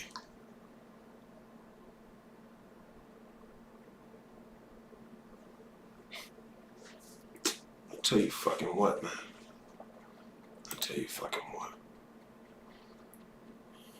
No wonder R. Kelly liked teenage girls. It was a teenage girl that molested him. Yeah, that's crazy how we view this shit. Because look, if you found out a woman was trafficking other women, you'd look through her past to see what made her into this. Black men, you just assume this is how we are inherently. No one talks about the experience we go to. No one asks us questions. No one studies us. They can tell you about us, but they won't study us. Whatever, it's me. I'm being a dick though, right? Whatever. I'm playing victim. Because if anybody is the white people of black people, it sure as hell ain't black men. We never had the funding to do that. We never had the state-sponsored support to do that. We never had the option. But when given the option, black women, let's stop. You better leave me alone.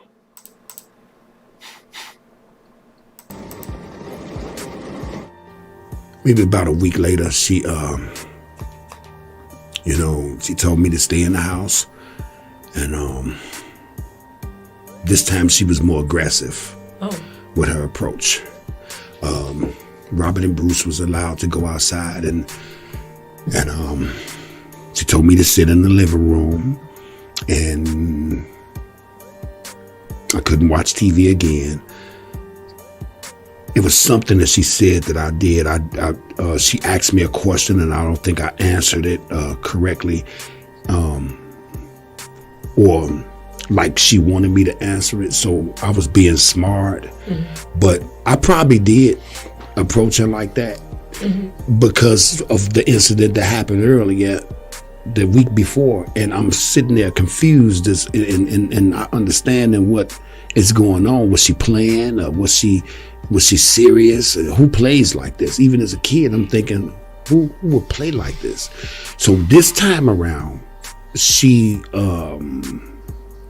was more aggressive to the point where she just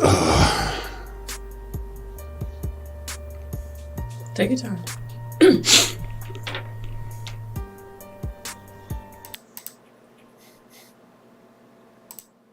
Remember, imagine a little boy that you know and love.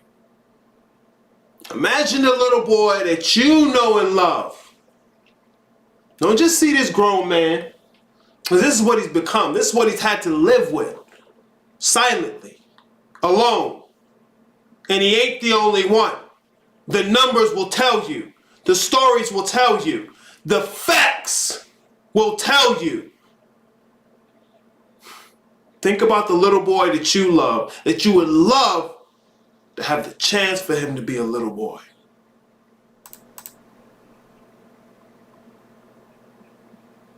She took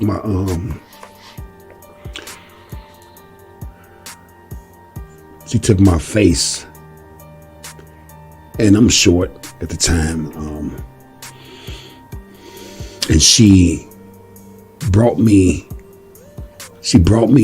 into the room from the living room, and she had the robe on again, and she sit on the bed, and she just grabbed my head like this, and she just took my head and put it down by her private part, and she told me to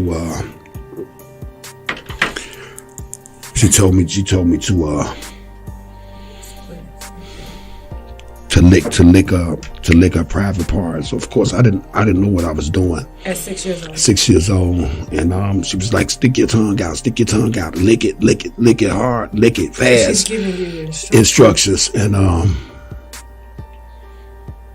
his sister. I just started crying, and you were crying while this was. And then she went down and started. She started. Thank you. She went down and she started giving me oral sex with her mouth.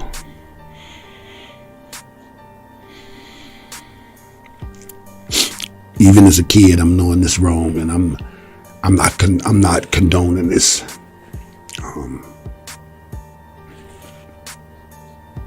Human nature, So, of course, I'm erected.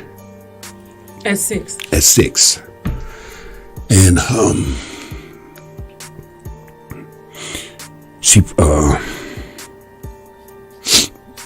she laid down on her back and she grabbed me and she tried to like make me lay on her, but I was kind of like fighting to lay on her. So she turned around and laid me down, and she sat on me, and she took her hand and she grabbed my private part, and she put it in. Wow.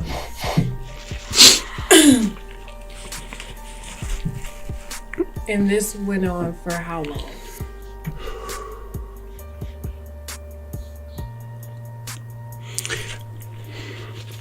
It had to be about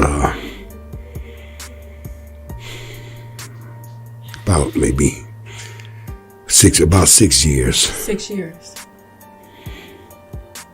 And your mom never. She never knew.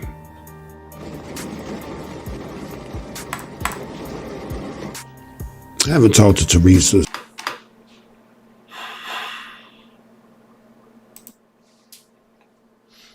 Imagine a 6-year-old boy you know. Let me guess. He wanted it.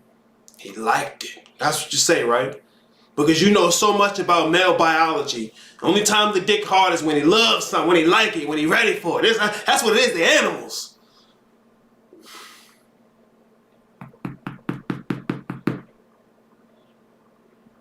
You want to talk about the intersection between sex and gender, and you're not talking about the misandric aggression of white supremacy at large. My nigga, you ain't talking.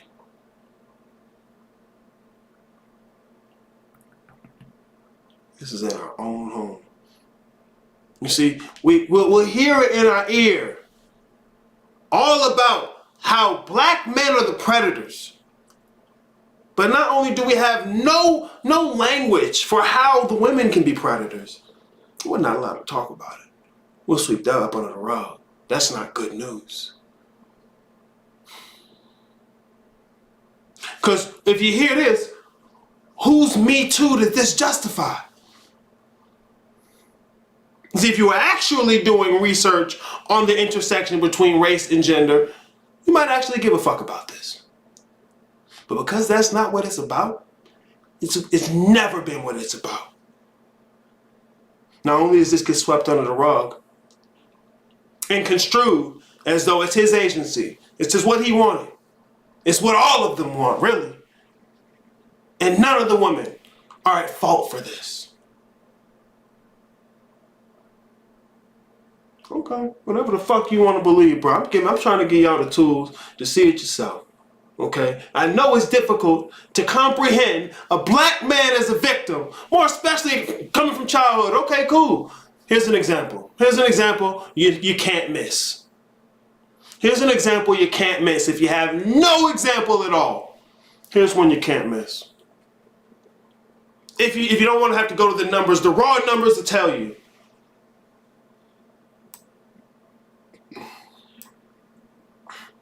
I can imagine every time he has sex with a woman, that story is always playing in his head. There we go. The way he is introduced to sex as a child is going to color his relationship with women, with himself, for the rest of his life.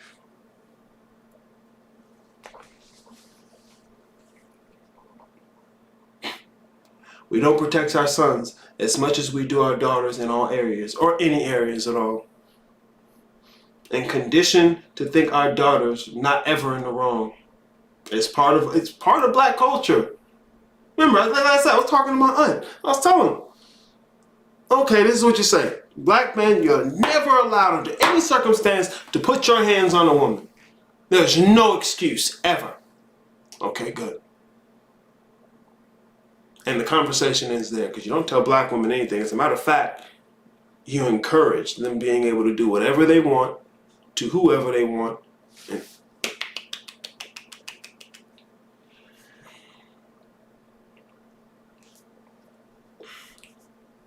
black women are not going to do this. They're not going to come and take care of this. They're not. So don't expect it. I don't care how close you are. I don't care how much you think they love you. this is our responsibility to take care of. It's always going to be.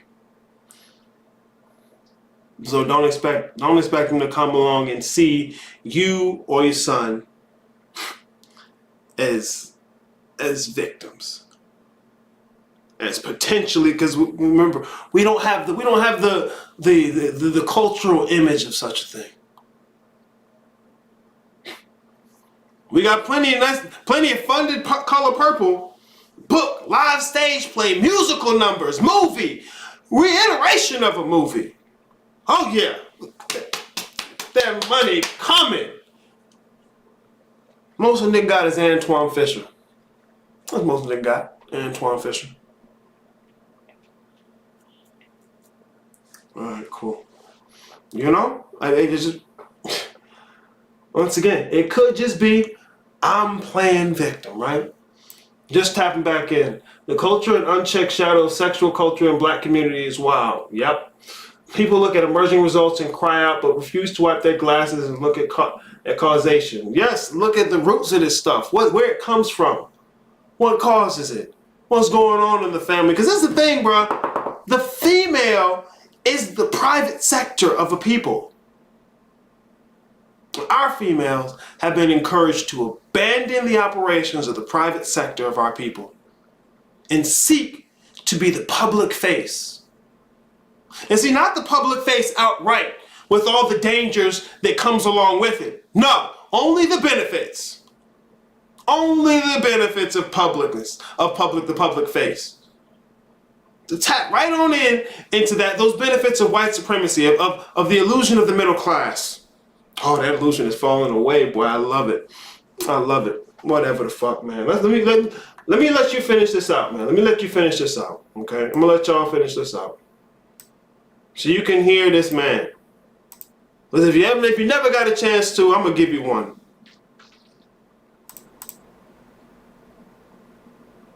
Since I haven't seen her since my mom died in '93. Oh wow. Okay. The last time I spoke with my sister, my son had got shot. I'm sorry. He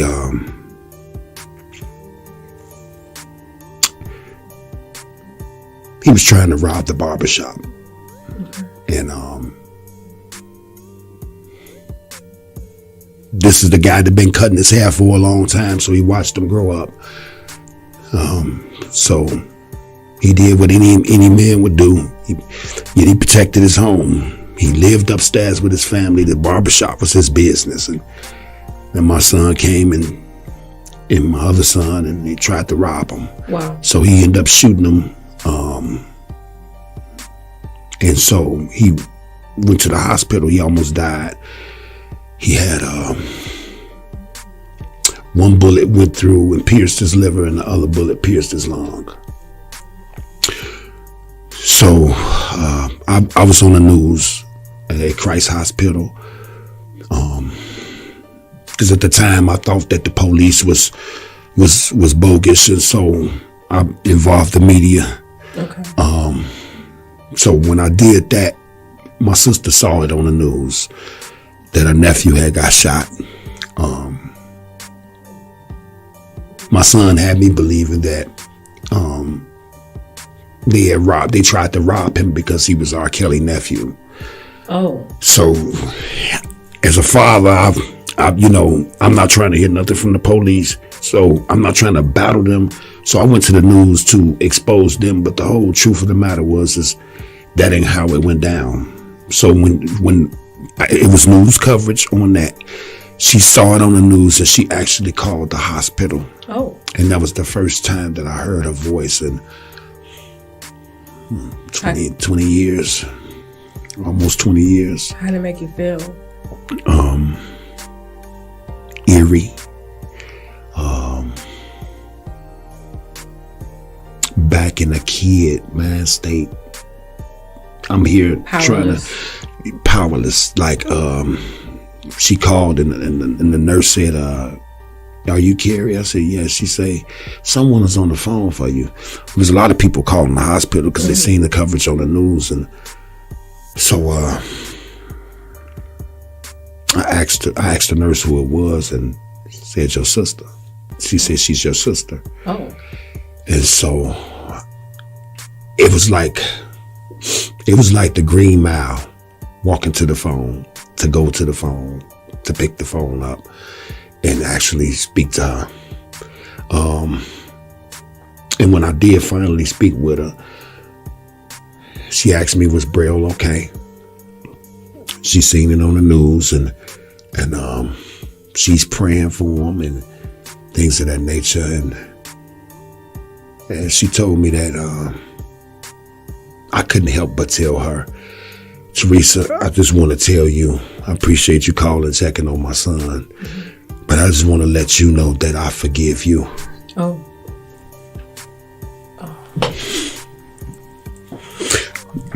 Take your time. I forgive you for what you've done to me. And the biggest blowback with that is we all human beings and nobody's perfect. How did she react when you told her you forgive her? She said, I don't know what you're talking about. She denied. She denied it. She said, I don't know what you're talking about. She said, I forgive you for molesting me as a kid. I remember everything. And I just want you to know that I forgive you because you're my sister. She told me do not call her. Do not contact her. And it's been that way for years since my son was shot and she called that hospital. And my thing is, I feel like she molested me again. In that moment. In that moment, I felt like it was more mental than physical this time. Because it's almost like my mama's favorite saying was, don't piss on my face and tell me it's rain. Right. You know, if it's piss, I can adjust and adapt to that. The fact that you told me, hey, I did this and I didn't mean to do it. But the fact that she acted like I was having nightmares to get these memories and it never happened. It was all in a dream is what it set me back. It set me back because I was at that point where all these years had passed and mama passed on and our grandmother passed on and our cousin Dana passed on and a lot of people that was matriarchs of the family that kept the family together, that taught us to forgive each other, that taught us to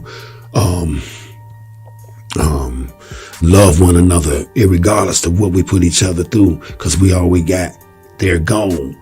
So at that moment, I felt like they were shining down from heaven on me because I took that shield off and I told her I forgive her. And I think it would have helped me a great deal if she would have just said, thank you for forgiving me. And she never did.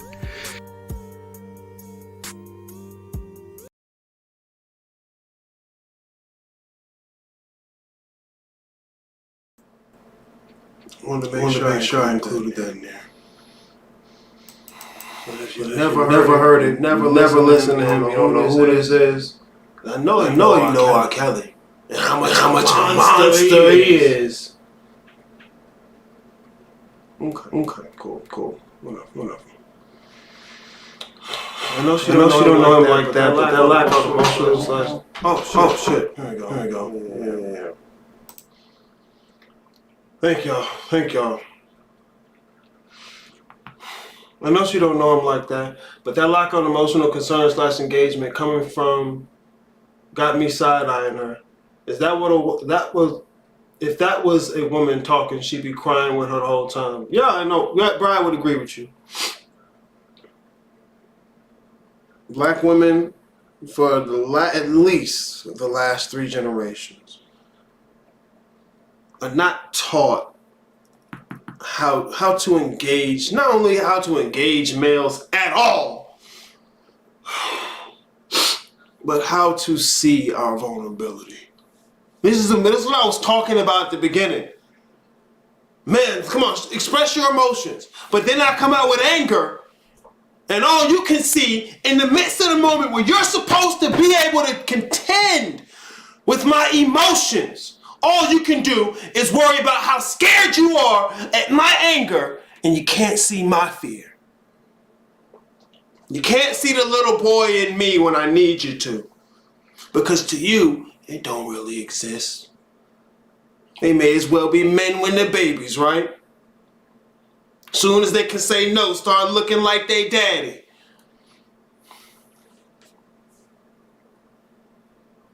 There's not even a language where the idea of us as anything but just flat, standard black oppressor. And you'd expect this out of white folk. Right? Cool. All right, cool. We understand that. That makes sense. The women who raise us, who tell us they love us, your own fucking bed, the walls of your home. This is our culture. This is what we got. And we're conditioned to not question it, to not fight against it, to not stand against it. And this is why you have these manospheres being considered a gender war. So you can do this shit to black men all throughout the 60s, 70s, 80s, 90s. Let me pull the fucking timeline back up. 1976. You can do this to us for decades. You can get funding and foregrounding for decades. Black men come together, no funding, no foregrounding, have something to say about their own experience. And this is what it is, right? Oh, now it's a gender war. Fuck out of here. Massa and them funding your bullshit. All this Oprah color purple bullshit. All this fucking academic work with no empirical evidence. But black men open their mouth. And now we got a gender war on our hands. And now all of a sudden, everybody's so tired of talking about men versus women. When black men ain't have no platform, no funding, no foregrounding, you gotta talk about it. We're ready to talk about it. We'll write whole books. But when black men open their mouth about it, it's suddenly a gender war. Really? Really, Umar? Bro, we gonna get into it. I respect the hell out of Umar Johnson, but I'll be damned after listening to the latest thing he did with that group of young boys who ain't educated to have the conversation like he is. Yo, go talk to Dr. Kwame Curry. Go talk to Dr. Ron O'Neill. Go talk to fucking Dr. Tiasan Johnson about this shit. Some young boys who fuck, man. But that'll be the standard of the conversation of black men. Boy, stop. Fuck out of here. We got to build on this rhetoric/narrative on a constant basis because it's so unexpressed. How I'm supposed to articulate some shit I don't even think happening to me. There you go. It's the language. That's why I encourage y'all to watch these different PhD brothers. Because they're the first ones actually doing any studies on us.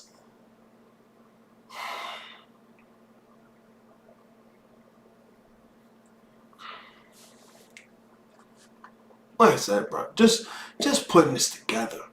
I'm experiencing conflicting emotions I've never had to contend with. Never thought to contend with.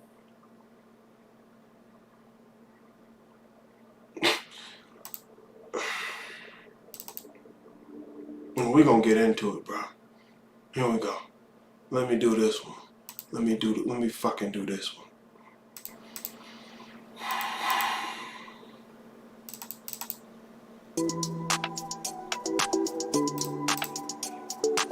What I was referring to was the type of feminism that seeped into Black America.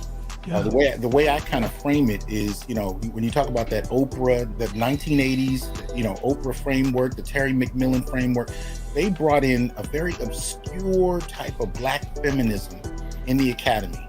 And, the Bell Hookses, the Patricia Hill Collins, the Combahee River Collective, they brought in a very particular type of Black feminism and kind of seeped it into the mainstream. So when you talk about like women my mother's age who had never read Bell Hooks text, who never read a feminist text, but were now familiar with these talking points.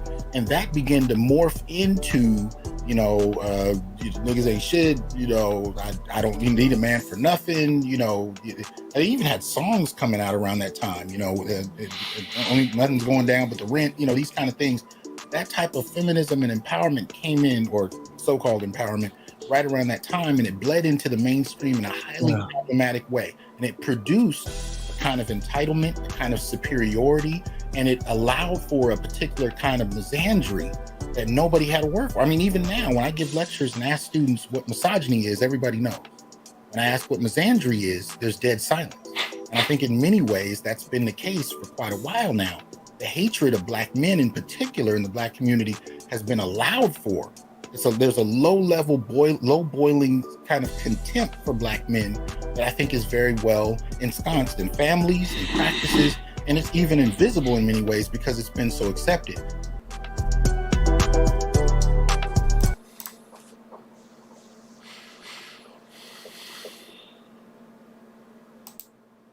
I can feel it. This shit's back up. Like it's back in me at the moment. Like it's.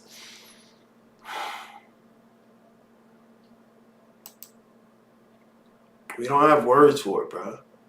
We've never had a language for it. We've never even been allowed to suggest that it's the case.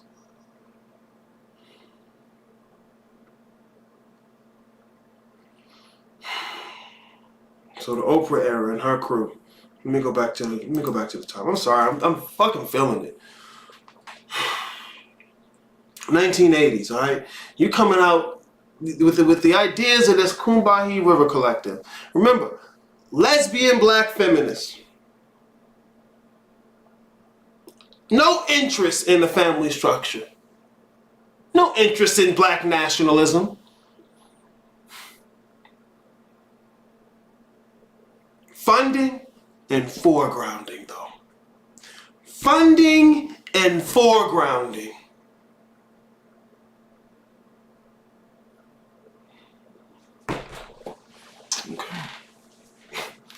Okay. I mean, it's like, what the fuck? I'm gonna beat the fuck out this goddamn horse. I don't give a fuck if it's dead. Fuck you mean? Cause I tell you what, all throughout here, 70s, 80s, 90s, we beat the fuck out of a fake horse and told everybody it was real. Fed that to Black men. This horse is real and we're gonna beat it until we ain't got no more beat left in it. I bring you a real dead horse, start beating it. Oh my God, it's a gender war. Someone stop. Can't you see by now that no one's to blame and we both need things to work on? Wasn't no both of us for Oprah and them. What are both of us in the color purple? Huh? Didn't think so. Didn't need it then.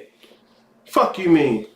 Where was both of us when the Combahee River Collective is foregrounding and centering women, more especially lesbian women, at a time where Black males are experiencing the highest levels of intimate partner violence and death by the hands of their partners? All this is going on at the same time. The war on drugs, the crack epidemic, mass incarceration. Boy, fucking stop. Kimberly Crenshaw coins intersectionality as though mapping the margins, as though something has been missed in the Black community, the feminist community. We've missed something. Nobody's paying attention to Black women. Yeah, I know. Sure, sweetie. Whatever the fuck. Let me guess. I'm playing victim. It's me playing victim, but you hear that shit though. Okay, cool. Cool. Yeah. Now I want you to listen to this motherfucker talk with Umar. Well, he's not talking with Umar. He's responding to Umar. Some of Umar's talking points. Because the video is much longer and much more in depth. His responding to Umar. And a lot of brothers on their channels did it. A lot of brothers. You can get he got some backlash from black men. But you see, before now, there was never an avenue for such backlash or disagreement to even exist, let alone there be a language to articulate it. But now all of a sudden, black men equip themselves and we have a gender war. Fuck out of here.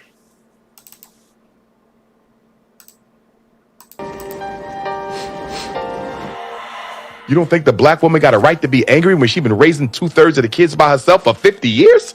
And the minute she raised her voice, we say she not humble enough? She had to become masculine to survive the rape, the molestation, the domestic abuse. Are you... Bullshit. Bullshit. The domestic abuse is bidirectional. It's not equal. And again, men have not been socialized for decades to report it. So if it's bidirectional and men haven't been socialized, and what I mean by socialized is I remember the era of these films coming on in the 1970s and onward that highlighted and defined for the public what a woman being abused looked like. You know, the first film I saw where a man was abused? Antoine Fisher. And he wasn't a man at that point. He was a boy. The only conversation around male abuse of adult males was in prison. And that's not technically what we would call abuse. But that was the closest thing to it. There is no, public image of men being abused in any significant way that we've learned to take seriously. Johnny Depp might have been one of the first men we encountered that was justifiably abused in a way that could not be laughed off or dismissed because he recorded it.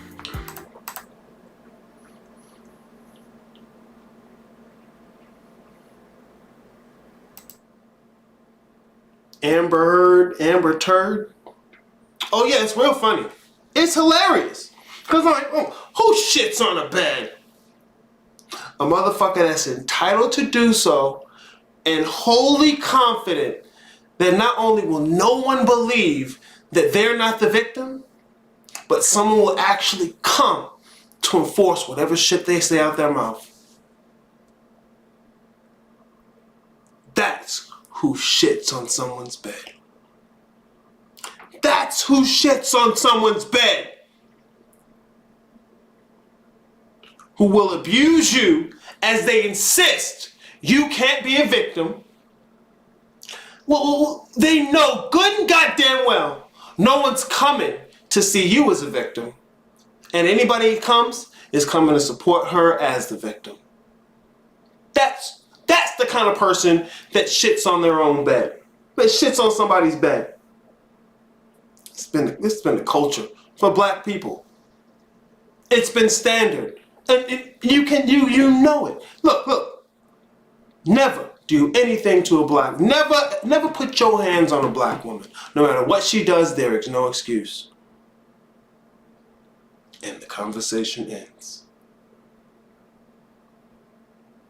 And the conversation ends. What does that leave black men, black boys?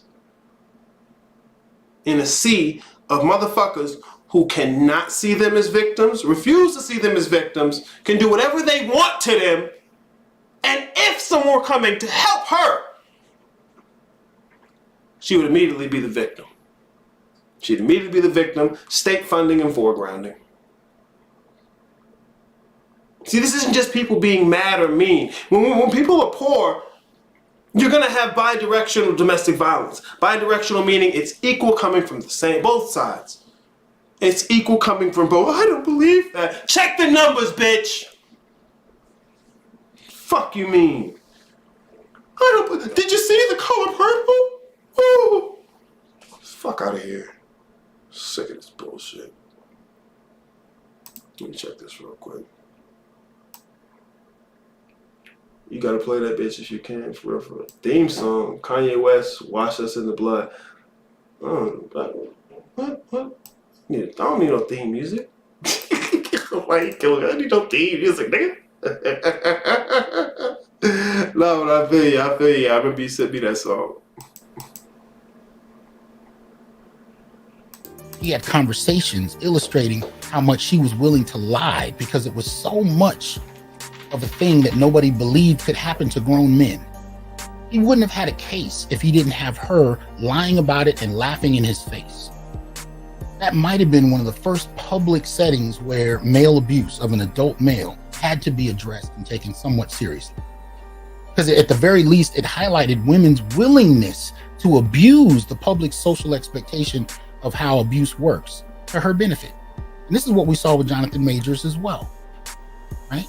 Undeniable proof that she was willing on one level or another to fabricate a lie simply because most people would believe her. How many people actually believe Jonathan Majors was innocent? Right?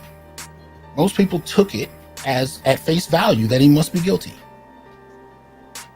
Because the abuse of men is not realistic in the imagination of most people. Unlike the way the abuse of women has been framed. Again, I watched for decades as media played a role in showing us what that abuse looks like. So in terms of what Umar's talking here, that's not true. The abuse is bidirectional. When it comes to intimate partner violation or rape, I've said this for years. Statistically, it is far more likely that black men are the demographic that suffer from it most. Because America imprisons more of its population than any other group and statistically incarcerates black males more than any other group. And even when you talk about juvenile black males, the reports on juvenile black males and sexual harassment, sexual assault from guards and even administrators will blow your mind. But see, he's not bringing those things up because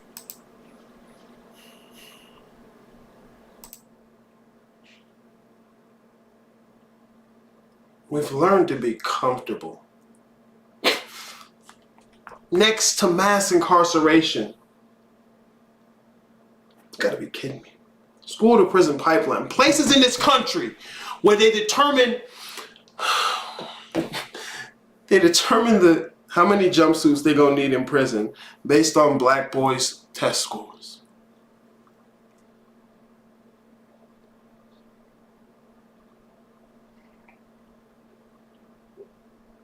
Where's us learning to be outraged at any of this? Nope. That's the last couple generations for you. Shh! Don't you say nothing bad about Massa. You come on now, boy. Come get this little bit of come get this cornbread crust. Be quiet. Shh! I'm sorry, Massa. He just don't understand. Fuck out of here. Fuck out of here. So comfortable that your issue is I don't know who to date. Nobody's on my level after I took all these benefits. Fuck out of here. Fuck out of here. Give you an avenue to abandon blackness. Whatever, bruh. And you'll have see, bruh, because I respect Umar. Most people don't understand the significance of a charter school, or especially one run by black people. A charter boarding school where you're raising boys. Fuck out of here. Think I don't understand the significance of something like that. But black men don't run families no more. They're not allowed to. Not if she want to do what she want to do, how she want to do it.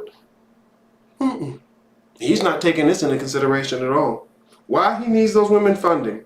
He needs the funding of those black single mothers. So he's not going to talk for us. He's going to repeat them same fucking talking points. And he going to sit here and have this conversation with these young boys who ain't equipped to have this conversation. This is part of the reason I'm doing what I'm doing. I respect Umar. But bruh, after this, fuck that shit. Go watch the whole interview, man. because they're not convenient to the narrative. He's going with the narrative that people readily accept, that women stood there as innocent snowflakes. They got abused, and men were monsters and had to be held back. And this is why she had to be masculine. Even though Green Gorilla did it on his show the other day. He showed you directly from Tommy Curry the data where there were whole periods of time from the 70s through the 90s where black men were the most abused demographic. There are reports matter of fact, meta reports that have shown the same data. I've shown them on my channel as well, but they're not part of the public narrative.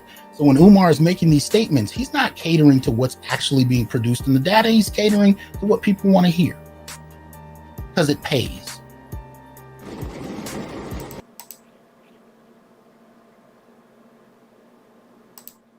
He's catering to which people want to hear. Come on, which people, you know what I'm saying? You got the devil's in the details. I lost my respect, man. I lost my respect for this man. I lost my respect for this man after this. Open your mouth to say that in front of grown men? Nah, fuck that.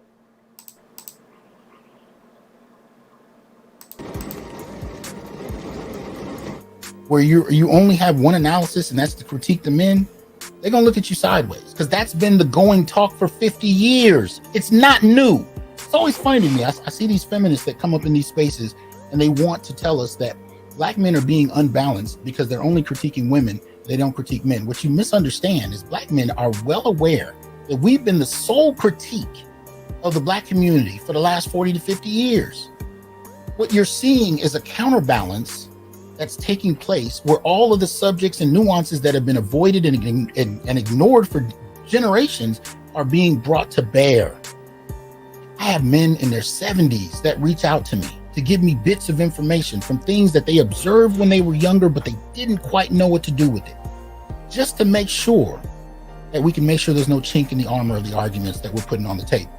Older black men, married black men who are great grandfathers, and of course at every other level beneath that, communicating and responding, because at the end of the day, no one else is giving us that opportunity. So this whole argument that he's coming with to produce a better generation of black males for tomorrow.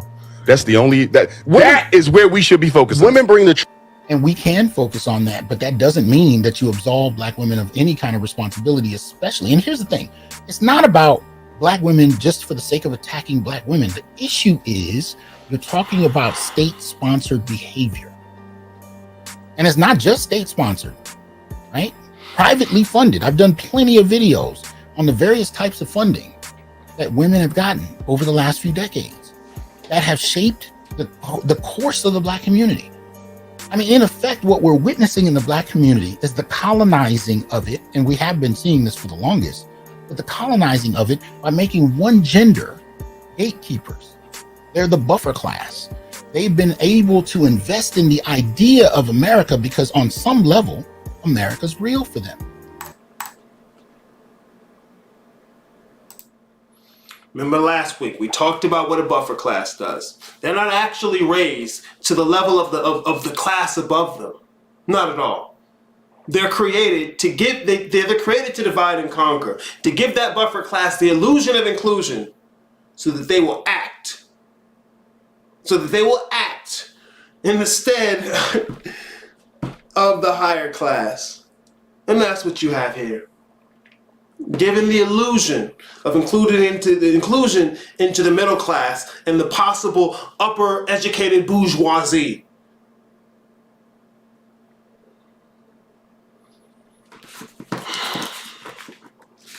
And so black women, for the last few generations, have been acting as a buffer class, gotten more and more invested in it as a buffer class between their men and white supremacy. Go ahead, tell me I'm wrong. Fuck you. Get to the numbers, get to the stats, get to the facts. Y'all motherfuckers playing, boy. Exactly, bro. Check the numbers, bitch. Check the numbers.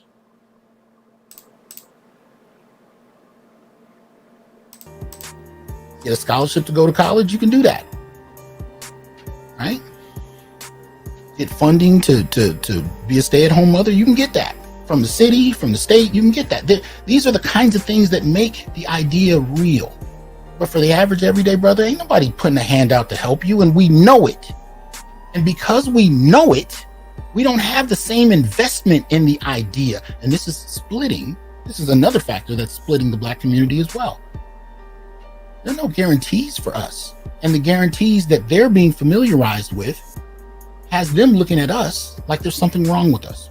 But what a lot of sisters don't understand is that too was a tactic. And so when those benefits and resources start to be withdrawn, all hell breaks loose. And we're witnessing that now in a decaying economy.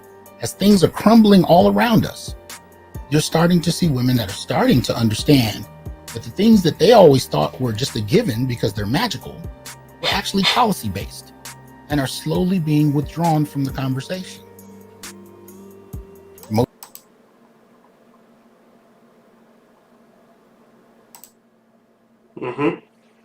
Didn't they just have the little affirmative action thing motherfuckers up in arms about? Getting rid of abortion rights. Getting rid of what was the other one that just recently came around? Fuck, I do not remember it. Yeah, little connections. You know that you if you didn't ask anybody, you didn't do any thinking, you'd have been like, you know what? This is black girl magic. Clearly, we're the ones who are the forefront of the movement, right? We're the one who's at the forefront of the movement, getting things done. I'll be fucking damned. If you ain't have Master's dick in your hand, you wouldn't got none of that done. Fuck you, mean.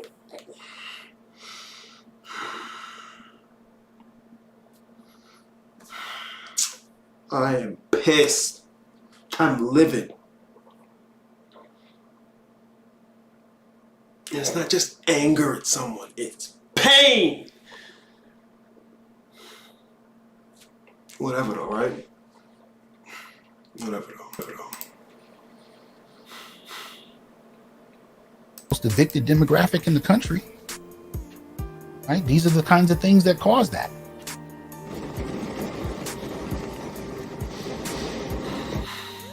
Choice of life, right? We understand that, right? I can't have a child unless a woman agrees. And she can't carry one if you didn't put it in her. I agree with that 100% too, right? But whether or not, if you want that child or not, she can still make that decision. It's only if you don't put a seed in her, nothing else happens. And this is such a simplistic, reduced argument.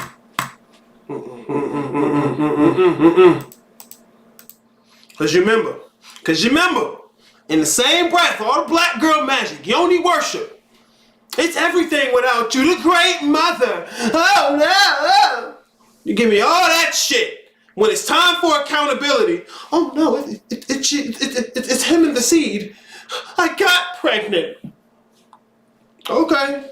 Listen what I'm saying. That's why I say this shit. You don't come to my doorstep with this bullshit and spirituality. No, sir. No, sir. No, sir. Not fucking me. So you see, it's quick. Yoni's everything and all when it's time to worship and give it attention. When we look close enough to try and do accountability, oh no, it's all your fault. Okay. Remember, they'll say when it's convenient. That pussy don't do shit but bleed till the dick come around. But I'm the one that ain't got no options. It's my fault. Master got plenty of funding options with no shame attached to it. Used to be shame. No shame attached to it. But it's still my fault, right? Okay. Yeah, see, I don't play that shit, bro. I used to have a lot of respect for Umar. I didn't always agree with things he said, but I used to have a lot of respect for Umar. It's gone after this, bro. Daryl says, yup, tip the shit back over. Bro, I don't even know what you're talking about. Talking shit. Alright, man, let's go. And I've been hearing it since the advent of the pill, right? But the thing is, one of the things I've talked about, and I talked about it in my upcoming book as well, is when you deal with reproductive technology, when you deal with, pharmaceutical reproductive technology, there was a period where all of those decisions, and this is what the brothers in the Daily Wrap Up crew are trying to say, the resources for controlling that fall in the hands of women. So what we do to blame men is we say, well, you shouldn't have sex with her, which is ironically what young women used to hear prior to the advent of the pill. Like, you shouldn't have opened your legs. But now that they've gotten the means, right? Over 5 different types of birth control and 35 different forms that don't even include abortion, right? Now that they have sole control, it's a different dynamic. So that means the 15-year-old boy that has sex for the first time, if he gets her pregnant, it's up to her as to whether or not his entire life has changed. He has no say in it. We're quick to say that these black males, because this is, look, it don't matter how old the boy is. If she want him to do something and he ain't doing it, he's a man and he's disobeying. These black men that take care of these babies. Who the fuck decided they should be fathers?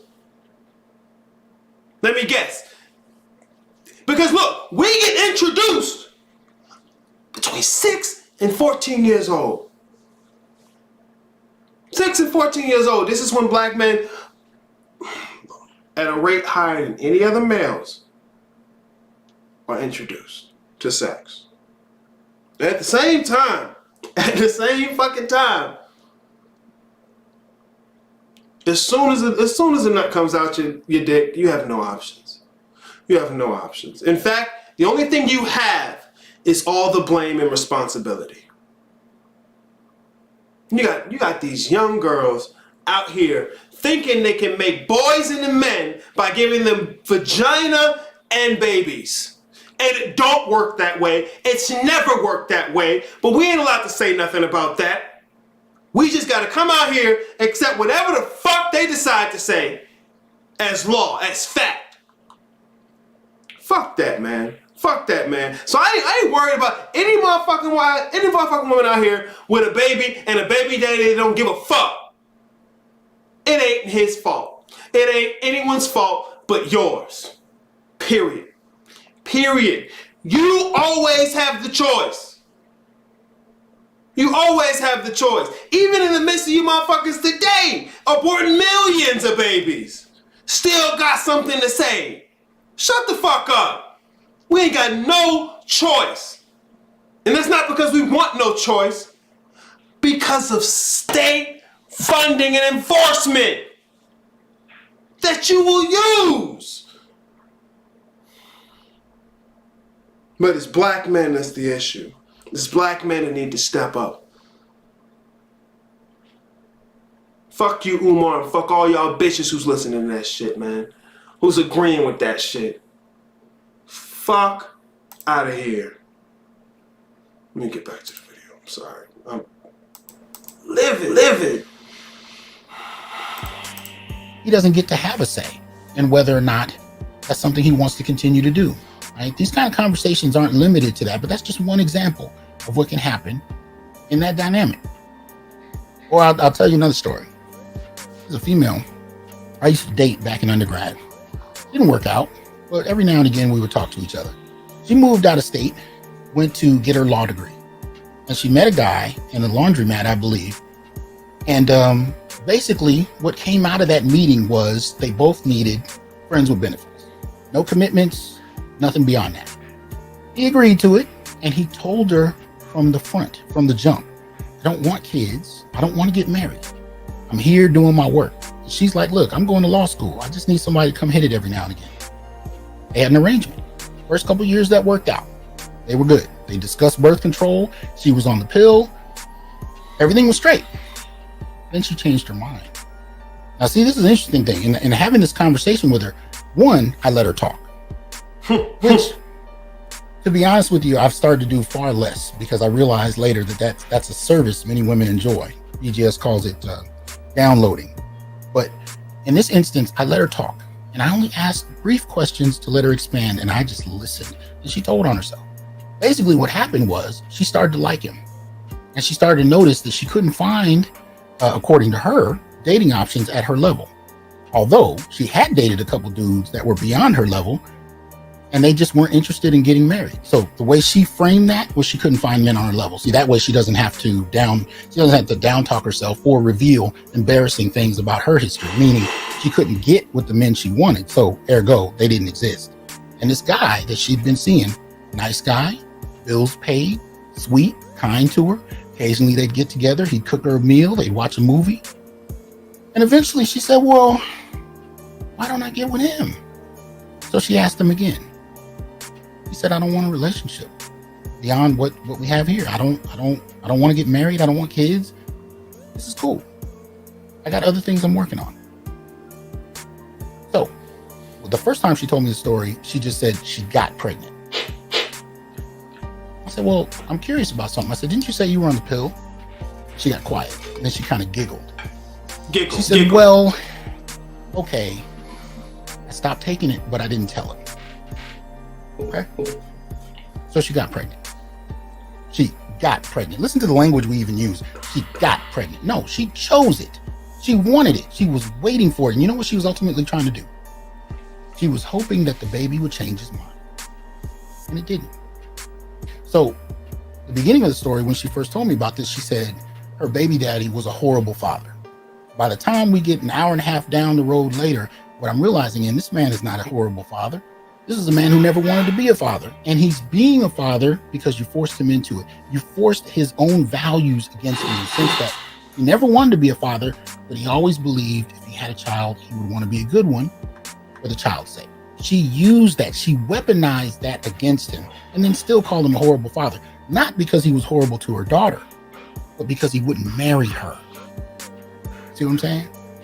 So when Umar gives this kind of glib, if you don't put the seed in her, that's basic. It doesn't address the nuance of what black men actually experience every day. Because I'm gonna tell you, if you with a woman for 3 years and you're having casual sex, it takes a very strong-willed man to wear a condom every time. It just is what it is. Especially when you think you have a meeting of the minds, you think you agree with one another. And we didn't even get into poking holes in the condoms and all that kind of stuff. We're just talking about having an understanding.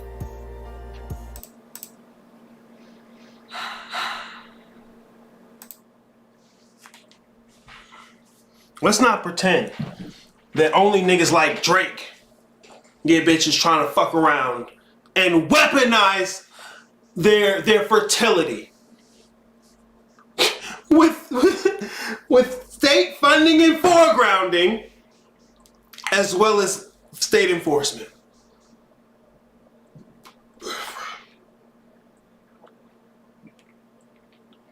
Colonizing agents.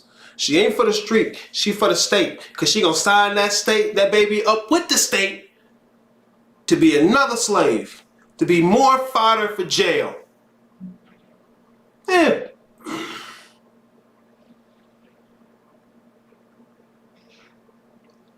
This idea you're gonna meet a special woman, y'all gonna agree to certain things, and you're gonna be able to talk it out, Elia. I'm telling you, I can only tell you so much. I'm telling you, because look, you one of the young niggas I know personally. I know way too many of y'all young niggas. I'm telling you. You think, okay, we had this agreement. We talked about this. We talked about it. Women can always change their mind. They'll tell you that themselves. You keep playing with fire you want to.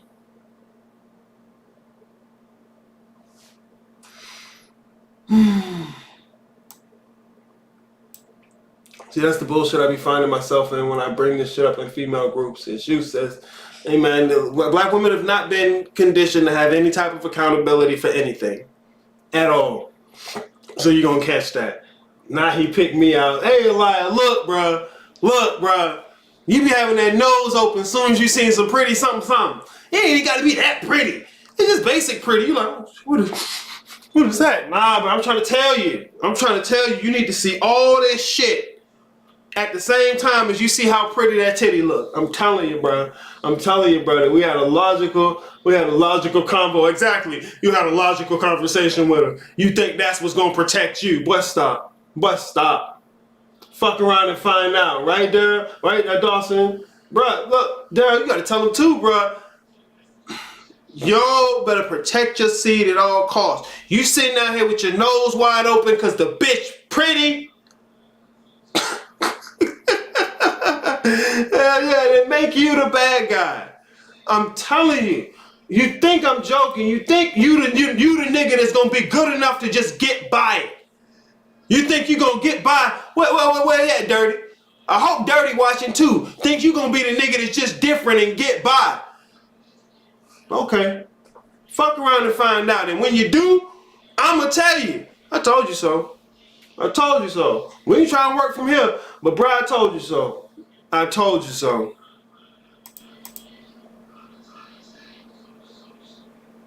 But the reality is, she has the power in that dynamic. That's it.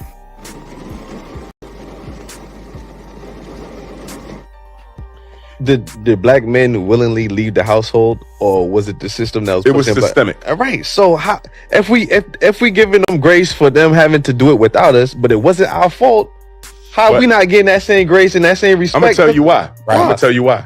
Because black men, as the leaders of the community, now we can't be leaders. Here's the question we got to make. Here's the question. Because the argument y'all make, feeds into the feminist agenda. Okay. It's an argument that says, I don't want the responsibility.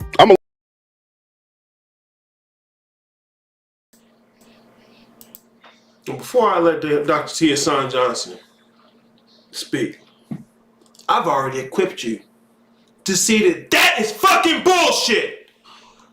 That black men's arguing not only leads back into feminism but white supremacy. Bust stop. Bust stop. Umar, you off your fucking rocker. These are the kind of black men you gotta look out for. Period. There's another dude, FD Singer or something like that. Some other nigga who got dreads and glasses. Black feminist like a motherfucker. Watch out for that nigga too. Niggas like that. What was the other guy? Them is Stoth. Little soft sensitive dude with glasses. Soft spoken. Yeah. That motherfucker. Like motherfuckers who like this. Watch out. Because I've already showed you how their argument is what traces back to feminism and white supremacy.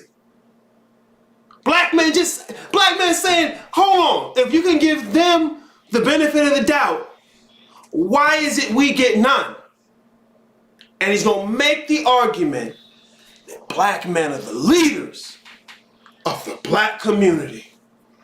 This is one of those men that will vest you with responsibility for providing and protection. They'll give you responsibility, more and more, but no authority to uphold it. None. As a matter of fact, if you don't intrinsically have the authority yourself, then you're not a man. So it will be admitted that we're not allowed to have it, but the only classification we can get for being a man is to have it. We'll agree that we're systemically not allowed to have it.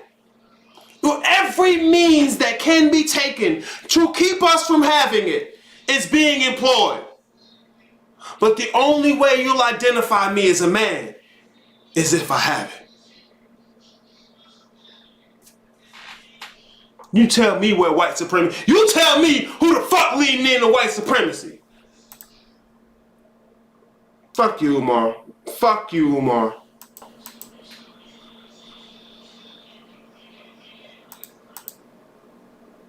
Oh no, hit the wrong button. I don't want to fix shit. Right? First of all, that too is a disingenuous argument. When they're talking about black men being leaders and whether or not the women will tolerate it, what we're ultimately saying is that when it comes to leadership, what we have going on now is a state-sponsored structure, as I pointed out, where the women have been determined to be the gatekeepers and the buffer class. They've been offered nominal, they don't get paid as much as white women, for example, but they get paid. In other words, the deal was for them, they had access. They could go to college. If they were poor, they could get welfare support, which comes in a variety of forms, right? They get free birth control and all kinds of options available there. When it comes to middle class life, they could get access to college, right? And they can get white collar jobs and they can be employed more readily than black men. These are options that are available to them. And in exchange, they've been determined to be the gatekeepers. They're the buffer class.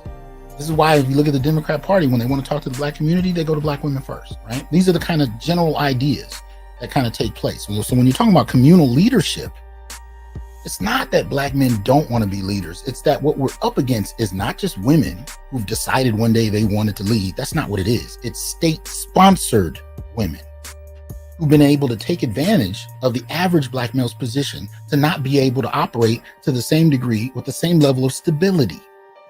That's what's being exploited here, and that's what's not being said. That's what the Daily Wrap-Up crew are trying to articulate. And Umar knows that they can't. But he knows it's systemic, and he knows that systemic aspect is not just the underdevelopment of black males. It's also, right, the funding and the foregrounding of black women and girls.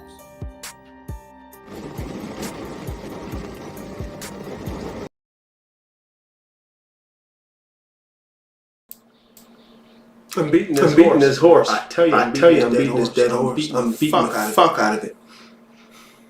Because we've heard this for decades. Black men have heard this for decades.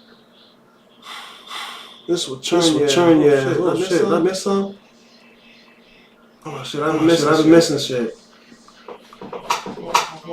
Thank you, love. Thank you, love. Echo. Oh shit. It's the animal. What is you? Oh, what you talking about? I will say the animal parts of us are being used against us at an all-time high. I don't even want to go down that rabbit hole, but fuck, man. Yo, Vera the ET, good to see you in the chat, man. My little brother, a prime example of the 6 kids, 3 different baby mamas. Bro, I think there's a method to the madness to work on that, but shit, look, hey, look. Because look, she got so many options to not have that baby. The current state of black America, black women are choosing. They're choosing and enculturating or indoctrinating the next generation, each generation, to do it. While they have funding and support that tells them it's us and we're the bad guy. We're the one that's causing it. See, look. Daryl's older than me. That's my cousin. He got his own personal experience, bro. I'm telling you, this shit ain't new. I get it, though, because we think if we are truthful, it will all be good. Nope. We need to be 20 steps ahead. Exactly. Ain't nobody concerned with the truth. Ain't nobody concerned with the truth. No one. I don't care how much they say they love you. I don't care how much they rub and do this. No. No. If you want truth, you're going to have to be concerned about it. First and foremost. That Yoni got him hypnotized. Boy, I'm telling you. Bamboozled. Boy, we can talk about FD bamboozled me for a minute. FD. Who's FD? Yoni shit. Boy, fuck. Whatever. Don't get Yonitized. It's the job. Oh, shit. Oh, man. What's this message retracted? What's the secret message, nigga? Black women aren't genuine nor care. It's just like how white people aren't genuine about the topic and are apathetic. Black women have taken on the same role, not genuine in the conversation and apathetic about the outcomes. Not genuine in the conversation, apathetic about the outcomes. FD signifier. Thank you, Mr. Think outside the box. FD signifier is the name of that simping ass nigga. I said your voice was echoing and stuff. Okay, thank you. Thank you. Hey, man, she be on, look, Cassius be on point, man. She be out here looking out. All right, let me continue this, guys. I told y'all, bro, I'm going in today. I'm not done till I'm done. Fuck you mean?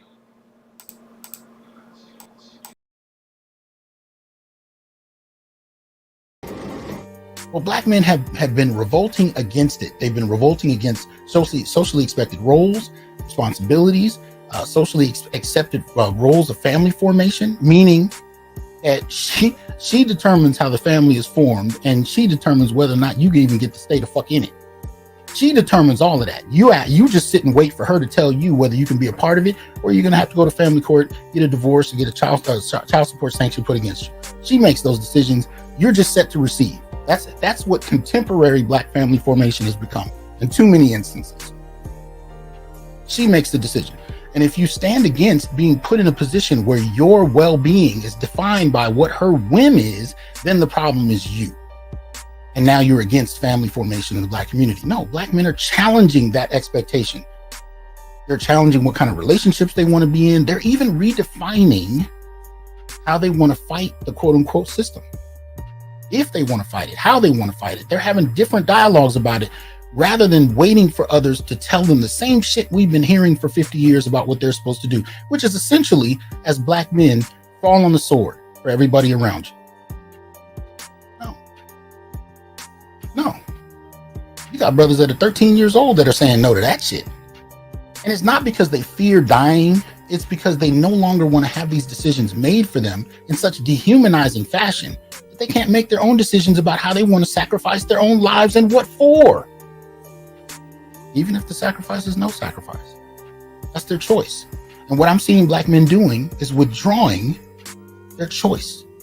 They're withdrawing from having other people tell them what they're supposed to do, and they want to make their own choices. And I'm hearing brothers having conversations around what kind of choices they want to make, even to the extent of whether or not they want to participate in a community at all. See, these are things that Black men never were asked.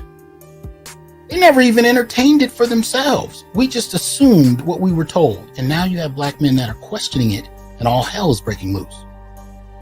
Because now that's going to require a new arrangement. If there's going to continue to be a community as we understand it, now you actually have to converse with Black men about why they should participate and on what grounds and how and why. And here's the thing.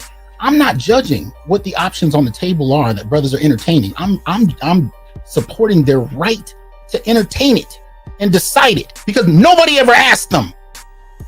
Nobody asked Black men what they wanted to do. They told Black men what you were supposed to do. And if you didn't fall on your fucking sword, you were all kinds of whatever terms they wanted to use. No, that's no longer enough. No longer enough. Even boys are challenging this shit. And I support the right for Black men and boys to do it. Whether it's ugly, messy, whether you like it or whether you don't. It's a process. Wherever it goes, positive or negative, it's still a process.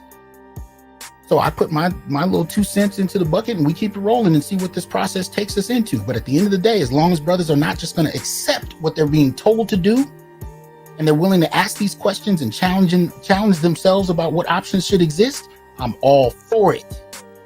And that's what Umar is withdrawing from these Black men, the option, even the boys, the choice to determine what role they want to play in what we call community.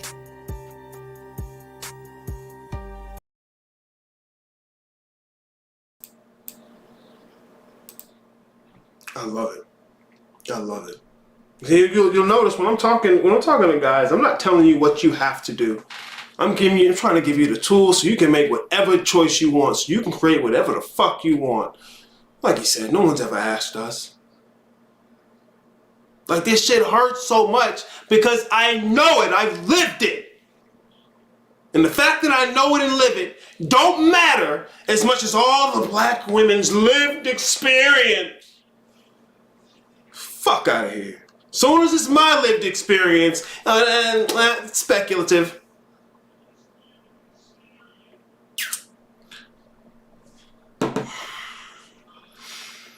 Let me check.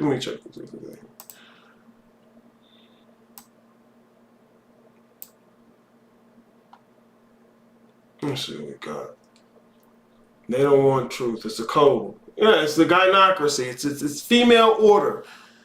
Because they're women.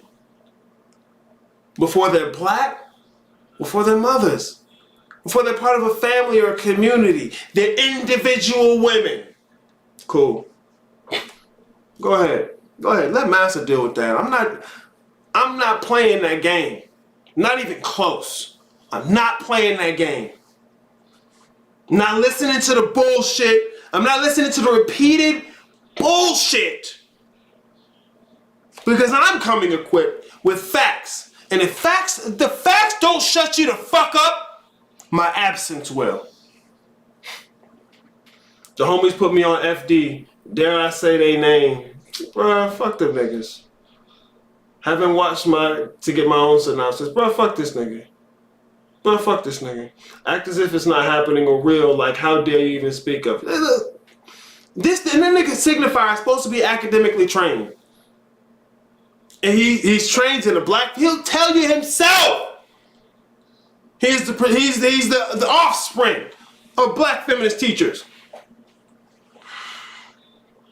I've showed you the history where these arguments come from, who picked them up, who was funded, how it moved forward. I can show you the dates, I can show you the timelines.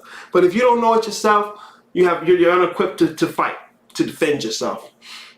We can't go into this shit for change if we don't build ourselves for it first. Study, challenge yourself, correct yourself, and put in work. Exactly. No one's coming to help. No one's coming to give you a cookie because you did it right.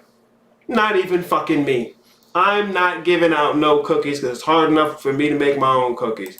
You get to making some cookies. I get to making some cookies. You know what? We might come together to have a bake sale. But I can't subsidize your cookies. I can barely subsidize my own some days around here, man. Real shit. Here. Well, you know what? I got two I want you to hear before I get into the last phase of this, man.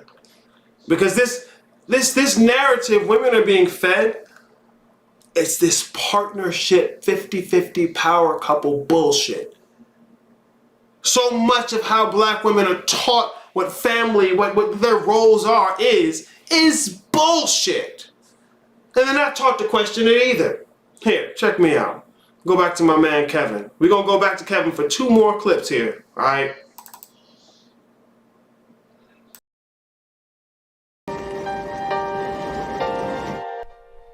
Just because that means that I'm focused on evolving what I'm doing with my businesses, with my brand, with my day-to-day. Okay. Do you have any children? No. Do you want to be married? I've been married and I would like to be married again. Okay. We're not your friend. Okay. I mean, that's just not our job. Okay. When you have children, are you going to be their friend? Are you going to be their mother? I'm going to be both. No. See, that's that new age bullshit. Be their mother. Their friends are their friends. Why do you want to be both? To support everything that they want to do with their lives. You're not supposed to support everything. You're supposed to guide them. That's going to come with being a mother. Right, not a friend. I can balance both. No, you can't. Okay. Was your father in your life? Yes. Your mother and father married? Yes. Was your father your friend? Yes. All right, let's go down that path then. What age did you lose your virginity? 18. Did you tell your daddy? Yes. Did you tell him before you did it or after? I mean, not after. And did you tell him the night you did? I wasn't around him. He kicked me out when I was 17. So. Oh, well, that doesn't sound like a friend. It is a friend though. No, it's not. Well, I learned from that though. You can learn from getting bit by a snake. That don't make it your friend. See, words mean things, and that's why I'm being direct. You think you know something that you don't know, and I'm trying to tell you, you are misperceiving things. Okay. I'm listening. I want Your father's not your friend. Your father is your father. Your mother's your mother. Your friends are your friends. Trust me, my grandmother was not my mother's friend. She was her mother. And my mother honors her mother today as her mother, not her friend. We don't need our parents to be our friends. We need them to be our parents. We need our friends to be our friends. You don't need to be sitting down talking to your dad. You can have a cordial relationship, an open relationship. I'd have one with my child, but I'm not her friend. Okay.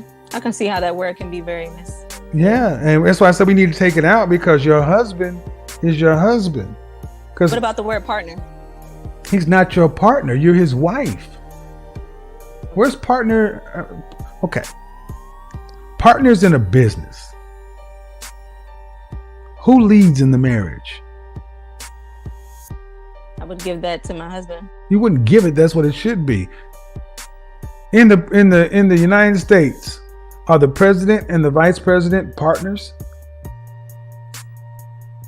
I may have misunderstood that. I thought they were, but no, like they're not. No, they're not. They're not. What does the vice president do? Nothing. He's the president of the Senate. The vice president does literally nothing unless the president dies. Okay. Nothing. See, we have deified the word partner and we have deified the word friend, but when we do that, we minimize the word husband. Husband is a title that should be imbued with respect, honor, admiration, dignity. But when you mix it with friend and partner, you have a business partner, right? Mm-hmm. You have a business husband? No. That makes sense. Thank you.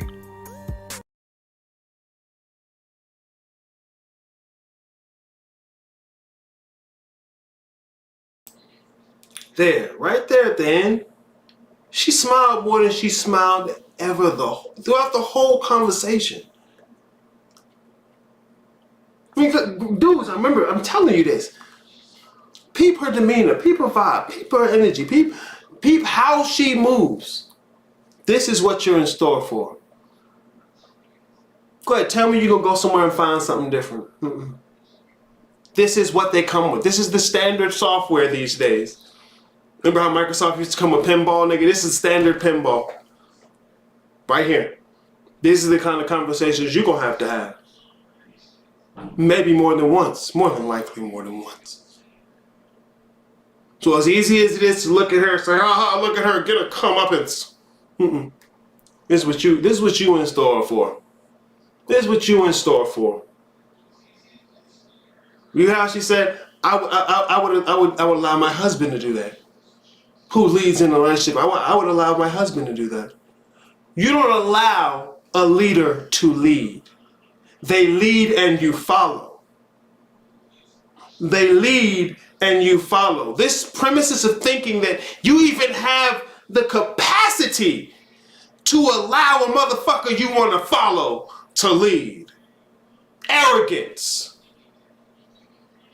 If there's a motherfucker you want to follow, you follow. You don't allow them to lead. Fuck you mean? See, that's what 50-50 sound like. It's really her in charge, but she'll give you the appearance that it's you. Why she give you the appearance? So you can hold on to everything that's not a benefit about leadership, and she can take care of the benefits. Then as soon as she don't want to have to do this, it's your job. Aren't you the leader? Oh, I guess you're not a man then. Don't play that game. Don't play that game. Have your own game. And if she want to follow you, she'll be interested in what you got to say. She'll be interested in what you got to say. If she wants to follow you, ain't no allow you to lead. She moving to catch up. She moving to keep up. She's always on the lookout. If she wants to follow you, she will. Oh, this allow my husband to. I had a client recently that I'm working with, and because I'm mostly trying to listen. I want to hear what you got to say, and she kept calling her husband her partner. My brother does this with his baby moms. There's this partner thing. I had to ask her, why are you saying partner not husband.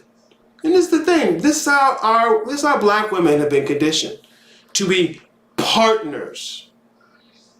Black women have destroyed the idea of father and husband. Get that out of here. You can never trust a man. Right? Your father was a deadbeat.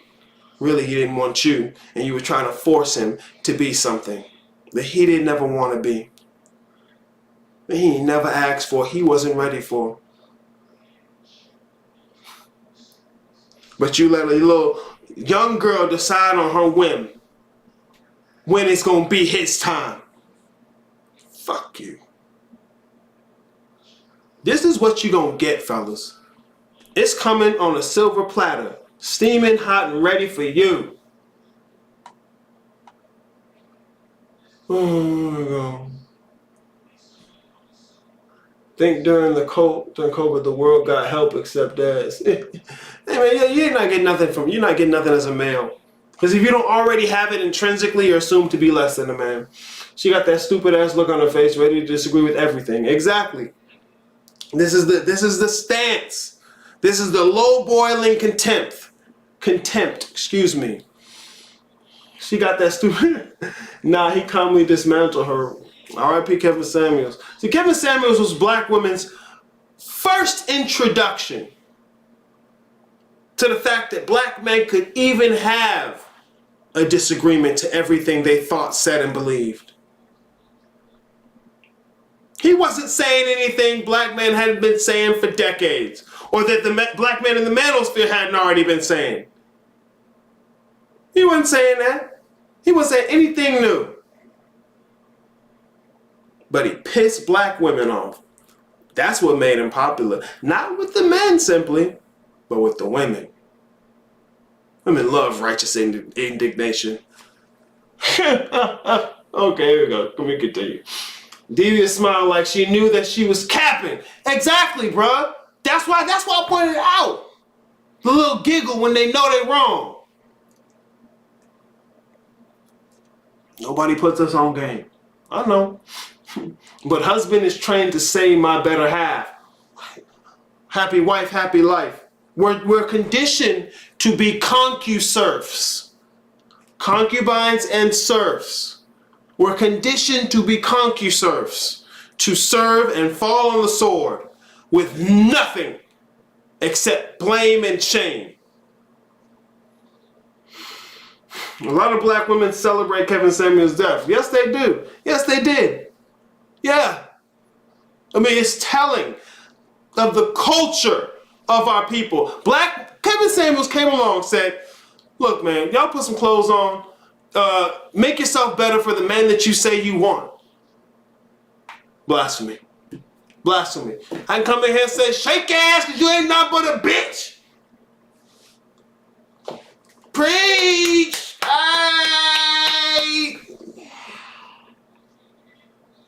Whatever, right? Literal kryptonite. Shame is women's kryptonite, just in case you're wondering. Shame is women's kryptonite all the time. Facts. Be with a woman who likes you more than you her. You have to. You have to. You have to. It's so...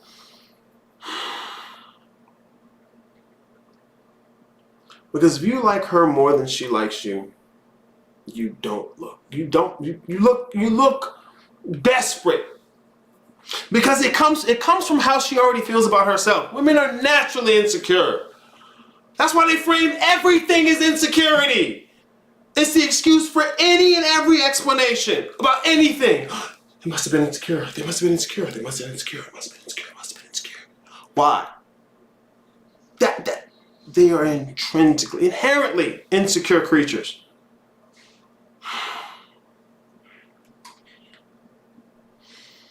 I know for a fact if I don't learn this shit through and through with diligence and integrity, women will learn rhetoric and use it against me. I already told you. So don't send me women who repeat red pill talking points.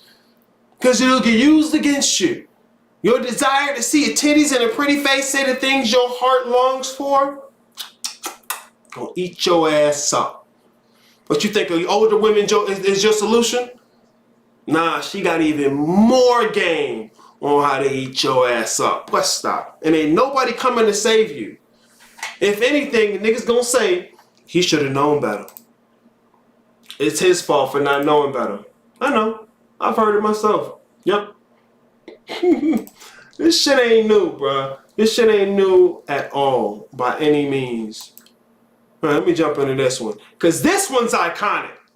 This one's iconic. Fuck me, right? Here we go.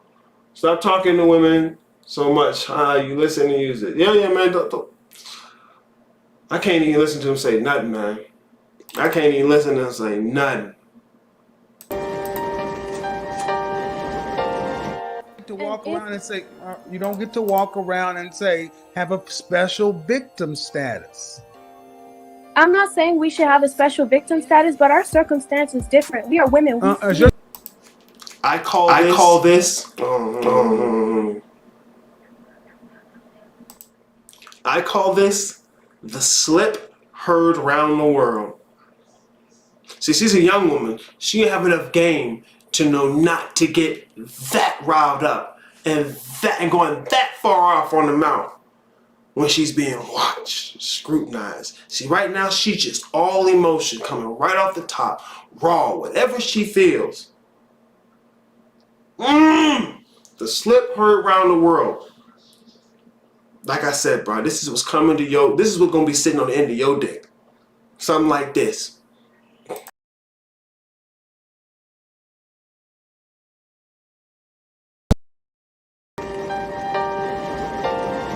To walk around and say, you don't get to walk around and say, have a special victim status. I'm not saying we should have a special victim status, but our circumstance is different. We are women. You're 24 years old. Is your circumstance harder or easier than your grandmother and your great-grandmother? Exponentially easier. We have access to information we didn't have. Exponentially easier, but you're handling it worse. Your grandmother, your great-grandmother actually could work with a black man with more trauma. Because they understood that the black woman and the black man are on the same side. Now that we're all free and independent and we could do whatever we want to, why would we seek to, be one with the black man? We even think that being... Thank you. Clip it, slice it, put it on World Star. She said it, not me.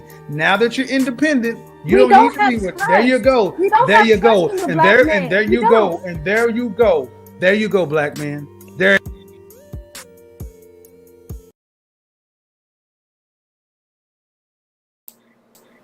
I call that the slip heard round the world because she said honestly what's in the hearts and minds of them all. She said honestly what we've known is in the heart based on the action. But you're going to play me to the left. You're going to piss in my face, tell me it's rain, right? I know. It's hilarious to you, maybe. I'm disgusted. Because she even said it. Back then, we knew we were one. But since I done got freedom, why would I need to work with the black man? Real shit. You hear the River Collective talking about when black women are free, everyone is free. I'll be fucking damned. Based on the fucking facts, not your feelings. No, I wouldn't expect women to ever do anything like that. Well, then fuck you. I don't give a fuck what you expect. I don't give a fuck what you expect. You leave these motherfuckers to their own devices, this is what you get.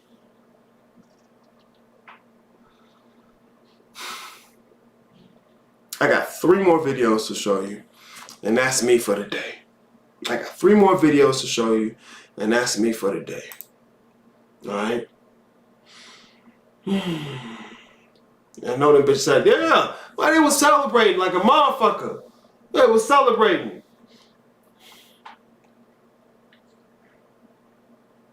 Well, you chose them. What you need, Daryl? I don't know what it's connected to.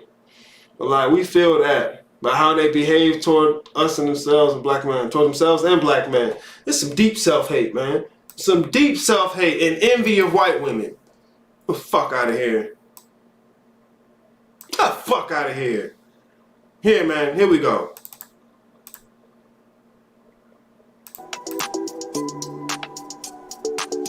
Let me add something here. I think that there's too much at stake. I think that we don't have the luxury of being silent. And I think that we have to deal with the consequences of speaking and raising our voices. It is what it is. These are uncomfortable conversations. People's feelings get hurt. People, get offensive. There are efforts to undermine our careers, our lives, to do all sorts of things to silence our voices. And I think at this point in time, in light of where we are right now, you think about it. It was so difficult to watch that video of George Floyd being executed by that police officer. Just think about that. That's American society crushing black male life. How long do you endure? How long do you remain silent in the face of such execution?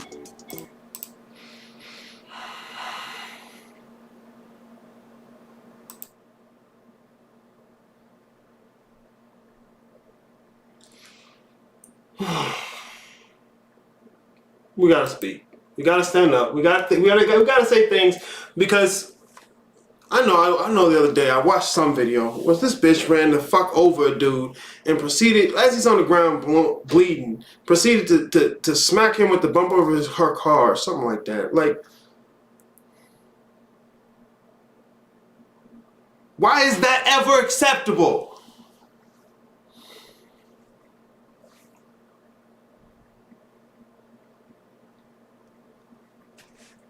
Let me go to the next one, bro.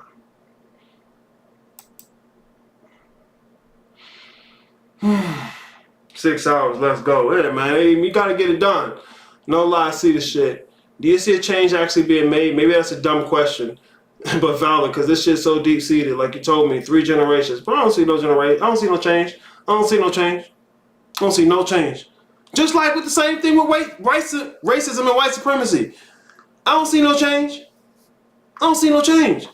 Or the motherfuckers who could change being interested at all. Ain't nobody coming to help. You gotta, oh man, it's not fair. No. Stop, Ain't got no space for it. I know it ain't fair. It ain't supposed to be fair. Because look, once you get it, once you do it, once you rise to the occasion, the fact that you're above them is it's so plain, you won't chase another one for the rest of your life. I'm telling you. Yep, mom, sister, aunties. Yep, that's my cousin, so I know. That's my cousin, so I know. Yeah, we have to speak. There's no room left not to speak. In fact, this shit encourages us not to speak. Here, look. It teeters too closely to militancy, and these are very demonized and policed words in modern day academic discourse and even in organizing spaces in the United States. Everything has to be integrationist, it has to be feminist, and it has to be nonviolent. So that means that it completely changes the trajectory of practically every anti-colonial and black militant movement that we knew grew up from the 19th century and the 20th century. And that gives us a moment for serious reflection. How is it that 200 years of black revolution involved black men and black women trying to overthrow their oppressors, sometimes non-violently, but sometimes violently? And now you have a 21st century incantation or a reincarnation of the very same idea that wants to be friends with your oppressors, that defines yourself out of the oppressed group, and that participates in every kind of liberal political agenda that's put on the platform of the Democratic Party, as if that's what revolution is.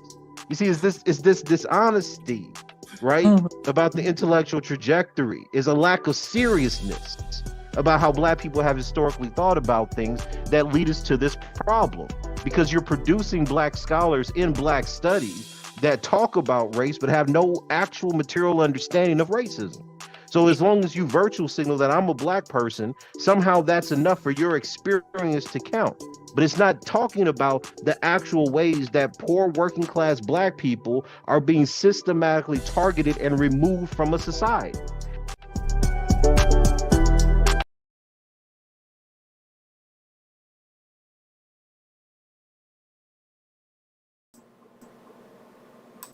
Targeted and systematically removed from a society.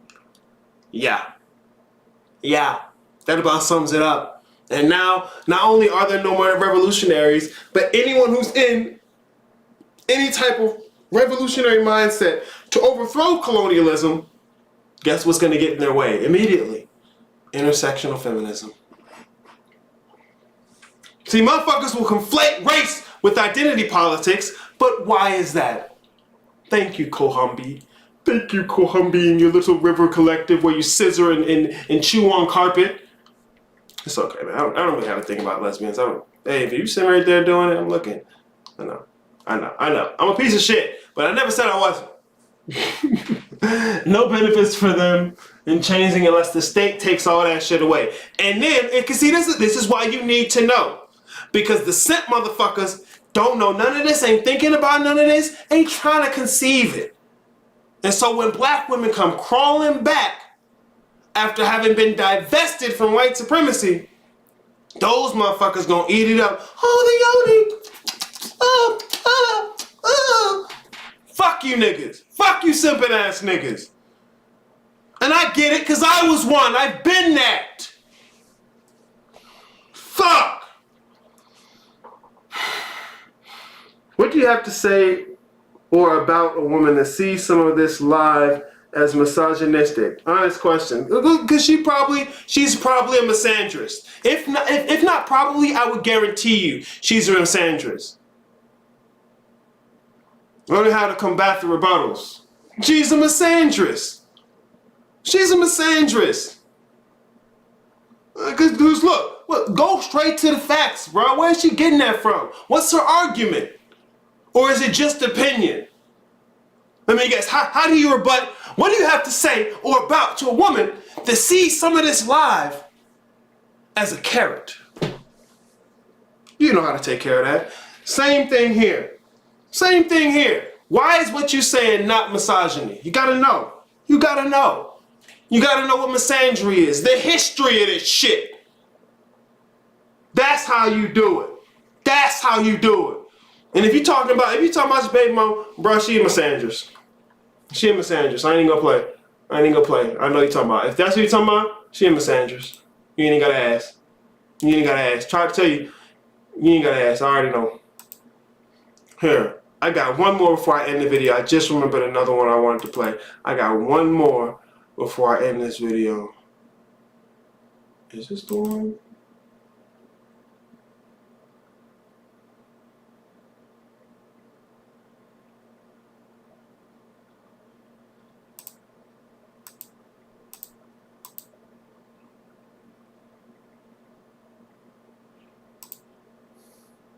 Where's the one?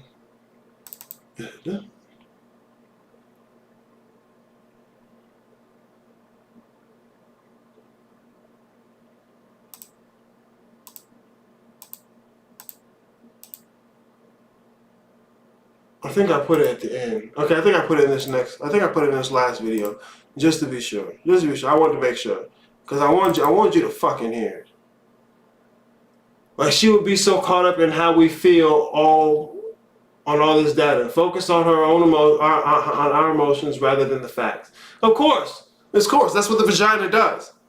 That you sitting here trying to have a logical conversation with her ass is your problem. Fuck whether or not she get it. Does she want to follow you? If she do, she need to keep up. She'll get an interest.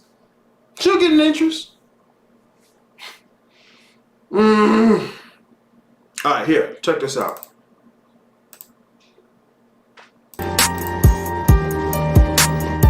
So this is a clip. This is a piece from the ISIS Papers, written by Frances Cress Welsing. And I wanted to highlight some of the things she talks about here in regard to this. So she says, the first lessons to black women were harsh and cruel ones of sexual assault and abuse, taking their children away and forcing them to watch their men being lynched and castrated. But then these harsh lessons were followed by milder treatment of Black women as compared to Black men. Black women were given extra food, money, clothing, and other gifts for their special personal favors to the masters. They were rewarded for correctly teaching their children to conform to the master's wishes, as well as for telling their men to calm down and be patient so that they too could be rewarded. Perhaps we, Black women, really became seduced by the illusion of power, being so close to white males.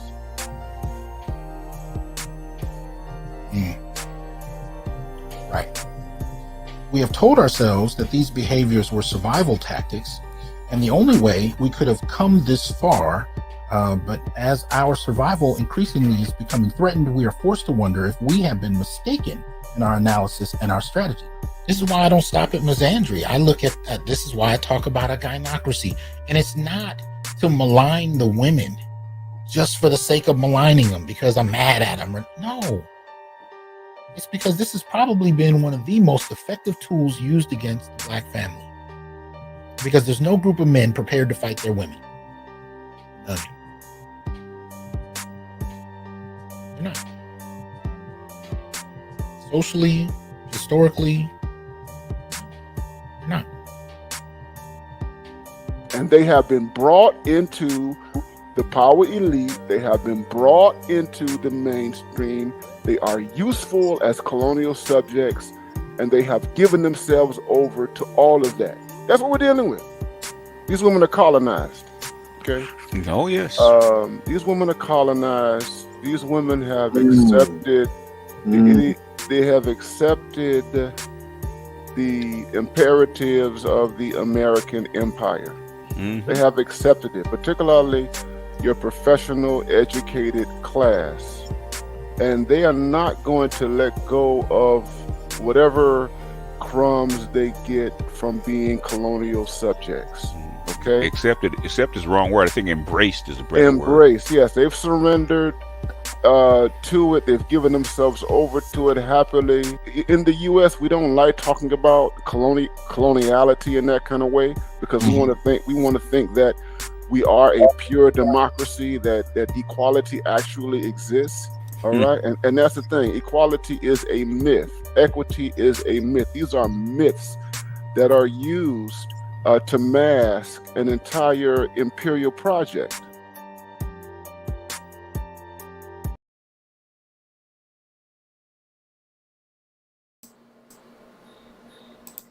An entire imperial project.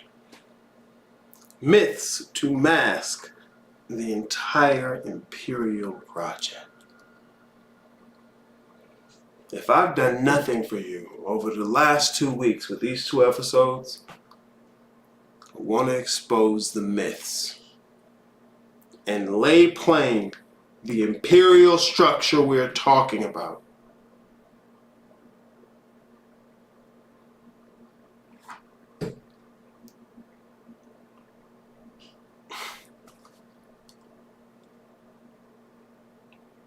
Yeah, bro, I'm out of steam.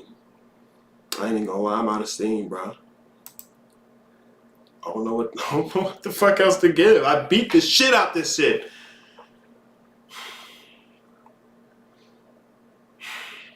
Y'all niggas have to come back to the comments and put timestamps in the comments. Timestamp the highlights. I do it all the time. It's a 6-hour movie, though. I got a couple clips recorded. Hey, man, yeah, man, look, man, clip it up, share it. I don't care what you do, man. It's yours now. It's yours now. Have your way with it. For real shit. Real shit. And the least you could do is clip it up and timestamp it. I went through the trouble of going through all that shit. Bruh. Please, take the time for your own fucking sake. And for mine. Because I'd love to have more dudes who are ready to be 10 toes down with this information. I'm out of steam, bruh. I'm out of steam. I can't even lie. It hurts in weird ways. I want to thank y'all for sticking out here with me, man. Almost 6.5 hours, and yeah, it's been a while. It's been a nice little trip. I want to appreciate y'all letting me have your Monday morning into your afternoon. I'm always here. Yo. You know where to find me. That's what I'll say. You know where to find me. Thank you. I appreciate y'all. I appreciate y'all for real, man. Yeah, I'm gonna go relax for the day, man. Y'all have a wonderful show. Y'all wonderful evening, and thank you again.